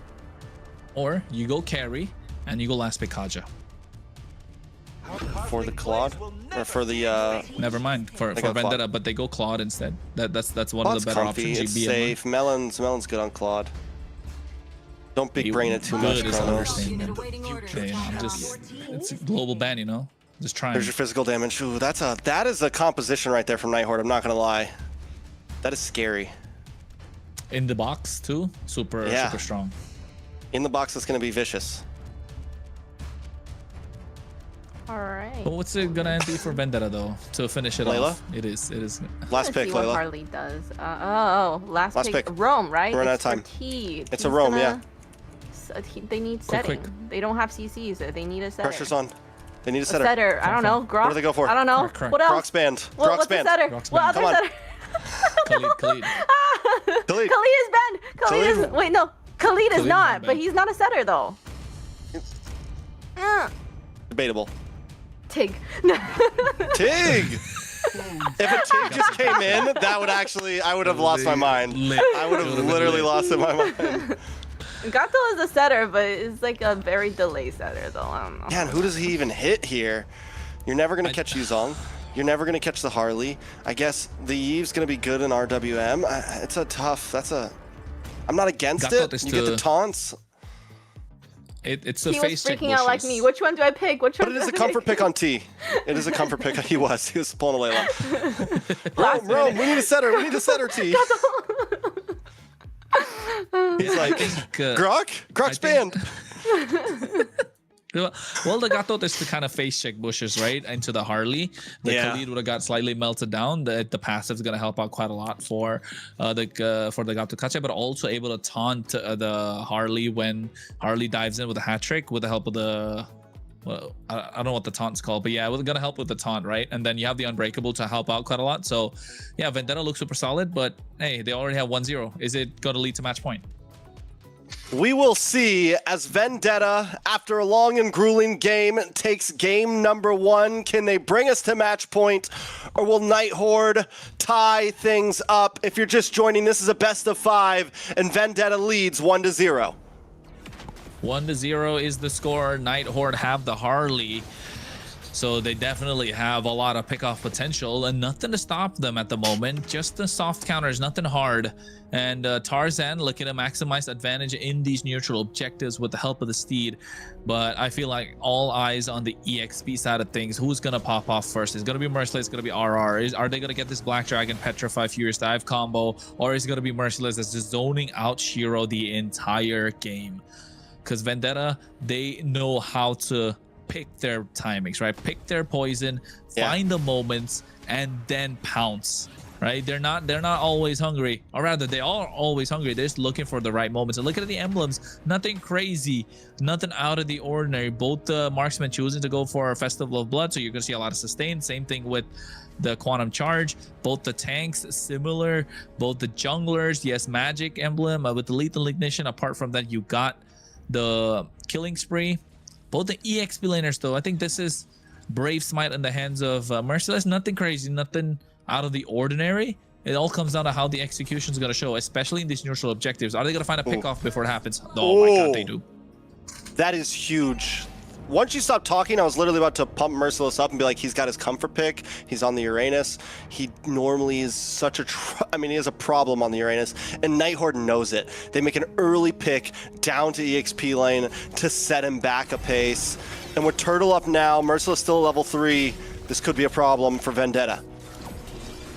Yeah, and Black Dragon does come out, able to zone Tarzan away. Steed locks in. Merciless trying to hold the front side as well. Merlin looking for the stun, but the RWM comes down and catches Tarzan. Tarzan taken out by RR. Turtle goes over to Shiro, and now they're going to move on to the next target. T falls RR. It's a double kill into the hands of the Yuzong. Turobami drops RWM with the IMU, but it's still not enough as Merciless is heading for the road. Turobami as well. Siri looking for a final hit, flickers in, but can't get the final shot, but still, it's a huge win for the Night Horde with a 1.5k gold lead under 3 minutes in. Oh, that looked dire. That looked dire for Vendetta Night Horde. What a play. Black Dragon coming at the right time, zoning out the right person in Tarzan. And then all of a sudden, you see the RWM. What a beautiful RWM, catching with 3 members at the edge. And it all came down to the EXP lane play, because you want to, if you're Harley, you want to get the numbers advantage, get the early pick off onto Merciless on the bot side. You unlock RR early, and not just unlocking RR early, you're slowing down Vendetta as much as possible because they don't have much of a front line apart from T. So Merciless is not going to be able to zone out Shiro, and that made it difficult for Vendetta. Look at the goal lead, already 2,000 in the hands of Night Horde. But we saw this. It's a repeat of game number 1 in a certain way. Only thing, kills this time, not in the hands of Vendetta, but goal lead, Night Horde do have it. How are they going to multiply this and increase the advantage that they already have, and possibly take it to a 3k, 5k goal lead? That's when it's going to start showing. Like, look at Shiro, hunting only Merciless. Yeah, and I think, honestly, it's a great play. Merciless will become a big issue, and the more you slow him down, the more advantage you're going to have around second, third turtle, things like that. First Lord, once Merciless gets, honestly, an item or two. We've seen Merciless do insane things pre-level 15. We're talking pre-level 10. We've seen him just be a nuisance, and we know what you want to do on the Uranus. You want to get in front of the Harley as much as possible, zone away. Even with the death right now, Merciless holding his own. In comes T, able to get a nice little bit of stun onto RR, but RR is going to back off. Does Vendetta win out on this rotation over the Turtle? I don't know. I think Vendetta definitely can get their hands on the Turtle, but, you know, already Kissler. They make their way back up. Kissler making his way down as well, able to get ahead of Melon. Merlin comes out. The glorious pathway. Out comes the seed from Tarzan, but the RWM always catches him, and RWM Turobami's own, but it's still not enough every time. Night Horde just stops Tarzan in his tracks. That is, I mean, that had to be the call before game started. Listen, every time you see the Phantom Seed come out, drop the RWM. It's so good, right? I mean, yes, Churobami dropped down an RWM as well, but it's not so good as the original coming out from Siri. And the play, you're right, coming in at the right time. Oh, look at Melon on the bots on the top side. Ooh, the 1v1 we didn't know we deserved. Tarzan gets a little bit of poke onto Kissler. T there as well, but Vendetta still forced to back off. It's 2k gold lead over to Night Horde. They're not even forcing fights. They're just getting objectives and getting map control. And Tarzan has been good the entire time with these steeds, but like you mentioned, getting caught in the RWM. But the timing of the steed also coming out just after the glorious pathway is used, so it's not like he's, you know, not playing it right. He's doing everything that he can, but Night Horde just a step ahead, just one step ahead. T, though, I want to take a look at when he can drop in those big AOGs. That's going to be a big difference maker because we haven't seen it yet. It's been, what, 6 minutes into the game, and we're still lacking to see that. Merlin, on the other hand, is just being very annoying on this high-lows. Yeah, it's a hero that doesn't require, you know, a lot of skills to play, may I say, but the positioning is super important, right? You don't need fast fingers to play a high-lows. You don't need to fast fingers to drop that skill too. You can just pop that and keep walking around them. But oh, Merciless. Merciless, he's gonna survive. He survives. Yeah, he'll be good. He will be able to get away. Shiro tries to get a couple more shots in. And here's the thing about Siri and Merlin. They haven't been using their ults. Well, wait a second. RWM does come out from Turobami. They're gonna try to catch RR. RR will fall. Vendetta finally picking something up with some skills of their own. They gotta watch out for Merlin though here, waiting in the bush. T gonna check it, see if anyone's in there, and Vendetta taking things slow. As I was saying, they haven't been using those skills as like 5v5 weapons. They've been using them to zone away Tarzan. They're looking for the gold lead right now. They're looking for the advantage. They're not exactly trying to kick in the door right now. They're just creating space for Shiro to get these turtles. They're zoning away Vendetta and trying to get themselves ahead of Tarzan and the rest of the team as much as possible.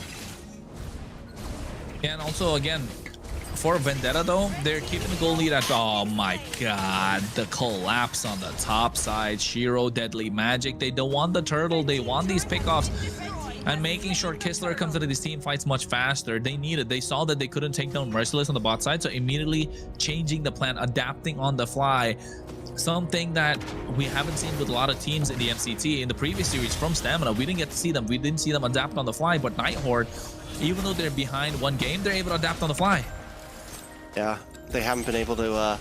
Vendetta just can't keep up right now. Oh, there we go! Big knockup from T after getting caught by the RWM of Churobami. Siri falls, but Tarzan drops as well. Merlin gonna go down next. RR looking for the engage. He is 3-2-0 right now. He's able to hang between 3 members, but Vendetta finally find a big play.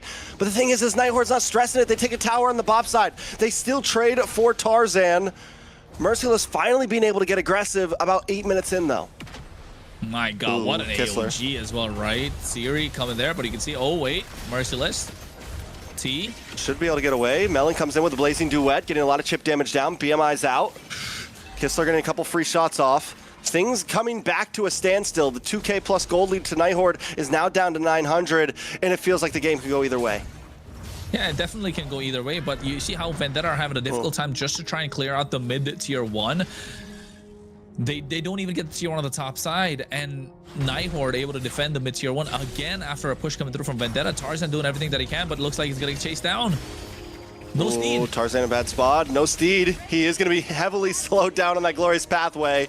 Looks like that one does win out over the steed. Merciless. Forced to back off. He wasn't on top of and him. we're one either way. The horse beat the horse today. Hylos won. I know, right? The racing track was dropped down, but Tarzan wasn't ready. His bike didn't come through. The Ducati, right? Yeah, it's not even a horse right now. It's a Ducati. Yeah. Do you like Ducati? I like it. I don't know. I what like the horsepower do you think now? skins. 600? Vendetta skin, Say, that's what fire. Yeah, that's true. I think the Irtil skin is fire too.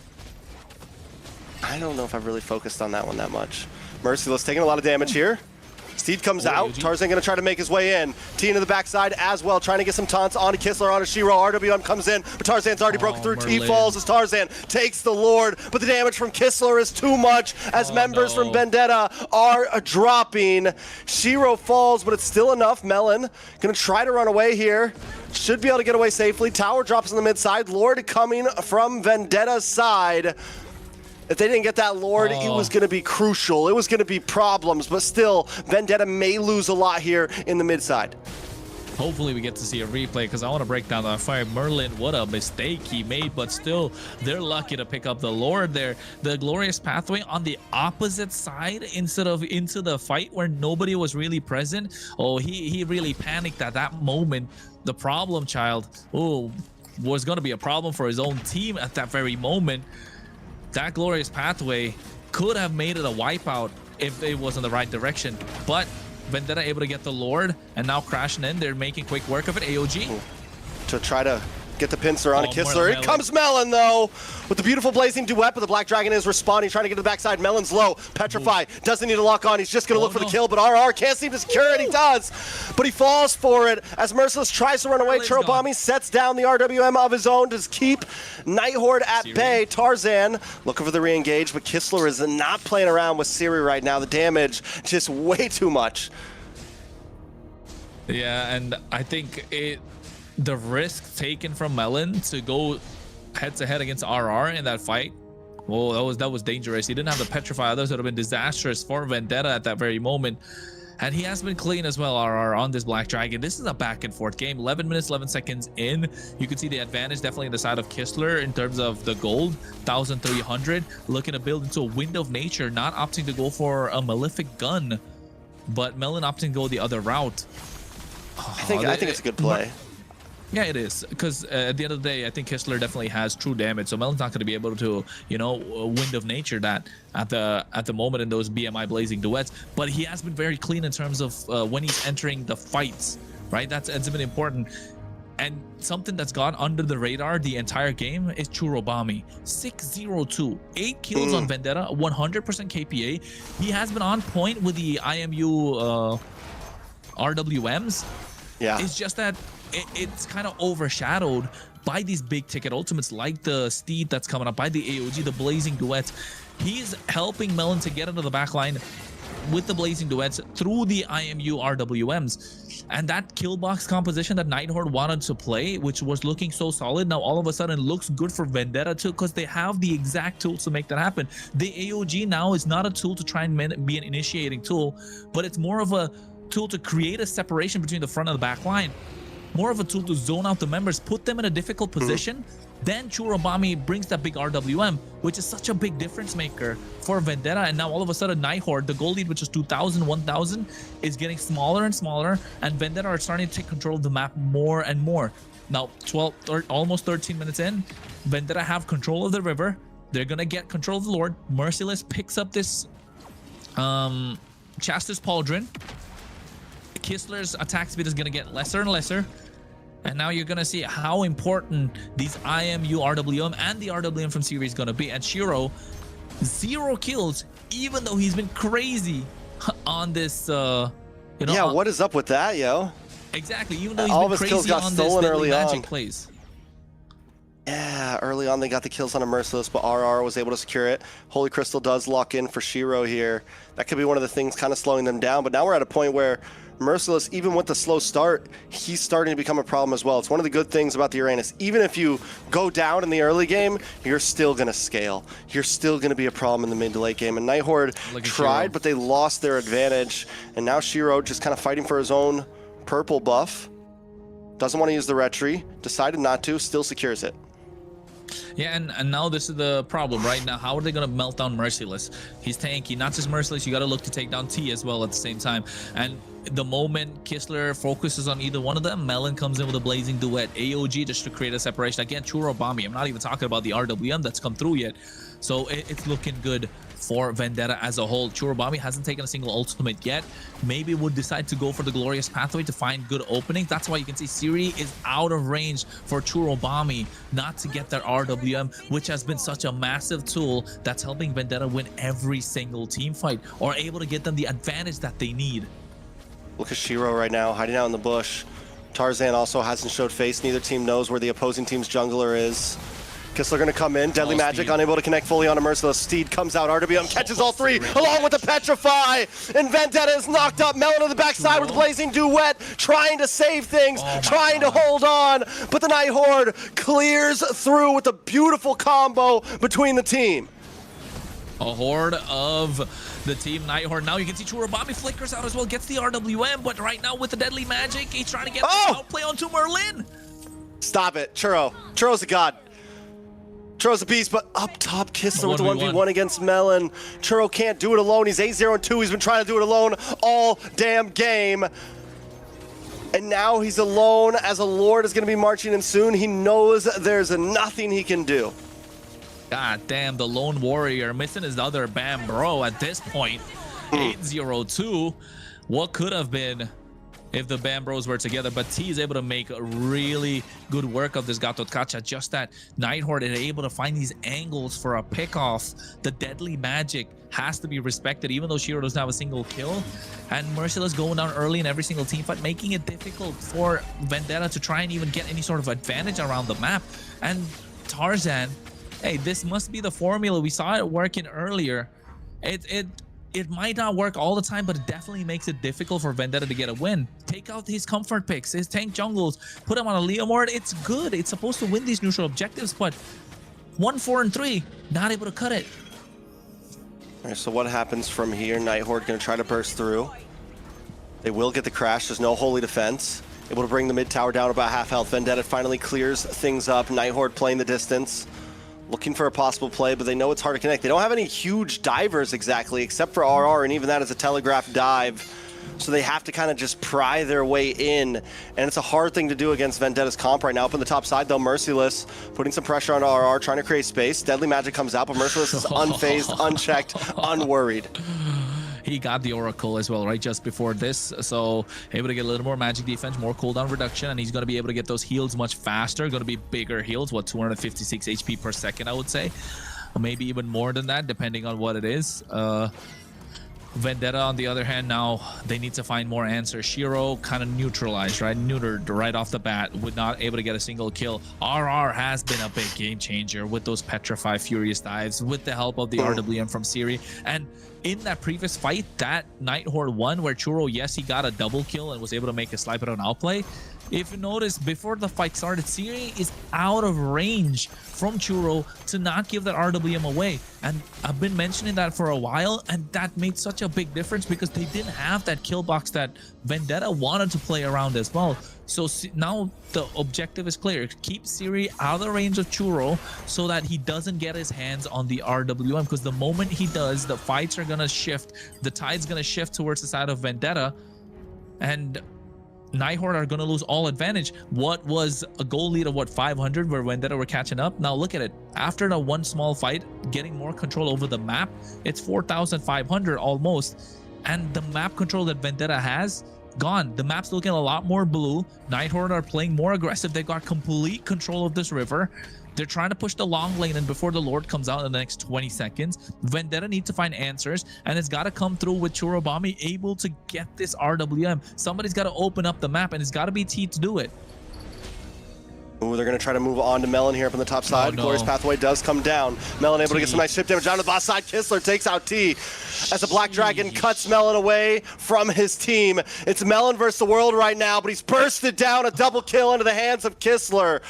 As Tarzan and the rest of the team watch it happen, 2 members down on the side of Vendetta. Night Horde don't even have to try to force their way to Lord. They might just follow this top lane in. Oh, Kistler, the damage, right? Gasping, making Vendetta fans gasp for air. This carry is online. Tarzan tries. Ooh, Steed does come down. Merlin very, very low. Gonna get taken out. Churobami able to get the kill. Merciless low as well as Siri and Kistler try to clean things up, but Kistler just too much to flicker in. Merciless and Churro back to base, back to get some health, back to fix the wounds. Night Horde gonna move on to the Lord now. Hey man, wounds healed, but scars show. That's what Kistler's trying to put through, a scar on the face of Vendetta. And now they're paying their attention to the Lord. But look at T comes in. Merciless is there as well. And Churobami. Oh my goodness, Vendetta. He's trying so hard. He's really trying. But Kistler, we were talking about the damage from Siri, the RWM. Shiro finally gets a kill on the board. RR is able to layer those skills, be the menace that he can with this crowd control. And then now all of a sudden, Kistler's damage is starting to show up, and T cannot frontline, can't go through. And Shiro finds another 1v1. Melon 1-5-3, just not where he wants to be on the Claude. Melon's having a bad game. A very bad day right now. 1-5-3 is unheard of. It's not something we see every day in the hands of Melon, and Night Horde are just giving the works. Tarzan brings out the Steed. Another RWM comes from Siri. Merciless going to try to move in. Churobami getting some nice damage as well as the rest of the team moves on to the Lord. T trying to hold the distance. Up top side though, Kistler getting some free shots. On to Merciless. He is backed off, and the Night Horde will secure this Lord. So who stops Kistler now? That's the big question. You don't have any lockdown skill, right? You don't have a single target skill to kind of put Kistler in a difficult position. He doesn't have the Purify, right? That's the big thing. He doesn't have a Purify, so you should be able to pick him off. But Tarzan 1-5-4, Melon 1-5-3, unheard of in terms of what Vendetta can put out. And look at this. Oh, this is bad. Steed comes out. A lot of damage. Big Petrify to multiple members. Churobami brings out the RWM though in response. Nobody goes down inside of Vendetta on Vendetta just yet. Siri looking for an angle and has an RWM of his own. Kistler, RR, the rest of the team moving on to the mid side. Merlin holds the front. Shiro comes in with the hat trick, able to get some nice chip damage on a Merciless. Backs off. Out comes the Steed. But once again, Siri brings down the RWM, forcing Tarzan over to the towers. Merciless, Melon, and Churobami just want to try to melt down on this Lord, but a big lazy duet from Melon along with a win. A lot of damage comes in, Batista falls still. Merciless looks for Kistler. The immortality pops. And Vendetta still tries to fight it out, but they've locked onto the base, and that will be it. Night Horde should be able to tie this up. Not just yes, Siri down. Kistler, wait a second. Vendetta with the wipeout. I need the replay. I gotta know.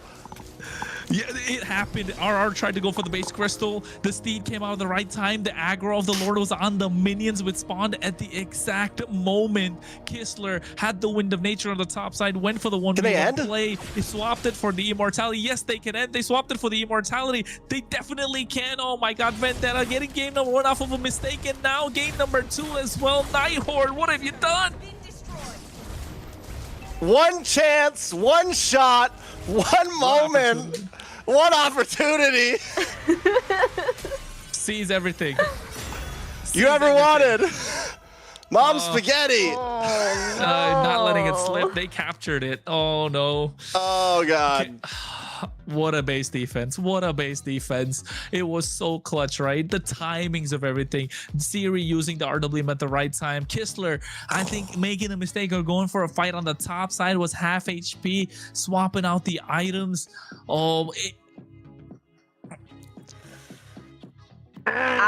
everybody's like, oh, so close. What a waste. Yes.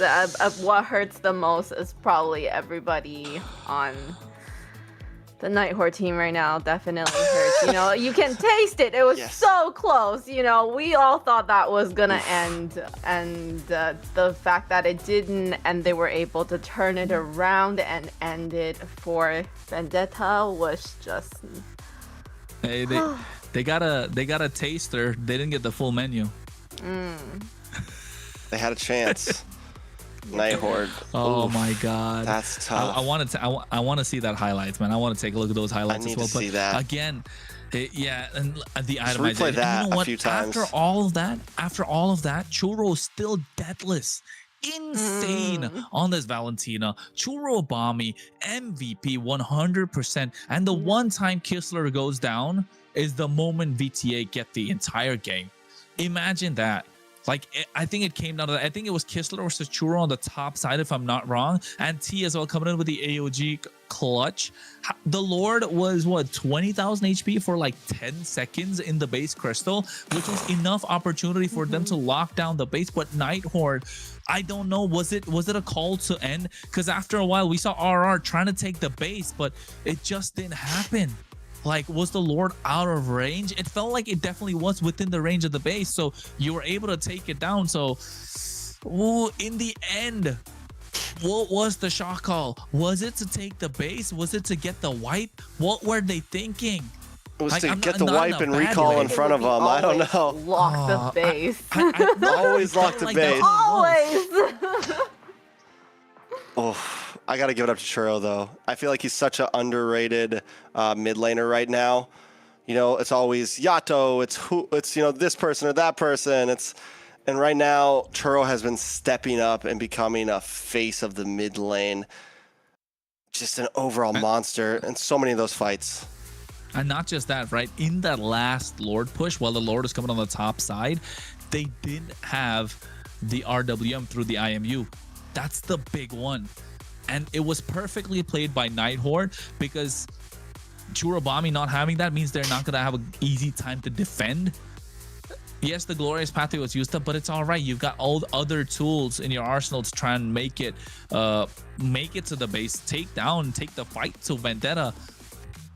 But they wasted so much time to get to that point. Here, Melon having a terrible game where we saw him go out the 4th death and then the 5th one coming in later on. This is what I'm talking about. They didn't have the RWM. The Lord's already crashing in. They got it. They could have got the pick off. Shiro had the deadly magic. The minions are present. The steed comes out. RWM dropped down from Siri again. The Lord, they could have blocked the base crystal. They're not clearing. They get the way of the clear. The Lord is there. Look at the AOG on the top side. Kistler not able to take the fight. Shiro goes down, Churro lives, Immortalities come through left, right, and center. Now all of a sudden Kistler has to get out of harm's way. They're not able to lock down the base because RR is trying to take, but look at the Lord's HP, more than 20,000 the entire time. And Tarzan gets the steed again, enough spell went through the War Axe and the Queen's Wings to try and survive. Immortality of Kistler gets popped. What could have been a flicker into the base crystal, 2 basic attacks, turned around. Can we just talk about the point too? Churro never used the IMU that whole fight, could never get close enough to Siri, and then by the time he was, he knew it would be bad if I dropped it. I just need to use my own skill kit because it has enough damage to push Siri away, and in such a close range match, that worked out perfectly, but literally went that whole fight without using anyone else's skills, just off his own muscle, and he earns the MVP, 10-0-6, 86,000 total damage with a 653k KPM. Ay, my guy. MVP twice MVP in a material. row. It's Clipper galore today for MCT AMER North. You guys gotta work overtime today, if I may say so. But this shows how much of a veteran the team Vendetta is, right? Into MCT, into the competition, into tournaments, into high-ranked games, high-ranked lobbies. I mean, in this case, not exactly high-ranked lobbies, but you know what I mean. It's difficult to I gotcha. kind of get to the point. What a series. We get to watch this highlight again. Thank you, production. This is all we really want to see. Watch Churro the whole time. He makes his way around because he knows. Watch when Kistler locks onto him. Churro goes super low and is able to survive. Yeah, he tries to move on to Kistler. Comes through as well. Wind of Nature, he sells it and gets the immortality. Even Kistler, Churro still survives. Doesn't drop the RWM because he knows. Look at the Lord. The Lord is 20,000 HP, and Tarzan locked the base. And you know what? Yes, we look at Churro, but Merciless in that fight, able to zone out 3 members. Yeah, like we've said it before, Merciless is probably one of the best Uranus players in North America, and it shows why. In that fight, if he went down early, if he wasn't able to use those skills, the itemization wasn't right, that would have been an end, right? It came down to these small micro plays, and you can count on Vendetta to pull up because they've got the experience to show. And Night Horde, 2 games in a row where it's so close, you can taste it. You get the tasting menu, but you go to a you know what? Now at this point, they're just looking to they're window shopping at this point. They don't even get to taste it. Nah, man, they got the samples. They're getting stopped. Yeah. Like they're getting samples, but they're not getting nothing out of it. Dress code wasn't on point. They couldn't come in. You gotta wear shoes, not slippers. Very devastating for the Night Horde on such a close win. So what's going on for game 3, right? Because they're gonna have to bounce back from that. I'm sure there's a lot of talking right now between the teammates, like what happened, who is calling the shots, why are we not in sync and doing what we're supposed to be together, So we're gonna hopefully for game 3 they're gonna figure that out and they're gonna have a better team comp here. Honestly, my opinion for Night Horde here, you don't point any fingers. You just listen. We had that game, guys. We had that game. We can beat them. Let's come in game 3. Let's get this reverse sweep. Let's make it happen. That's it. I agree. I think if you're Night Horde, you brush it off. It was a fantastic game. It's not like they made a crazy mistake. The plan was good. It was just the AOG wasn't used as a tool to try and create the fight. It was used as a zoning tool to zone out the rest of the members, and that's what they did in that fight, right? Kistler tried. He got the Wind of Nature, the quick item swaps with the immortality. Everything was present. Even Merciless swapped his items to get that immortality. So buying time, it just came down to these quick on-spot decision making, which was right from Night Horde. It's just that they wanted to be one more step ahead, which Vendetta didn't allow. Vendetta holding their ground, holding their line, and saying that you shall not pass. And Night Horde just trying their best to do so. Yeah, exactly. You shall not pass. Shall not pass. Churro bomb me. But the question now, it's expanding rivers. They ban out the Harley, they ban out the Eve. Do they give away the Fredrin? Because Fredrin is insane on this map. Jushin is open. Well, that's a great question, honestly. Night Horde is on blue side. They banned out the Fredrin in game 2. They have to ban it, right? 3 games blue side. 3 games blue side too. Yeah. They gotta ban it. They've been so scared of it. They gotta ban it. Unless they risk it on game number 3. And you know what? I was from the previous game, moving on to this one, I was gonna ask, like, game number 1, Siri played, 50-50. Game 2, he was good on the Siri Eve. played great. Yeah, Siri played great. So if they didn't, I was gonna ask, like, are they missing Colleen, right? With the changes that they made. Are you impressed, Doesn't Layla? exactly by Siri seem yet? like it. Second game definitely much better. I feel like we haven't seen full potential yet. Yeah, and like I think with Colleen present and Night Horde, what the play was for them was they were very messy, right? Very brawly, and you kind of expect the unexpected when it came to Colleen. But with Siri, more simple, more straightforward. It works. There's not a lot of risks involved. But with Colleen, the risks have a very high payoff, right? And it always worked out with them. He wasn't bad. He was on point. It's just that now Night Horde, a different play style. It's not the play style we're used to seeing compared to in the Swiss stages. That's a big difference, I feel like. Yeah, do we get cheesy here for Night Horde? It's match point. Jushin. We've seen nothing. We've seen nothing but straightforward drafts. Jushin is open. No Harley for Vendetta. Oof, yeah, that's tough. Oh, Harith. You have to take Harith here because Harith can be picked from. No, Harith's already taken out. Oh, so Night Horde gets Harith. Yeah, so they had to pick Phoveus, right? Actually, Phoveus can't even pick up on the other side. So carry. Vendetta needs this dub. They're running out of gas. Yeah, the hero pool started. This is similar to what happened with Vendetta against Alpha7, right? They got game number 1. Game number 2 was super close. Unlucky in this case, they found themselves to get the win. So game number 3, they're running out of gas in terms of the hero pool. They go for the Phoveus, denying a side bit of a Herod, but also at the same time, Phoveus could not be picked on the other side. So the Guinevere is a solid choice. And you're What's biding gonna time come through for the counter pick. Yeah. Oh, this is tough. Honestly, this is tough. Night Horde, you got to pick up the Harith here, right? Like you have to. Yeah. Harith plus. Do you go for jungle here? Leomord probably not amazing, honestly. I mean, Bruno plus something in EXP maybe the Lapu, Sora. No, you got to get the Harith on Night Horde. Right? You go Sora. I think Sora plus something else. Alice? Sun? Oh, they got cheesy. Here we go. Here we go, boys. Sun. It's game 3, Where are match all the point. Sun players? Come out right now. Go look at a pro Sun, player on Sun. Let's go. That's a Sun and Alice, eh, Layla? Sun and Alice.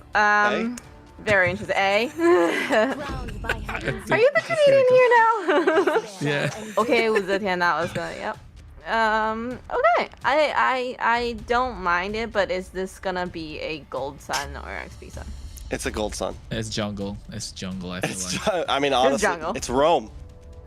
Okay, I've seen Rome Suns and I do not like it. no on the Rome Sun. I don't know. Oh my goodness, no. Right, it can't be XP because Alice is XP, so it's just gonna be jungle. It could be Alice jungle and Sun XP. I mean, anything can happen, right? Oh yeah, because they have the Alice. Only because it's. Well, no, Alice is pretty normal in EXP. Alice. Yeah. But it could be Alice jungle. Could be, yeah. And since when have Night Horde played normal? Come on. Yeah, well, especially then there's at this your point. there's your surprise, right? You have these picks that could be flexed, so. Will be interesting to see finally where they place these heroes. Are we gonna ban out the carry here? Also have carry ban. Carry's not great here though, honestly. I don't Against mind. the You pick up the Jushin. carry regardless. Yeah, obviously it's just a tough game. It is a tough game. Short range against Jushin, now with Sun as well. And I Mel mean, is A it's single long- target, a long single range. target carry against a multi-target Sun. It's tough. Granger. No? Time to No. drop the beat of No. the flesh. I don't think Ranger is great. So look at the jungle options. Exhausted. Guinevere's gone. No Guinevere, no Joy, no Fanny, no Suyo, no Fredrin, no Harley. Oh my god, Leomord. that's 7 picks that Night Horde can pick. I think it's only a Leomord that's available. BTA just picks up the glue here. I mean, they even started banning Alfani, so you know the jungling heroes are thin. No, I think that's why. I think that's why the Sun pickup, right? It's a flex into the gold lane. It's a flex into the jungle. So Night Horde keeping it a little dicey still. And if they want to put the Sun into the jungle, it's okay. They can get something else in the gold lane.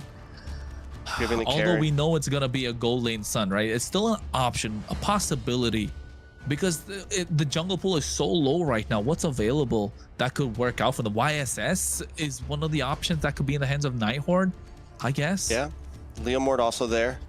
Again, I think no matter what it is, with the things that are left, VTA just goes. I think you pick glue here for Rome. Yeah. Rome glue's not bad here, honestly, against a against a fighter gold laner.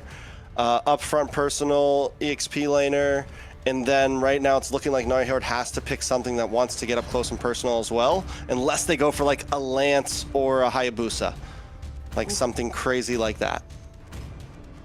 But Trax, if they go for the Leomord on the side of Night Horde, what can Vendetta do against that?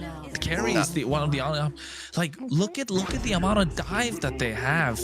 Belleric, bro, is insane. I debut Belleric in MCT AMER. No. We got a belly boy. Remember? Oh yeah, we did get a belly boy. Belly boy. Yeah, we did. I remember that. I said belly boy just to make you remember. Yeah, I know. But the Belleric against the carry is so good, and the amount of crowd control the Night Horde have right now, and the frontline dive. What is Vendetta gonna be able to answer with? They have to kite Phoveus. Merciless has to play a game out of his mind right now to unlock the potential that carry for Melon, because Melon's having a terrible series. What spell is the Possible. Belleric gonna carry though? Vengeance, Revitalize. What are the two? Or maybe Flicker. Flicker. I was gonna say, if you want to get to the carry, Hayabusa. you want to make sure you can lock her down. You know? BTA, last pick. What's it gonna be? This is make it or break it. Like, what do they have? They put, like I said, Jungle Glue Rome. Guinevere. Glue Rome is a possibility.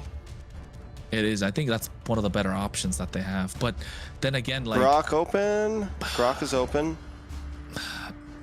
Not really, bro. Kalea, I guess. Go Ruby. Kaja, no Ruby. Come on. Every time they dive you just Kalea.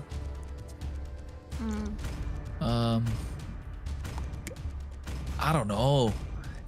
Hylos maybe, just because you can get to face tank quite a lot, but you don't have a lot of playmaking potential. Glue it is, because what else could they go for, right? Oh, but it's so difficult though if you're Vendetta. Yes, you have the damage. Yes, you have the, the win condition for Vendetta is much more slim compared to Night Horde. Night Horde, they just gotta button mash in a team fight, and Shiro comes in with the Ogishima kill. I mean, but at the same time, there's such kiting capabilities from Vendetta. Like with the, they have a great front line with Mercy and T. They can kite with turbo bombing, look for stuns. Tarzan can get knockups and still fight for objectives here. The major problem is going to be Melon. Melon just has to not go for Merlin, I think. But it's definitely a tough space either way. One big set from RR and it's GG's. It's tough. Layla, any final thoughts? Is it gonna be like they're gonna try to make it really difficult for Melon in the beginning and just try to do it that way? Because obviously Melon in the end, I feel like still will be able to dish out enough damage that he's gonna be just like Belleric who. Belleric who? The sun needs to Belleric who? Trex. Match point. Are we gonna call it an early night, or are we gonna go get the reverse sweep? Whether you're watching from Americas, whether you're watching from Europe or Philippines or Indonesia, Either way, the chance that this could end early is nigh. Vendetta at match point. Night Horde looking to try to turn things around here. It was in their grasp last time, Kronos.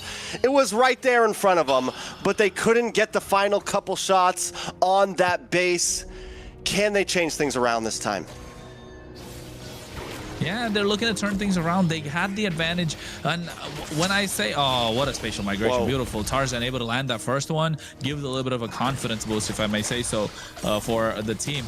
The only one thing that I say Night Horde have a easier win condition is because this team can play on autopilot right now. Like this composition can play on autopilot and still get the victories in these neutral objectives, the Lord fights, right? The messy fights are going to be much more advantageous for the Night Horde. For Vendetta, on the other hand, they need to get, they need to play the lanes. They need to get the advantage. Merciless has to hit those flicker dark waves. Tarzan needs to get those spatial migrations on point. Not catching the wrong. If he catches Merlin, it's not going to help out because the Vengeance can be popped. He has the Wrath of the Dryads. It's going to be a lot of reflective damage back. Churobami has to be clutch with his Fury of the Phoenix. T has to find the right target to get on top of. So yes, but if everything works out right, it will look good. It'll look super good for Vendetta. Already forcing out a flicker from T before the turtle. So you know Night Horde are going to have advantage in this neutral objective and in this pit. So Vendetta make their way first there, of course, but Shiro, he won't be able to hang a lot in this turtle pit, looking for a steal. Tarzan able to get a nice spatial migration, plus a Violent Requiem on a multiple. Sphere of the Phoenix comes down. Boom. In comes Shiro, able to get first blood on a Tarzan. Merciless finds Merlin, though. Turtle's still up. Chiro's gone. As Churro's chased down and taken out by Siri. Now they're going to move on to Mercy and T, keeping them at bay. Turtle does finally drop as Shiro picks it up. It's 2-1, 1,000K gold, or 1,000 gold lead over to Night Horde. If you are Vendetta, you want to play for Melon. You want to play for Melon's power spike. You want to make sure you don't give too much of a gold lead. You don't go down too many times. So make sure you're playing it safe, but not too safe for the Night Horde. Just get every single advantage on the map. And looking at the emblem setups, it looks all right. Both tanks, in this case for Vendetta, opting to go for much more faster in terms of rotation because he wants to be able to keep up. T needs to be in the face, protecting his backline, protecting his jungler, not getting out-rotated. That's the name of the game for Vendetta at the moment. Buy time, get the opportunity for... Oh, no, look at Shiro. Watch Shadow. Ooh, a lot of damage on a Churro. Churro might not be able to get away from this one. Shiro with the moves, the grooves, able to get out safely. But still the pressure is there. The possibility of death at any moment in front of Vendetta. Smooth criminal there if it got away with a kill. Vendetta, on the other hand... Man, that's the only thing I can see. Wait for the opportunity because Siri's already got a kill. Siri's going to be a lane bully. Lucky Churro has the range advantage to try and get the clear. They're trying to poke down Siri as much as possible. Look at Tarzan trying to get on top of him. Look at able to get the Violent Requiem. Yes, he does. Does force the Purify out. That's huge. Turtle going to be up in about 33 seconds. Oh, Shiro. Will have some time to be aggressive there. T holding down the front side. Shiro jumps back in. Melon wanting to get involved as well. Going to clear this mid lane if he can even get to it. Oh, no Purify. He's gone, right? Oh, they don't bite it. He doesn't have the Violent Requiem right now. Oh, big Wrath of the Dryad. T goes down. Shiro with another kill under his belt. 2-0 and 1 already. So before Patrick goes down, he just creates like a he's just on the floor doing the, what was that? Yeah, about to say. Did you see the movement of his hands though? Like what do you got, a snow angel? Yeah, he does like that. Just a split second. Snow star? Yeah, sort of at this point. But jokes aside, Vendetta able to hold their own for a while, but 2K goal lead already on the side of Night Horde. T is trying to create the space. Merciless goes in. Dark Wave does land on a Merlin. Churro able to get some nice poke damage off Melon there as well. In comes the Beacon though. A lot of damage. Comes out onto RR. Tarzan with a spatial migration, but here comes Shiro. No shadow kill, but the knockup from Tarzan is huge, and Shiro's taken out. Kistler as well, and now Melon's gonna move on to RR as RR's running for the hills. Decides to flicker back. First big fight win for Vendetta. A turtle plus 3 members. A step in the right direction. Beautiful. I want to take a look at the replay if we can get it, please, because that Violent Requiem coming out was clutch, but I don't know if it was through a spatial migration because it felt like he used it earlier, or was it through Merciless's Dark Wave? A slight bit of a knockup. I think it was the Dark Wave. Yeah, I feel like it was the Dark Wave because Shiro came in with the Quad Shadow at the right time for the Hayabusa, but the Dark Wave catching him off guard and into the Battle Requiem. And this is what I meant. It's threading the needle if you're Vendetta, right? You need to find the right formation. You need to find every single thing working out for them. But Night Horde, they can just button mash and get away with it. Although but if this there's time, a team, I think... Yeah, if there's a team that can find that perfect moment, Vendetta, they've done it 2 games in a row now, and now they're doing it in fights, split seconds, millisecond decisions like a Dark Wave on the Shadow, knowing, I mean, that's not a long knockup. And to be able to see that when all of that is, me and you could barely see it, let alone you're in the middle of it, and you know, I'm hitting the Violent Requiem right now. Like, little moments like that are the moments of greatness with Tarzan. Oh, look. Ooh, Tarzan, look at that again. Goes with the spatial migration right on time after the Dark Wave, right? That could have been disastrous if you're Kistler. And I think Kistler is going to be the hardest one to catch because of his clones that he has. And Siri on the Purify. But then again, they baited Siri's Purify earlier in that fight. So it's getting to the point where, oh no, Shiro, Melon. Ooh, Melon versus Shiro. T's going to show up as well. Melon will be good. Shiro going to get stunned, but wait! Throne of Ruin responds. Fury. Churro bombing there as well. Shiro trying to back around, but he gets taken out. Churro getting the kill into his pocket. Merlin a little too late to that one. That's going to set him down to 2-2. Hey, they're threading the needle. They're finding the needle in the haystack at the moment. Perfect moment, perfect opportunity. They were able to seize it in the previous game, you know. Mom spaghetti at this moment for Vendetta. Yeah. Got it. You only get one shot, one opportunity, and Vendetta find it every single time. Like, there's multiple shots almost for Vendetta. An endless amount of shots. Grab. Merlin gonna get pulled back. T brings it back to the team. Merlin falls. Melon able to just pop off. Merciless though, looking for Kistler in the backside as Shiro's unable to find any moments. Another turtle in the hands of Vendetta. Tarzan chasing down Shiro right now. This is huge. We'll be okay. Oof. Melon gets his hand on the golden staff as well in that team fight. Shiro comes in. Oh no, what are you doing? Shiro's caught. Doesn't have the quad shadow. Oh. Gonna get caught. No, Shiro, 3 mistakes in a row. I mean, the first one's excusable, I'd say, but the second and the third, getting overzealous, getting overly aggressive. I think this is where it comes into mentality, Trex. It's all about what happened in game number 1 and game number 2. It's starting to affect them at this moment, and they're starting to crumble a little bit under pressure. Okay, so Night Horde now. The composition looked interesting. It looked clean. Kistler not really having that many good moments. I'm telling you, the glue.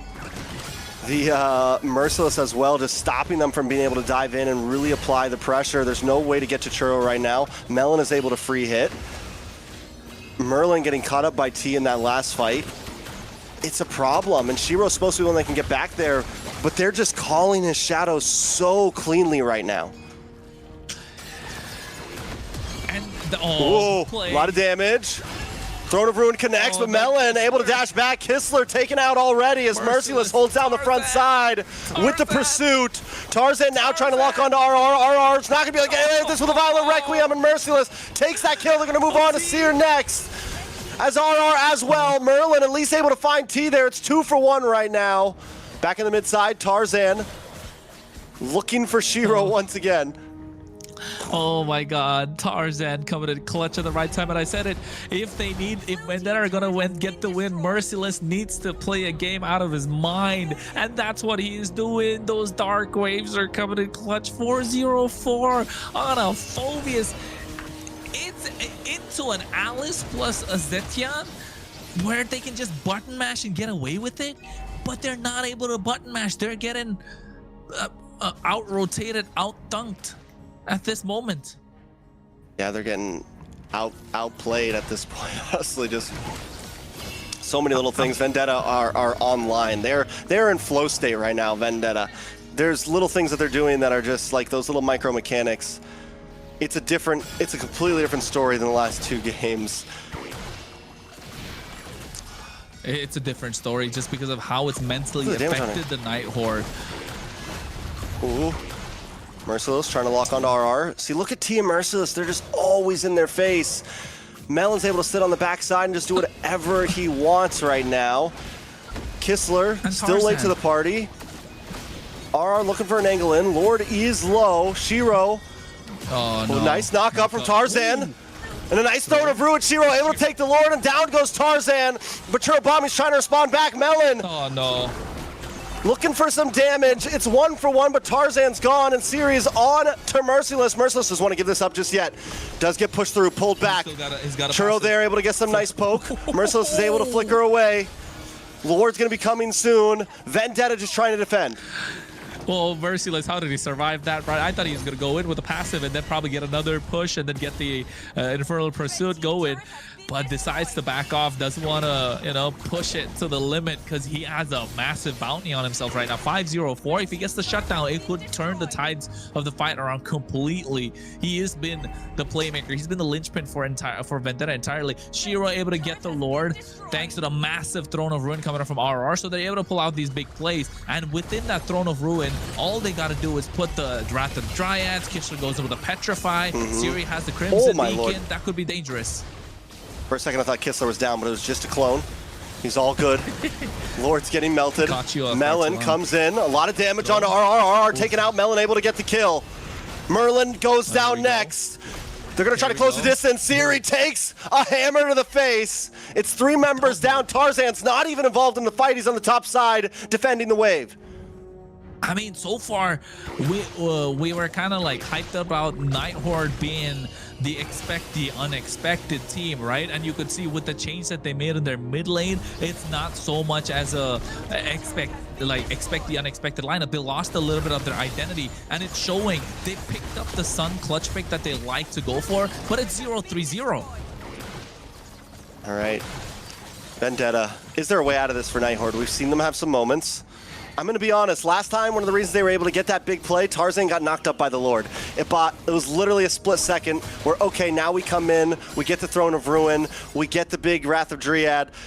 They may not have another opportunity like that. They have to do it all on their own this time. And Vendetta's doing such a good job at not staying grouped up. Melon's always on the backside. Tarzan's always waiting on the backside. It's just T and Merciless keeping Night Horde at bay. Merciless. He has been merciless throughout this 7-0-4 is crazy match. 7-0 on a Phoveus, bro. Like legit, that's insane. Into a Jushin and a Hayabusa and an Alice. That's crazy, to be honest. Like, you're the front line at this point. They've got no way to melt you down. And the problem being they don't have a marksman. Yes, they have the Shred in the hands of Kistler on the Sun. Attack speed build. I wish I could take a look at the items to see how far ahead he is. He should have the Trinity at this point. If he doesn't, it shows how much ahead Vendetta are. They're ahead by 4,000. And one thing we've noticed from Vendetta is when they get ahead in terms of the goal lead, they don't let it up. Right, we've seen Night Horde. Yes, they've got a 5K goal lead. It's come down to 1,000, then a 500, and then all of a sudden they get back to 4,000, 4,500. But Vendetta, when they have the goal lead, it doesn't go away, and they're so good at this slow choke kind of game, which we've seen them play out against Leviathan. We've seen them do against the Night Horde previously. A lot of the teams, and I think that shows the slow chokehold is. It's starting to make Night Horde fade. Game number 1, game number 2, they almost got to the ropes, right? Able to break it. But at the same time, Vendetta did get the victory, got a pinfall. But here, I think they're looking for Night Horde to pass out. I mean, and I think a lot of it comes down to this Sun pick. There's no range, there's no shred. If he I mean, yes, he can shred, but he can't get up close and personal with Merciless and T. You need some range to be able to just poke away and shred them down. Something like a Claude, something like a Carry, any kind of marksman that can make sure that T and Merciless just don't hold the front line so solidly. Every time Kistler comes in, he's just stopped in his tracks, stunned up, or knocked up by Tarzan, something of the nature. And outside of him, there's no one else that can really take out T or Merciless, honestly. Oh, okay, Shadow Kill? Shadow Kill does connect, still not enough. Gonna be forced back. Lord does get reset. Merciless, close the distance, looking for the Dark Wave. No. Melon gets a couple of free shots. Melon popped the Speedy Light Wheel. They're gonna try to shred down on this Lord now. Siri works his way around, but the Dark Wave is waiting for them both. GG. And they're forced to back off. Tarzan locks in, Merlin goes out, Churubami getting the kill. Sun onto the top side, Kistler at that, but he knows he's gotta run away. Lord's gonna be coming soon. Minions down the mid side. So good. Vendetta are so good with what they're doing. Absolutely insane. T able to force out the Ogi Shadow Kill with the quad shadow. And then the next thing you know, Merciless comes in, picks the fight. They bait out the Wrath of the Dryads. Nobody gets caught in it. And then they blitz the Lord. It is so good, working out so well for Vendetta. Kessler tried to go in, but what's he gonna do? He used the Petrify. Where? Just now. He's in the base. Yeah, what's he doing? I don't know. Misclick? He used Probably. the Petrify. Oh, oh, it's not working out. They needed the Petrify, so they needed the Petrify. They needed anything. Every single utility is huge right now. Waves coming down the mid. Melon getting free shots onto the tower. RR can't find a way in. One big Throne of Ruin could maybe change this game, but it's going to be hard to connect that. Melon going to move down to the boss side now as Merlin and RR try to defend. T looking for an angle along with Merciless. Kissler coming from the backside maybe. Looking for a possible pincer. He's going to go clear the mid wave and try to stop it in its tracks. All inhibitors gone. Nothing left on the base. Tarzan, spatial migration in. Shiro looks for the connect, but it's in between 4 members. A Shadow Kill just not outputting the damage. Hey, Kissler is trying to staunch the bleeding, right? As much as possible. That's coming through. And Vendetta oh, he could have gone the top. He didn't go for it. He didn't go for the push. He could have gone for it. He could have gotten away with it too. Oh, the moments that Night Horde need to take the risk right now. They're not looking to take it. This is a completely different Night Horde compared to what we've seen during the Swiss game stage. 2 was tough, man. Do we think they lost their mentality? Do we think it was like, oh, it's 2-0, we should have won both games possibly? That's what I mentioned, right? In a couple of these turtle fights where they could have gone for these massive plays, where they could have made these riskier plays, where we've seen Night Horde make these riskier plays before, it's not coming through. So yes, I think definitely their mentality has been affected, but also at the same time, it's showing that their gameplay has not been the same that what it was in the Swiss stage, even in game number 1, where they could kind of push the gas, like go crazy with what they have. They haven't. And tricks, like I've been saying this for a while, like Night Horde can button mash their way, but 5 to 15 kills is insane. Like the difference is showing, and the difference is massive. I mean, the thing is with Vendetta having a composition that takes some skill to make these things happen, it has a good cap, it has a good peak, it has a good ceiling, and they're a team that can handle that type of threading the needle, right? So it's working out. Night Horde, Kissler's maxed out on items. RR taking a lot of damage. Merciless takes a Shadow Kill to the face. Goes down to about 10%, but look at the damage from T. Along with the Fear of the Phoenix, Shiro hitting the hills, but RR comes in as well. What's going on up top? Kissler finds Tarzan. Winter Crown does come down. Churubami trying to come help out. Kissler's forced to back off. It's RR for none, but still, Night Horde hangs on. Lord should go over to Vendetta here unless something insane happens. Melon, he's been free hitting. No one's able to stop him. This Belleric is working, but he's getting everyone except for Melon. The Purify coming in clutch. Kissler tried to get the 1v1 to Tarzan, just not working out. Look at T, the recall taunts are starting to show a lot of beef between these players, probably T's in final form. Chat. Somebody send us the screenshots, bro, because sheesh, we want to get to know the lore here. Oh, that's just T, baby. That's T. I want the T, man. Don't you? If I was, that is T. Exactly. I know, I get it. Lore, anyways, that's what we're all about. Lore galore, Merciless in the midst of Kissler, taking a lot of damage. Merciless might need to back off. He goes down, the shutdown. 7-0 and 5, taken out right before Lord connects. Is this the whiff of the century? Can Vendetta still finish this? Yeah, I think this is the big fight that he didn't want to take, right? Merciless versus Kissler is the wrong fight, but here Lord's coming in already. Fear of the Phoenix to stop Kissler from going back. Nice knock up. Violent Requiem, Tarzan's brought too low though. He's got to back off. Lord trying to make his way in, but Siri finds Tarzan. Melon just needs to lock onto the base, and that is it. Vendetta with a beautiful 3-0, a sweep, sending Night Horde to the lower bracket and continuing their run to upper bracket finals.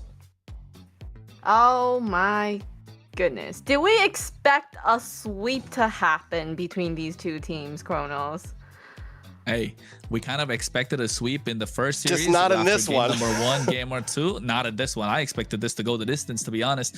And the layering of the skills, the thread in the needle, like I said. And you know what? Not just me saying this. Carl TZ said this in an interview, right, in MPLPH. Like, the meta has reached the point where button mashing is not going to help you. It's the best meta this game has had so far. You can, but before you could button mash your way to victory, now you got to really think on how to use these skills. And not like Night Horde weren't thinking, but they weren't really thinking in these fights because they got, you know, they were outplayed the entire time. The mentality got affected with losing 2 games back to back, which was super close, which should have been theirs, to be honest. Both games in a row where they had the advantage.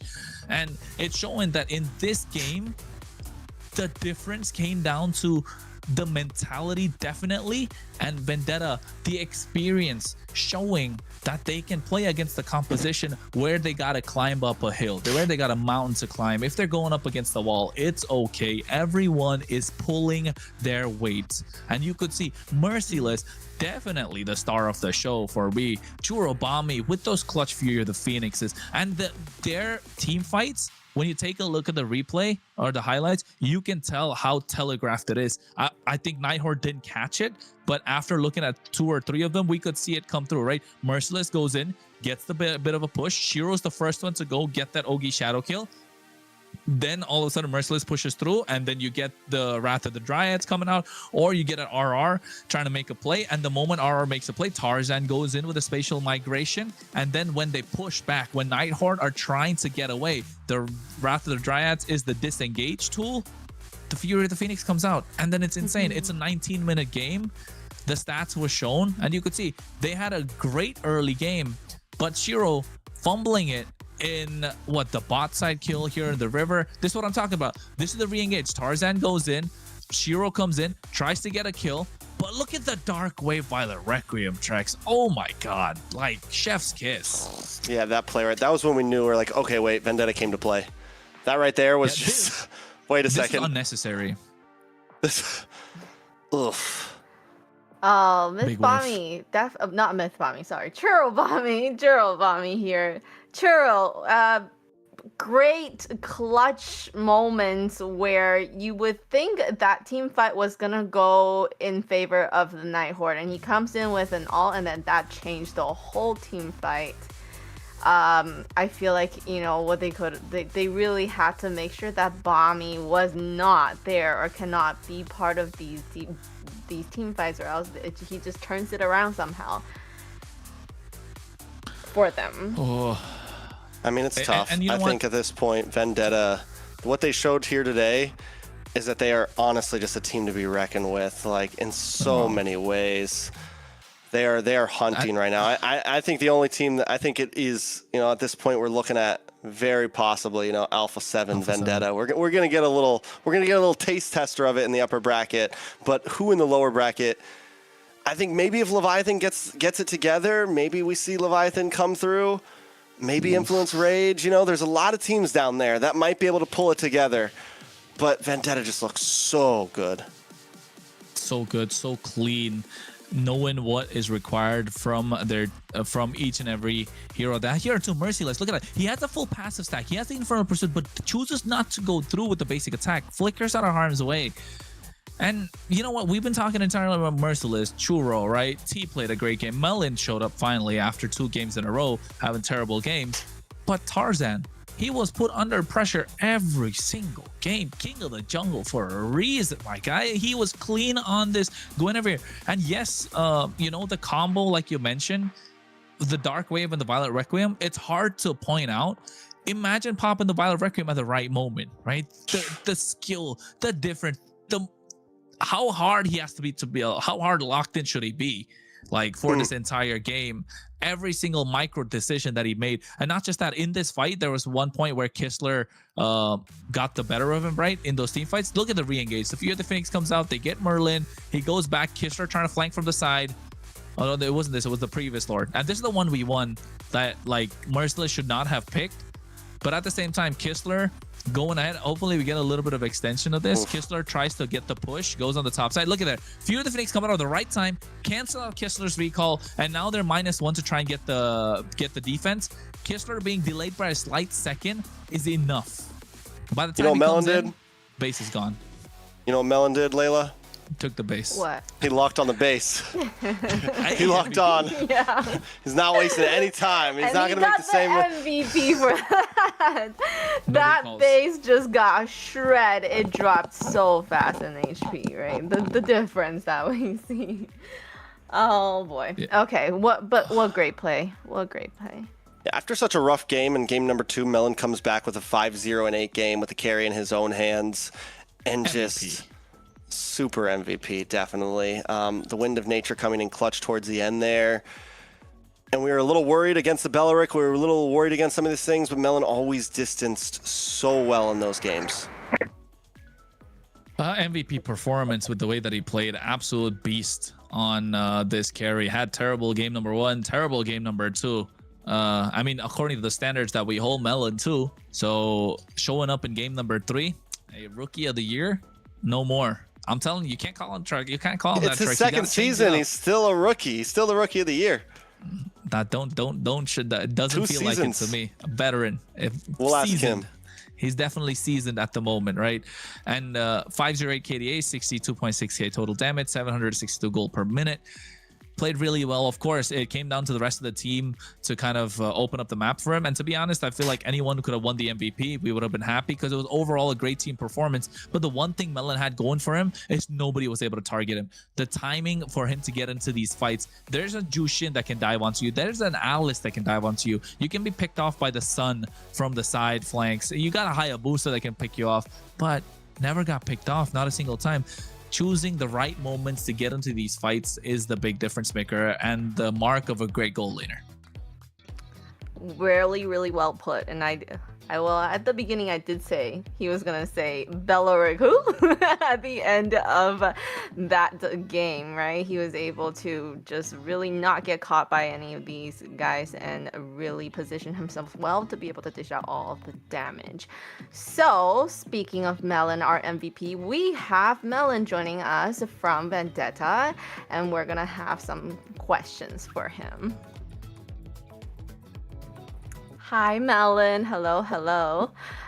So legendary Goldling himself. We call these two call you Rookie of the Year. So yes, you're relatively new to the pro scene, but you know, after this huge victory, first of all, congratulations on the win, and it was a very intense series. You know, they did the enemy did put up a fight. Unfortunately, it wasn't enough and you were able to get a whopping sweep. So my first question for you is, what do you think was the biggest factor that helped your team secure the series today? Probably just staying on our main plans and sticking to our draft on what makes us strong, what makes us, and yeah. So what is it that makes you? Oh, me? His hands are shaking. Nah. I'm about to say, yeah. Oh, he told you, because they were not locked in game number 1 and game number 2, right? And Layla, go finish your question. Sorry to cut you off. What makes you think then is the strongest part of your team? What makes your team so strong? I mean, I've been playing with the members, I'm Mercy and T, and I think with the addition with Tarzan and Churro, they connect well. So we already have the synergy. We just need what do you call it? We just need to play and win. Oh yeah. What was the call in game number 2 for that defense? What was going on, bro? Like you got Trex called the game, all right? Trex was the play-by-play. He called the game. He was like, I said it was over. In the base, the game is over. And then I was like, no, it's not. Take a look. Like zoned out. You got the fast item swaps, and that's why your fingers are like shaking at the moment. What was the call? Like, what was it? Because I know T went in with the AOG. That's when the game changed, right? That's when it turned around. What was the call? Honestly, everyone got silent. Yeah, everyone went silent. Yeah. We lost since the Lord and Carrie and you were alive, and we were like all low, but for some reason, what? That's a great answer, honestly. Like he doesn't know. He thought they lost. Whole too. VC just goes dead silent. They Churro sitting there like, the base. they didn't lock the base. Of course, congratulations on the win and close, tight wins, right? But then you guys showing the experience and like composure to be able to bounce back after losing out on the early game and having a tough win condition in game number 3. Congratulations. Move on to the upper bracket semifinal tomorrow. Alpha7.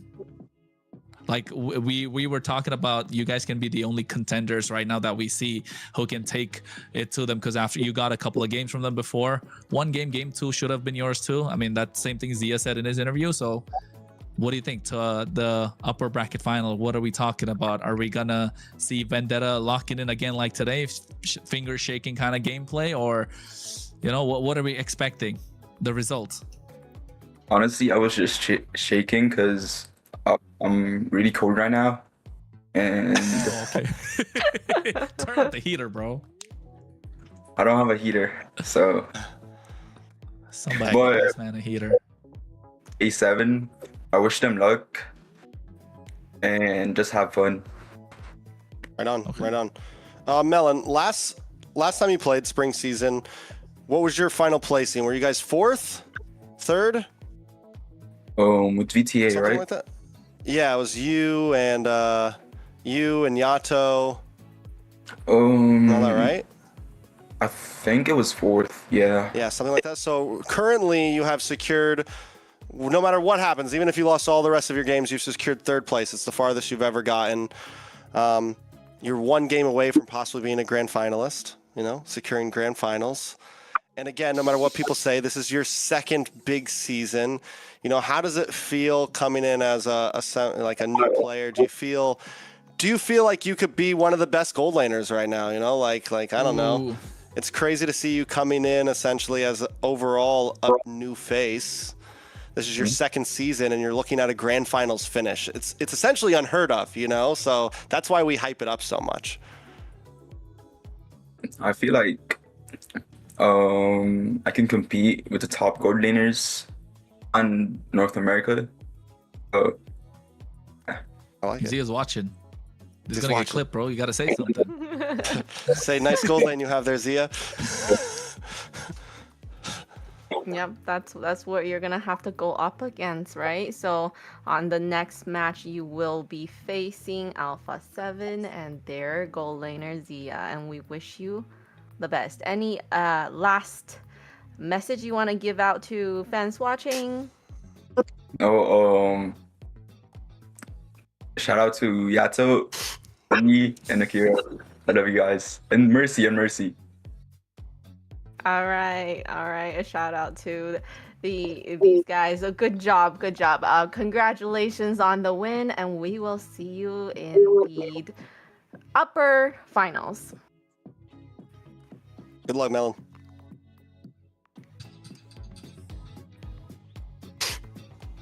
Crazy, bro. They grow up so fast. It's crazy. Somebody get him a heater. Somebody get him a heater. Did you see his hand was like?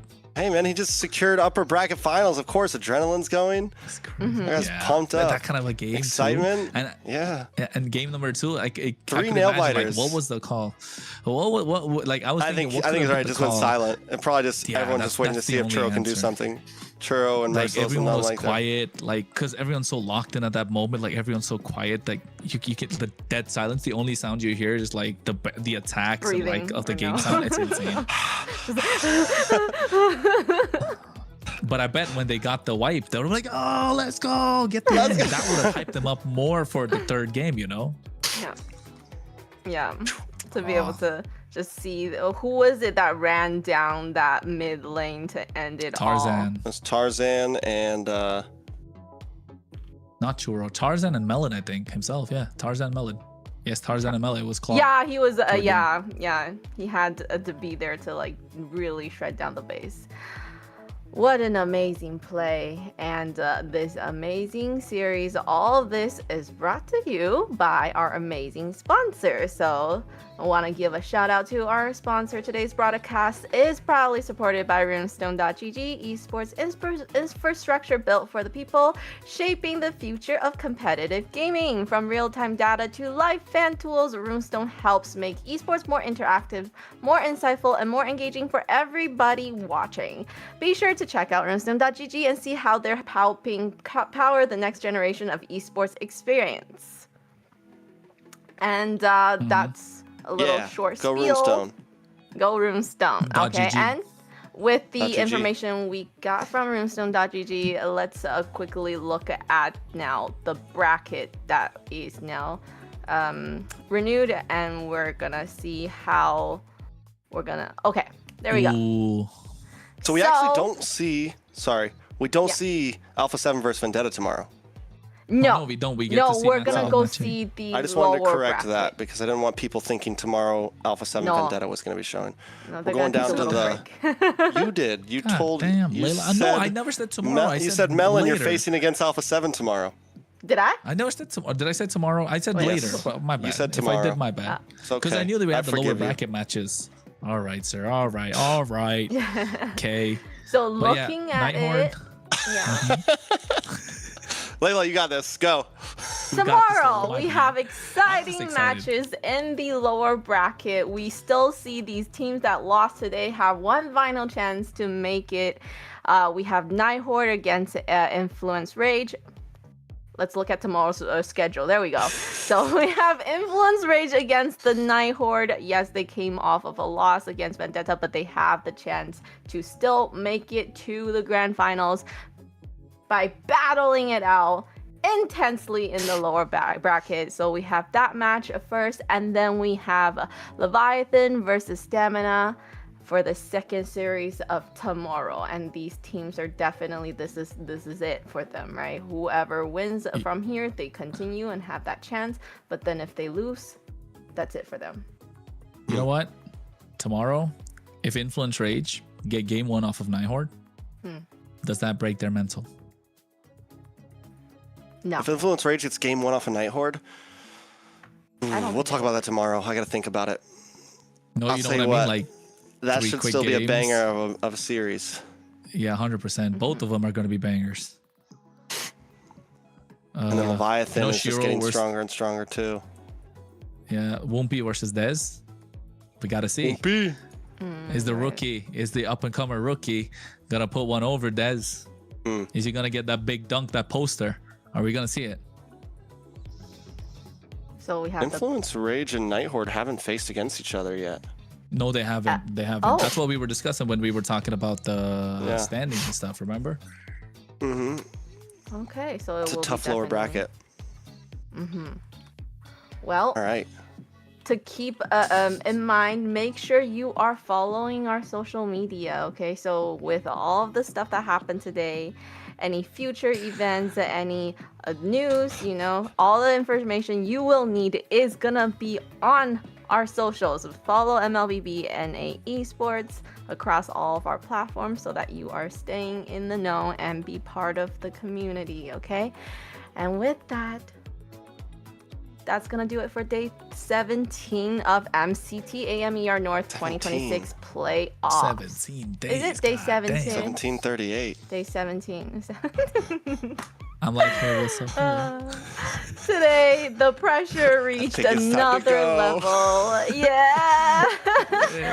As teams battle for a place in the upper bracket finals and one step closer to the grand finals, we saw dominant performances from Vendetta, hard-fought moments, and the teams continue to prove why they made it so far into this tournament. So congratulations once again to the winners of today.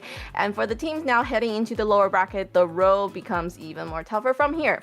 A huge thank you to everyone behind the scenes and to all of our players and teams. Most importantly, thank you all for watching and supporting us. And of course, I want to thank Kronos and Trex for joining me on the desk throughout today's playoff action. I'm Layla. We'll see you tomorrow for the lower bracket battle. Have a good night. Have a good night. Bye bye.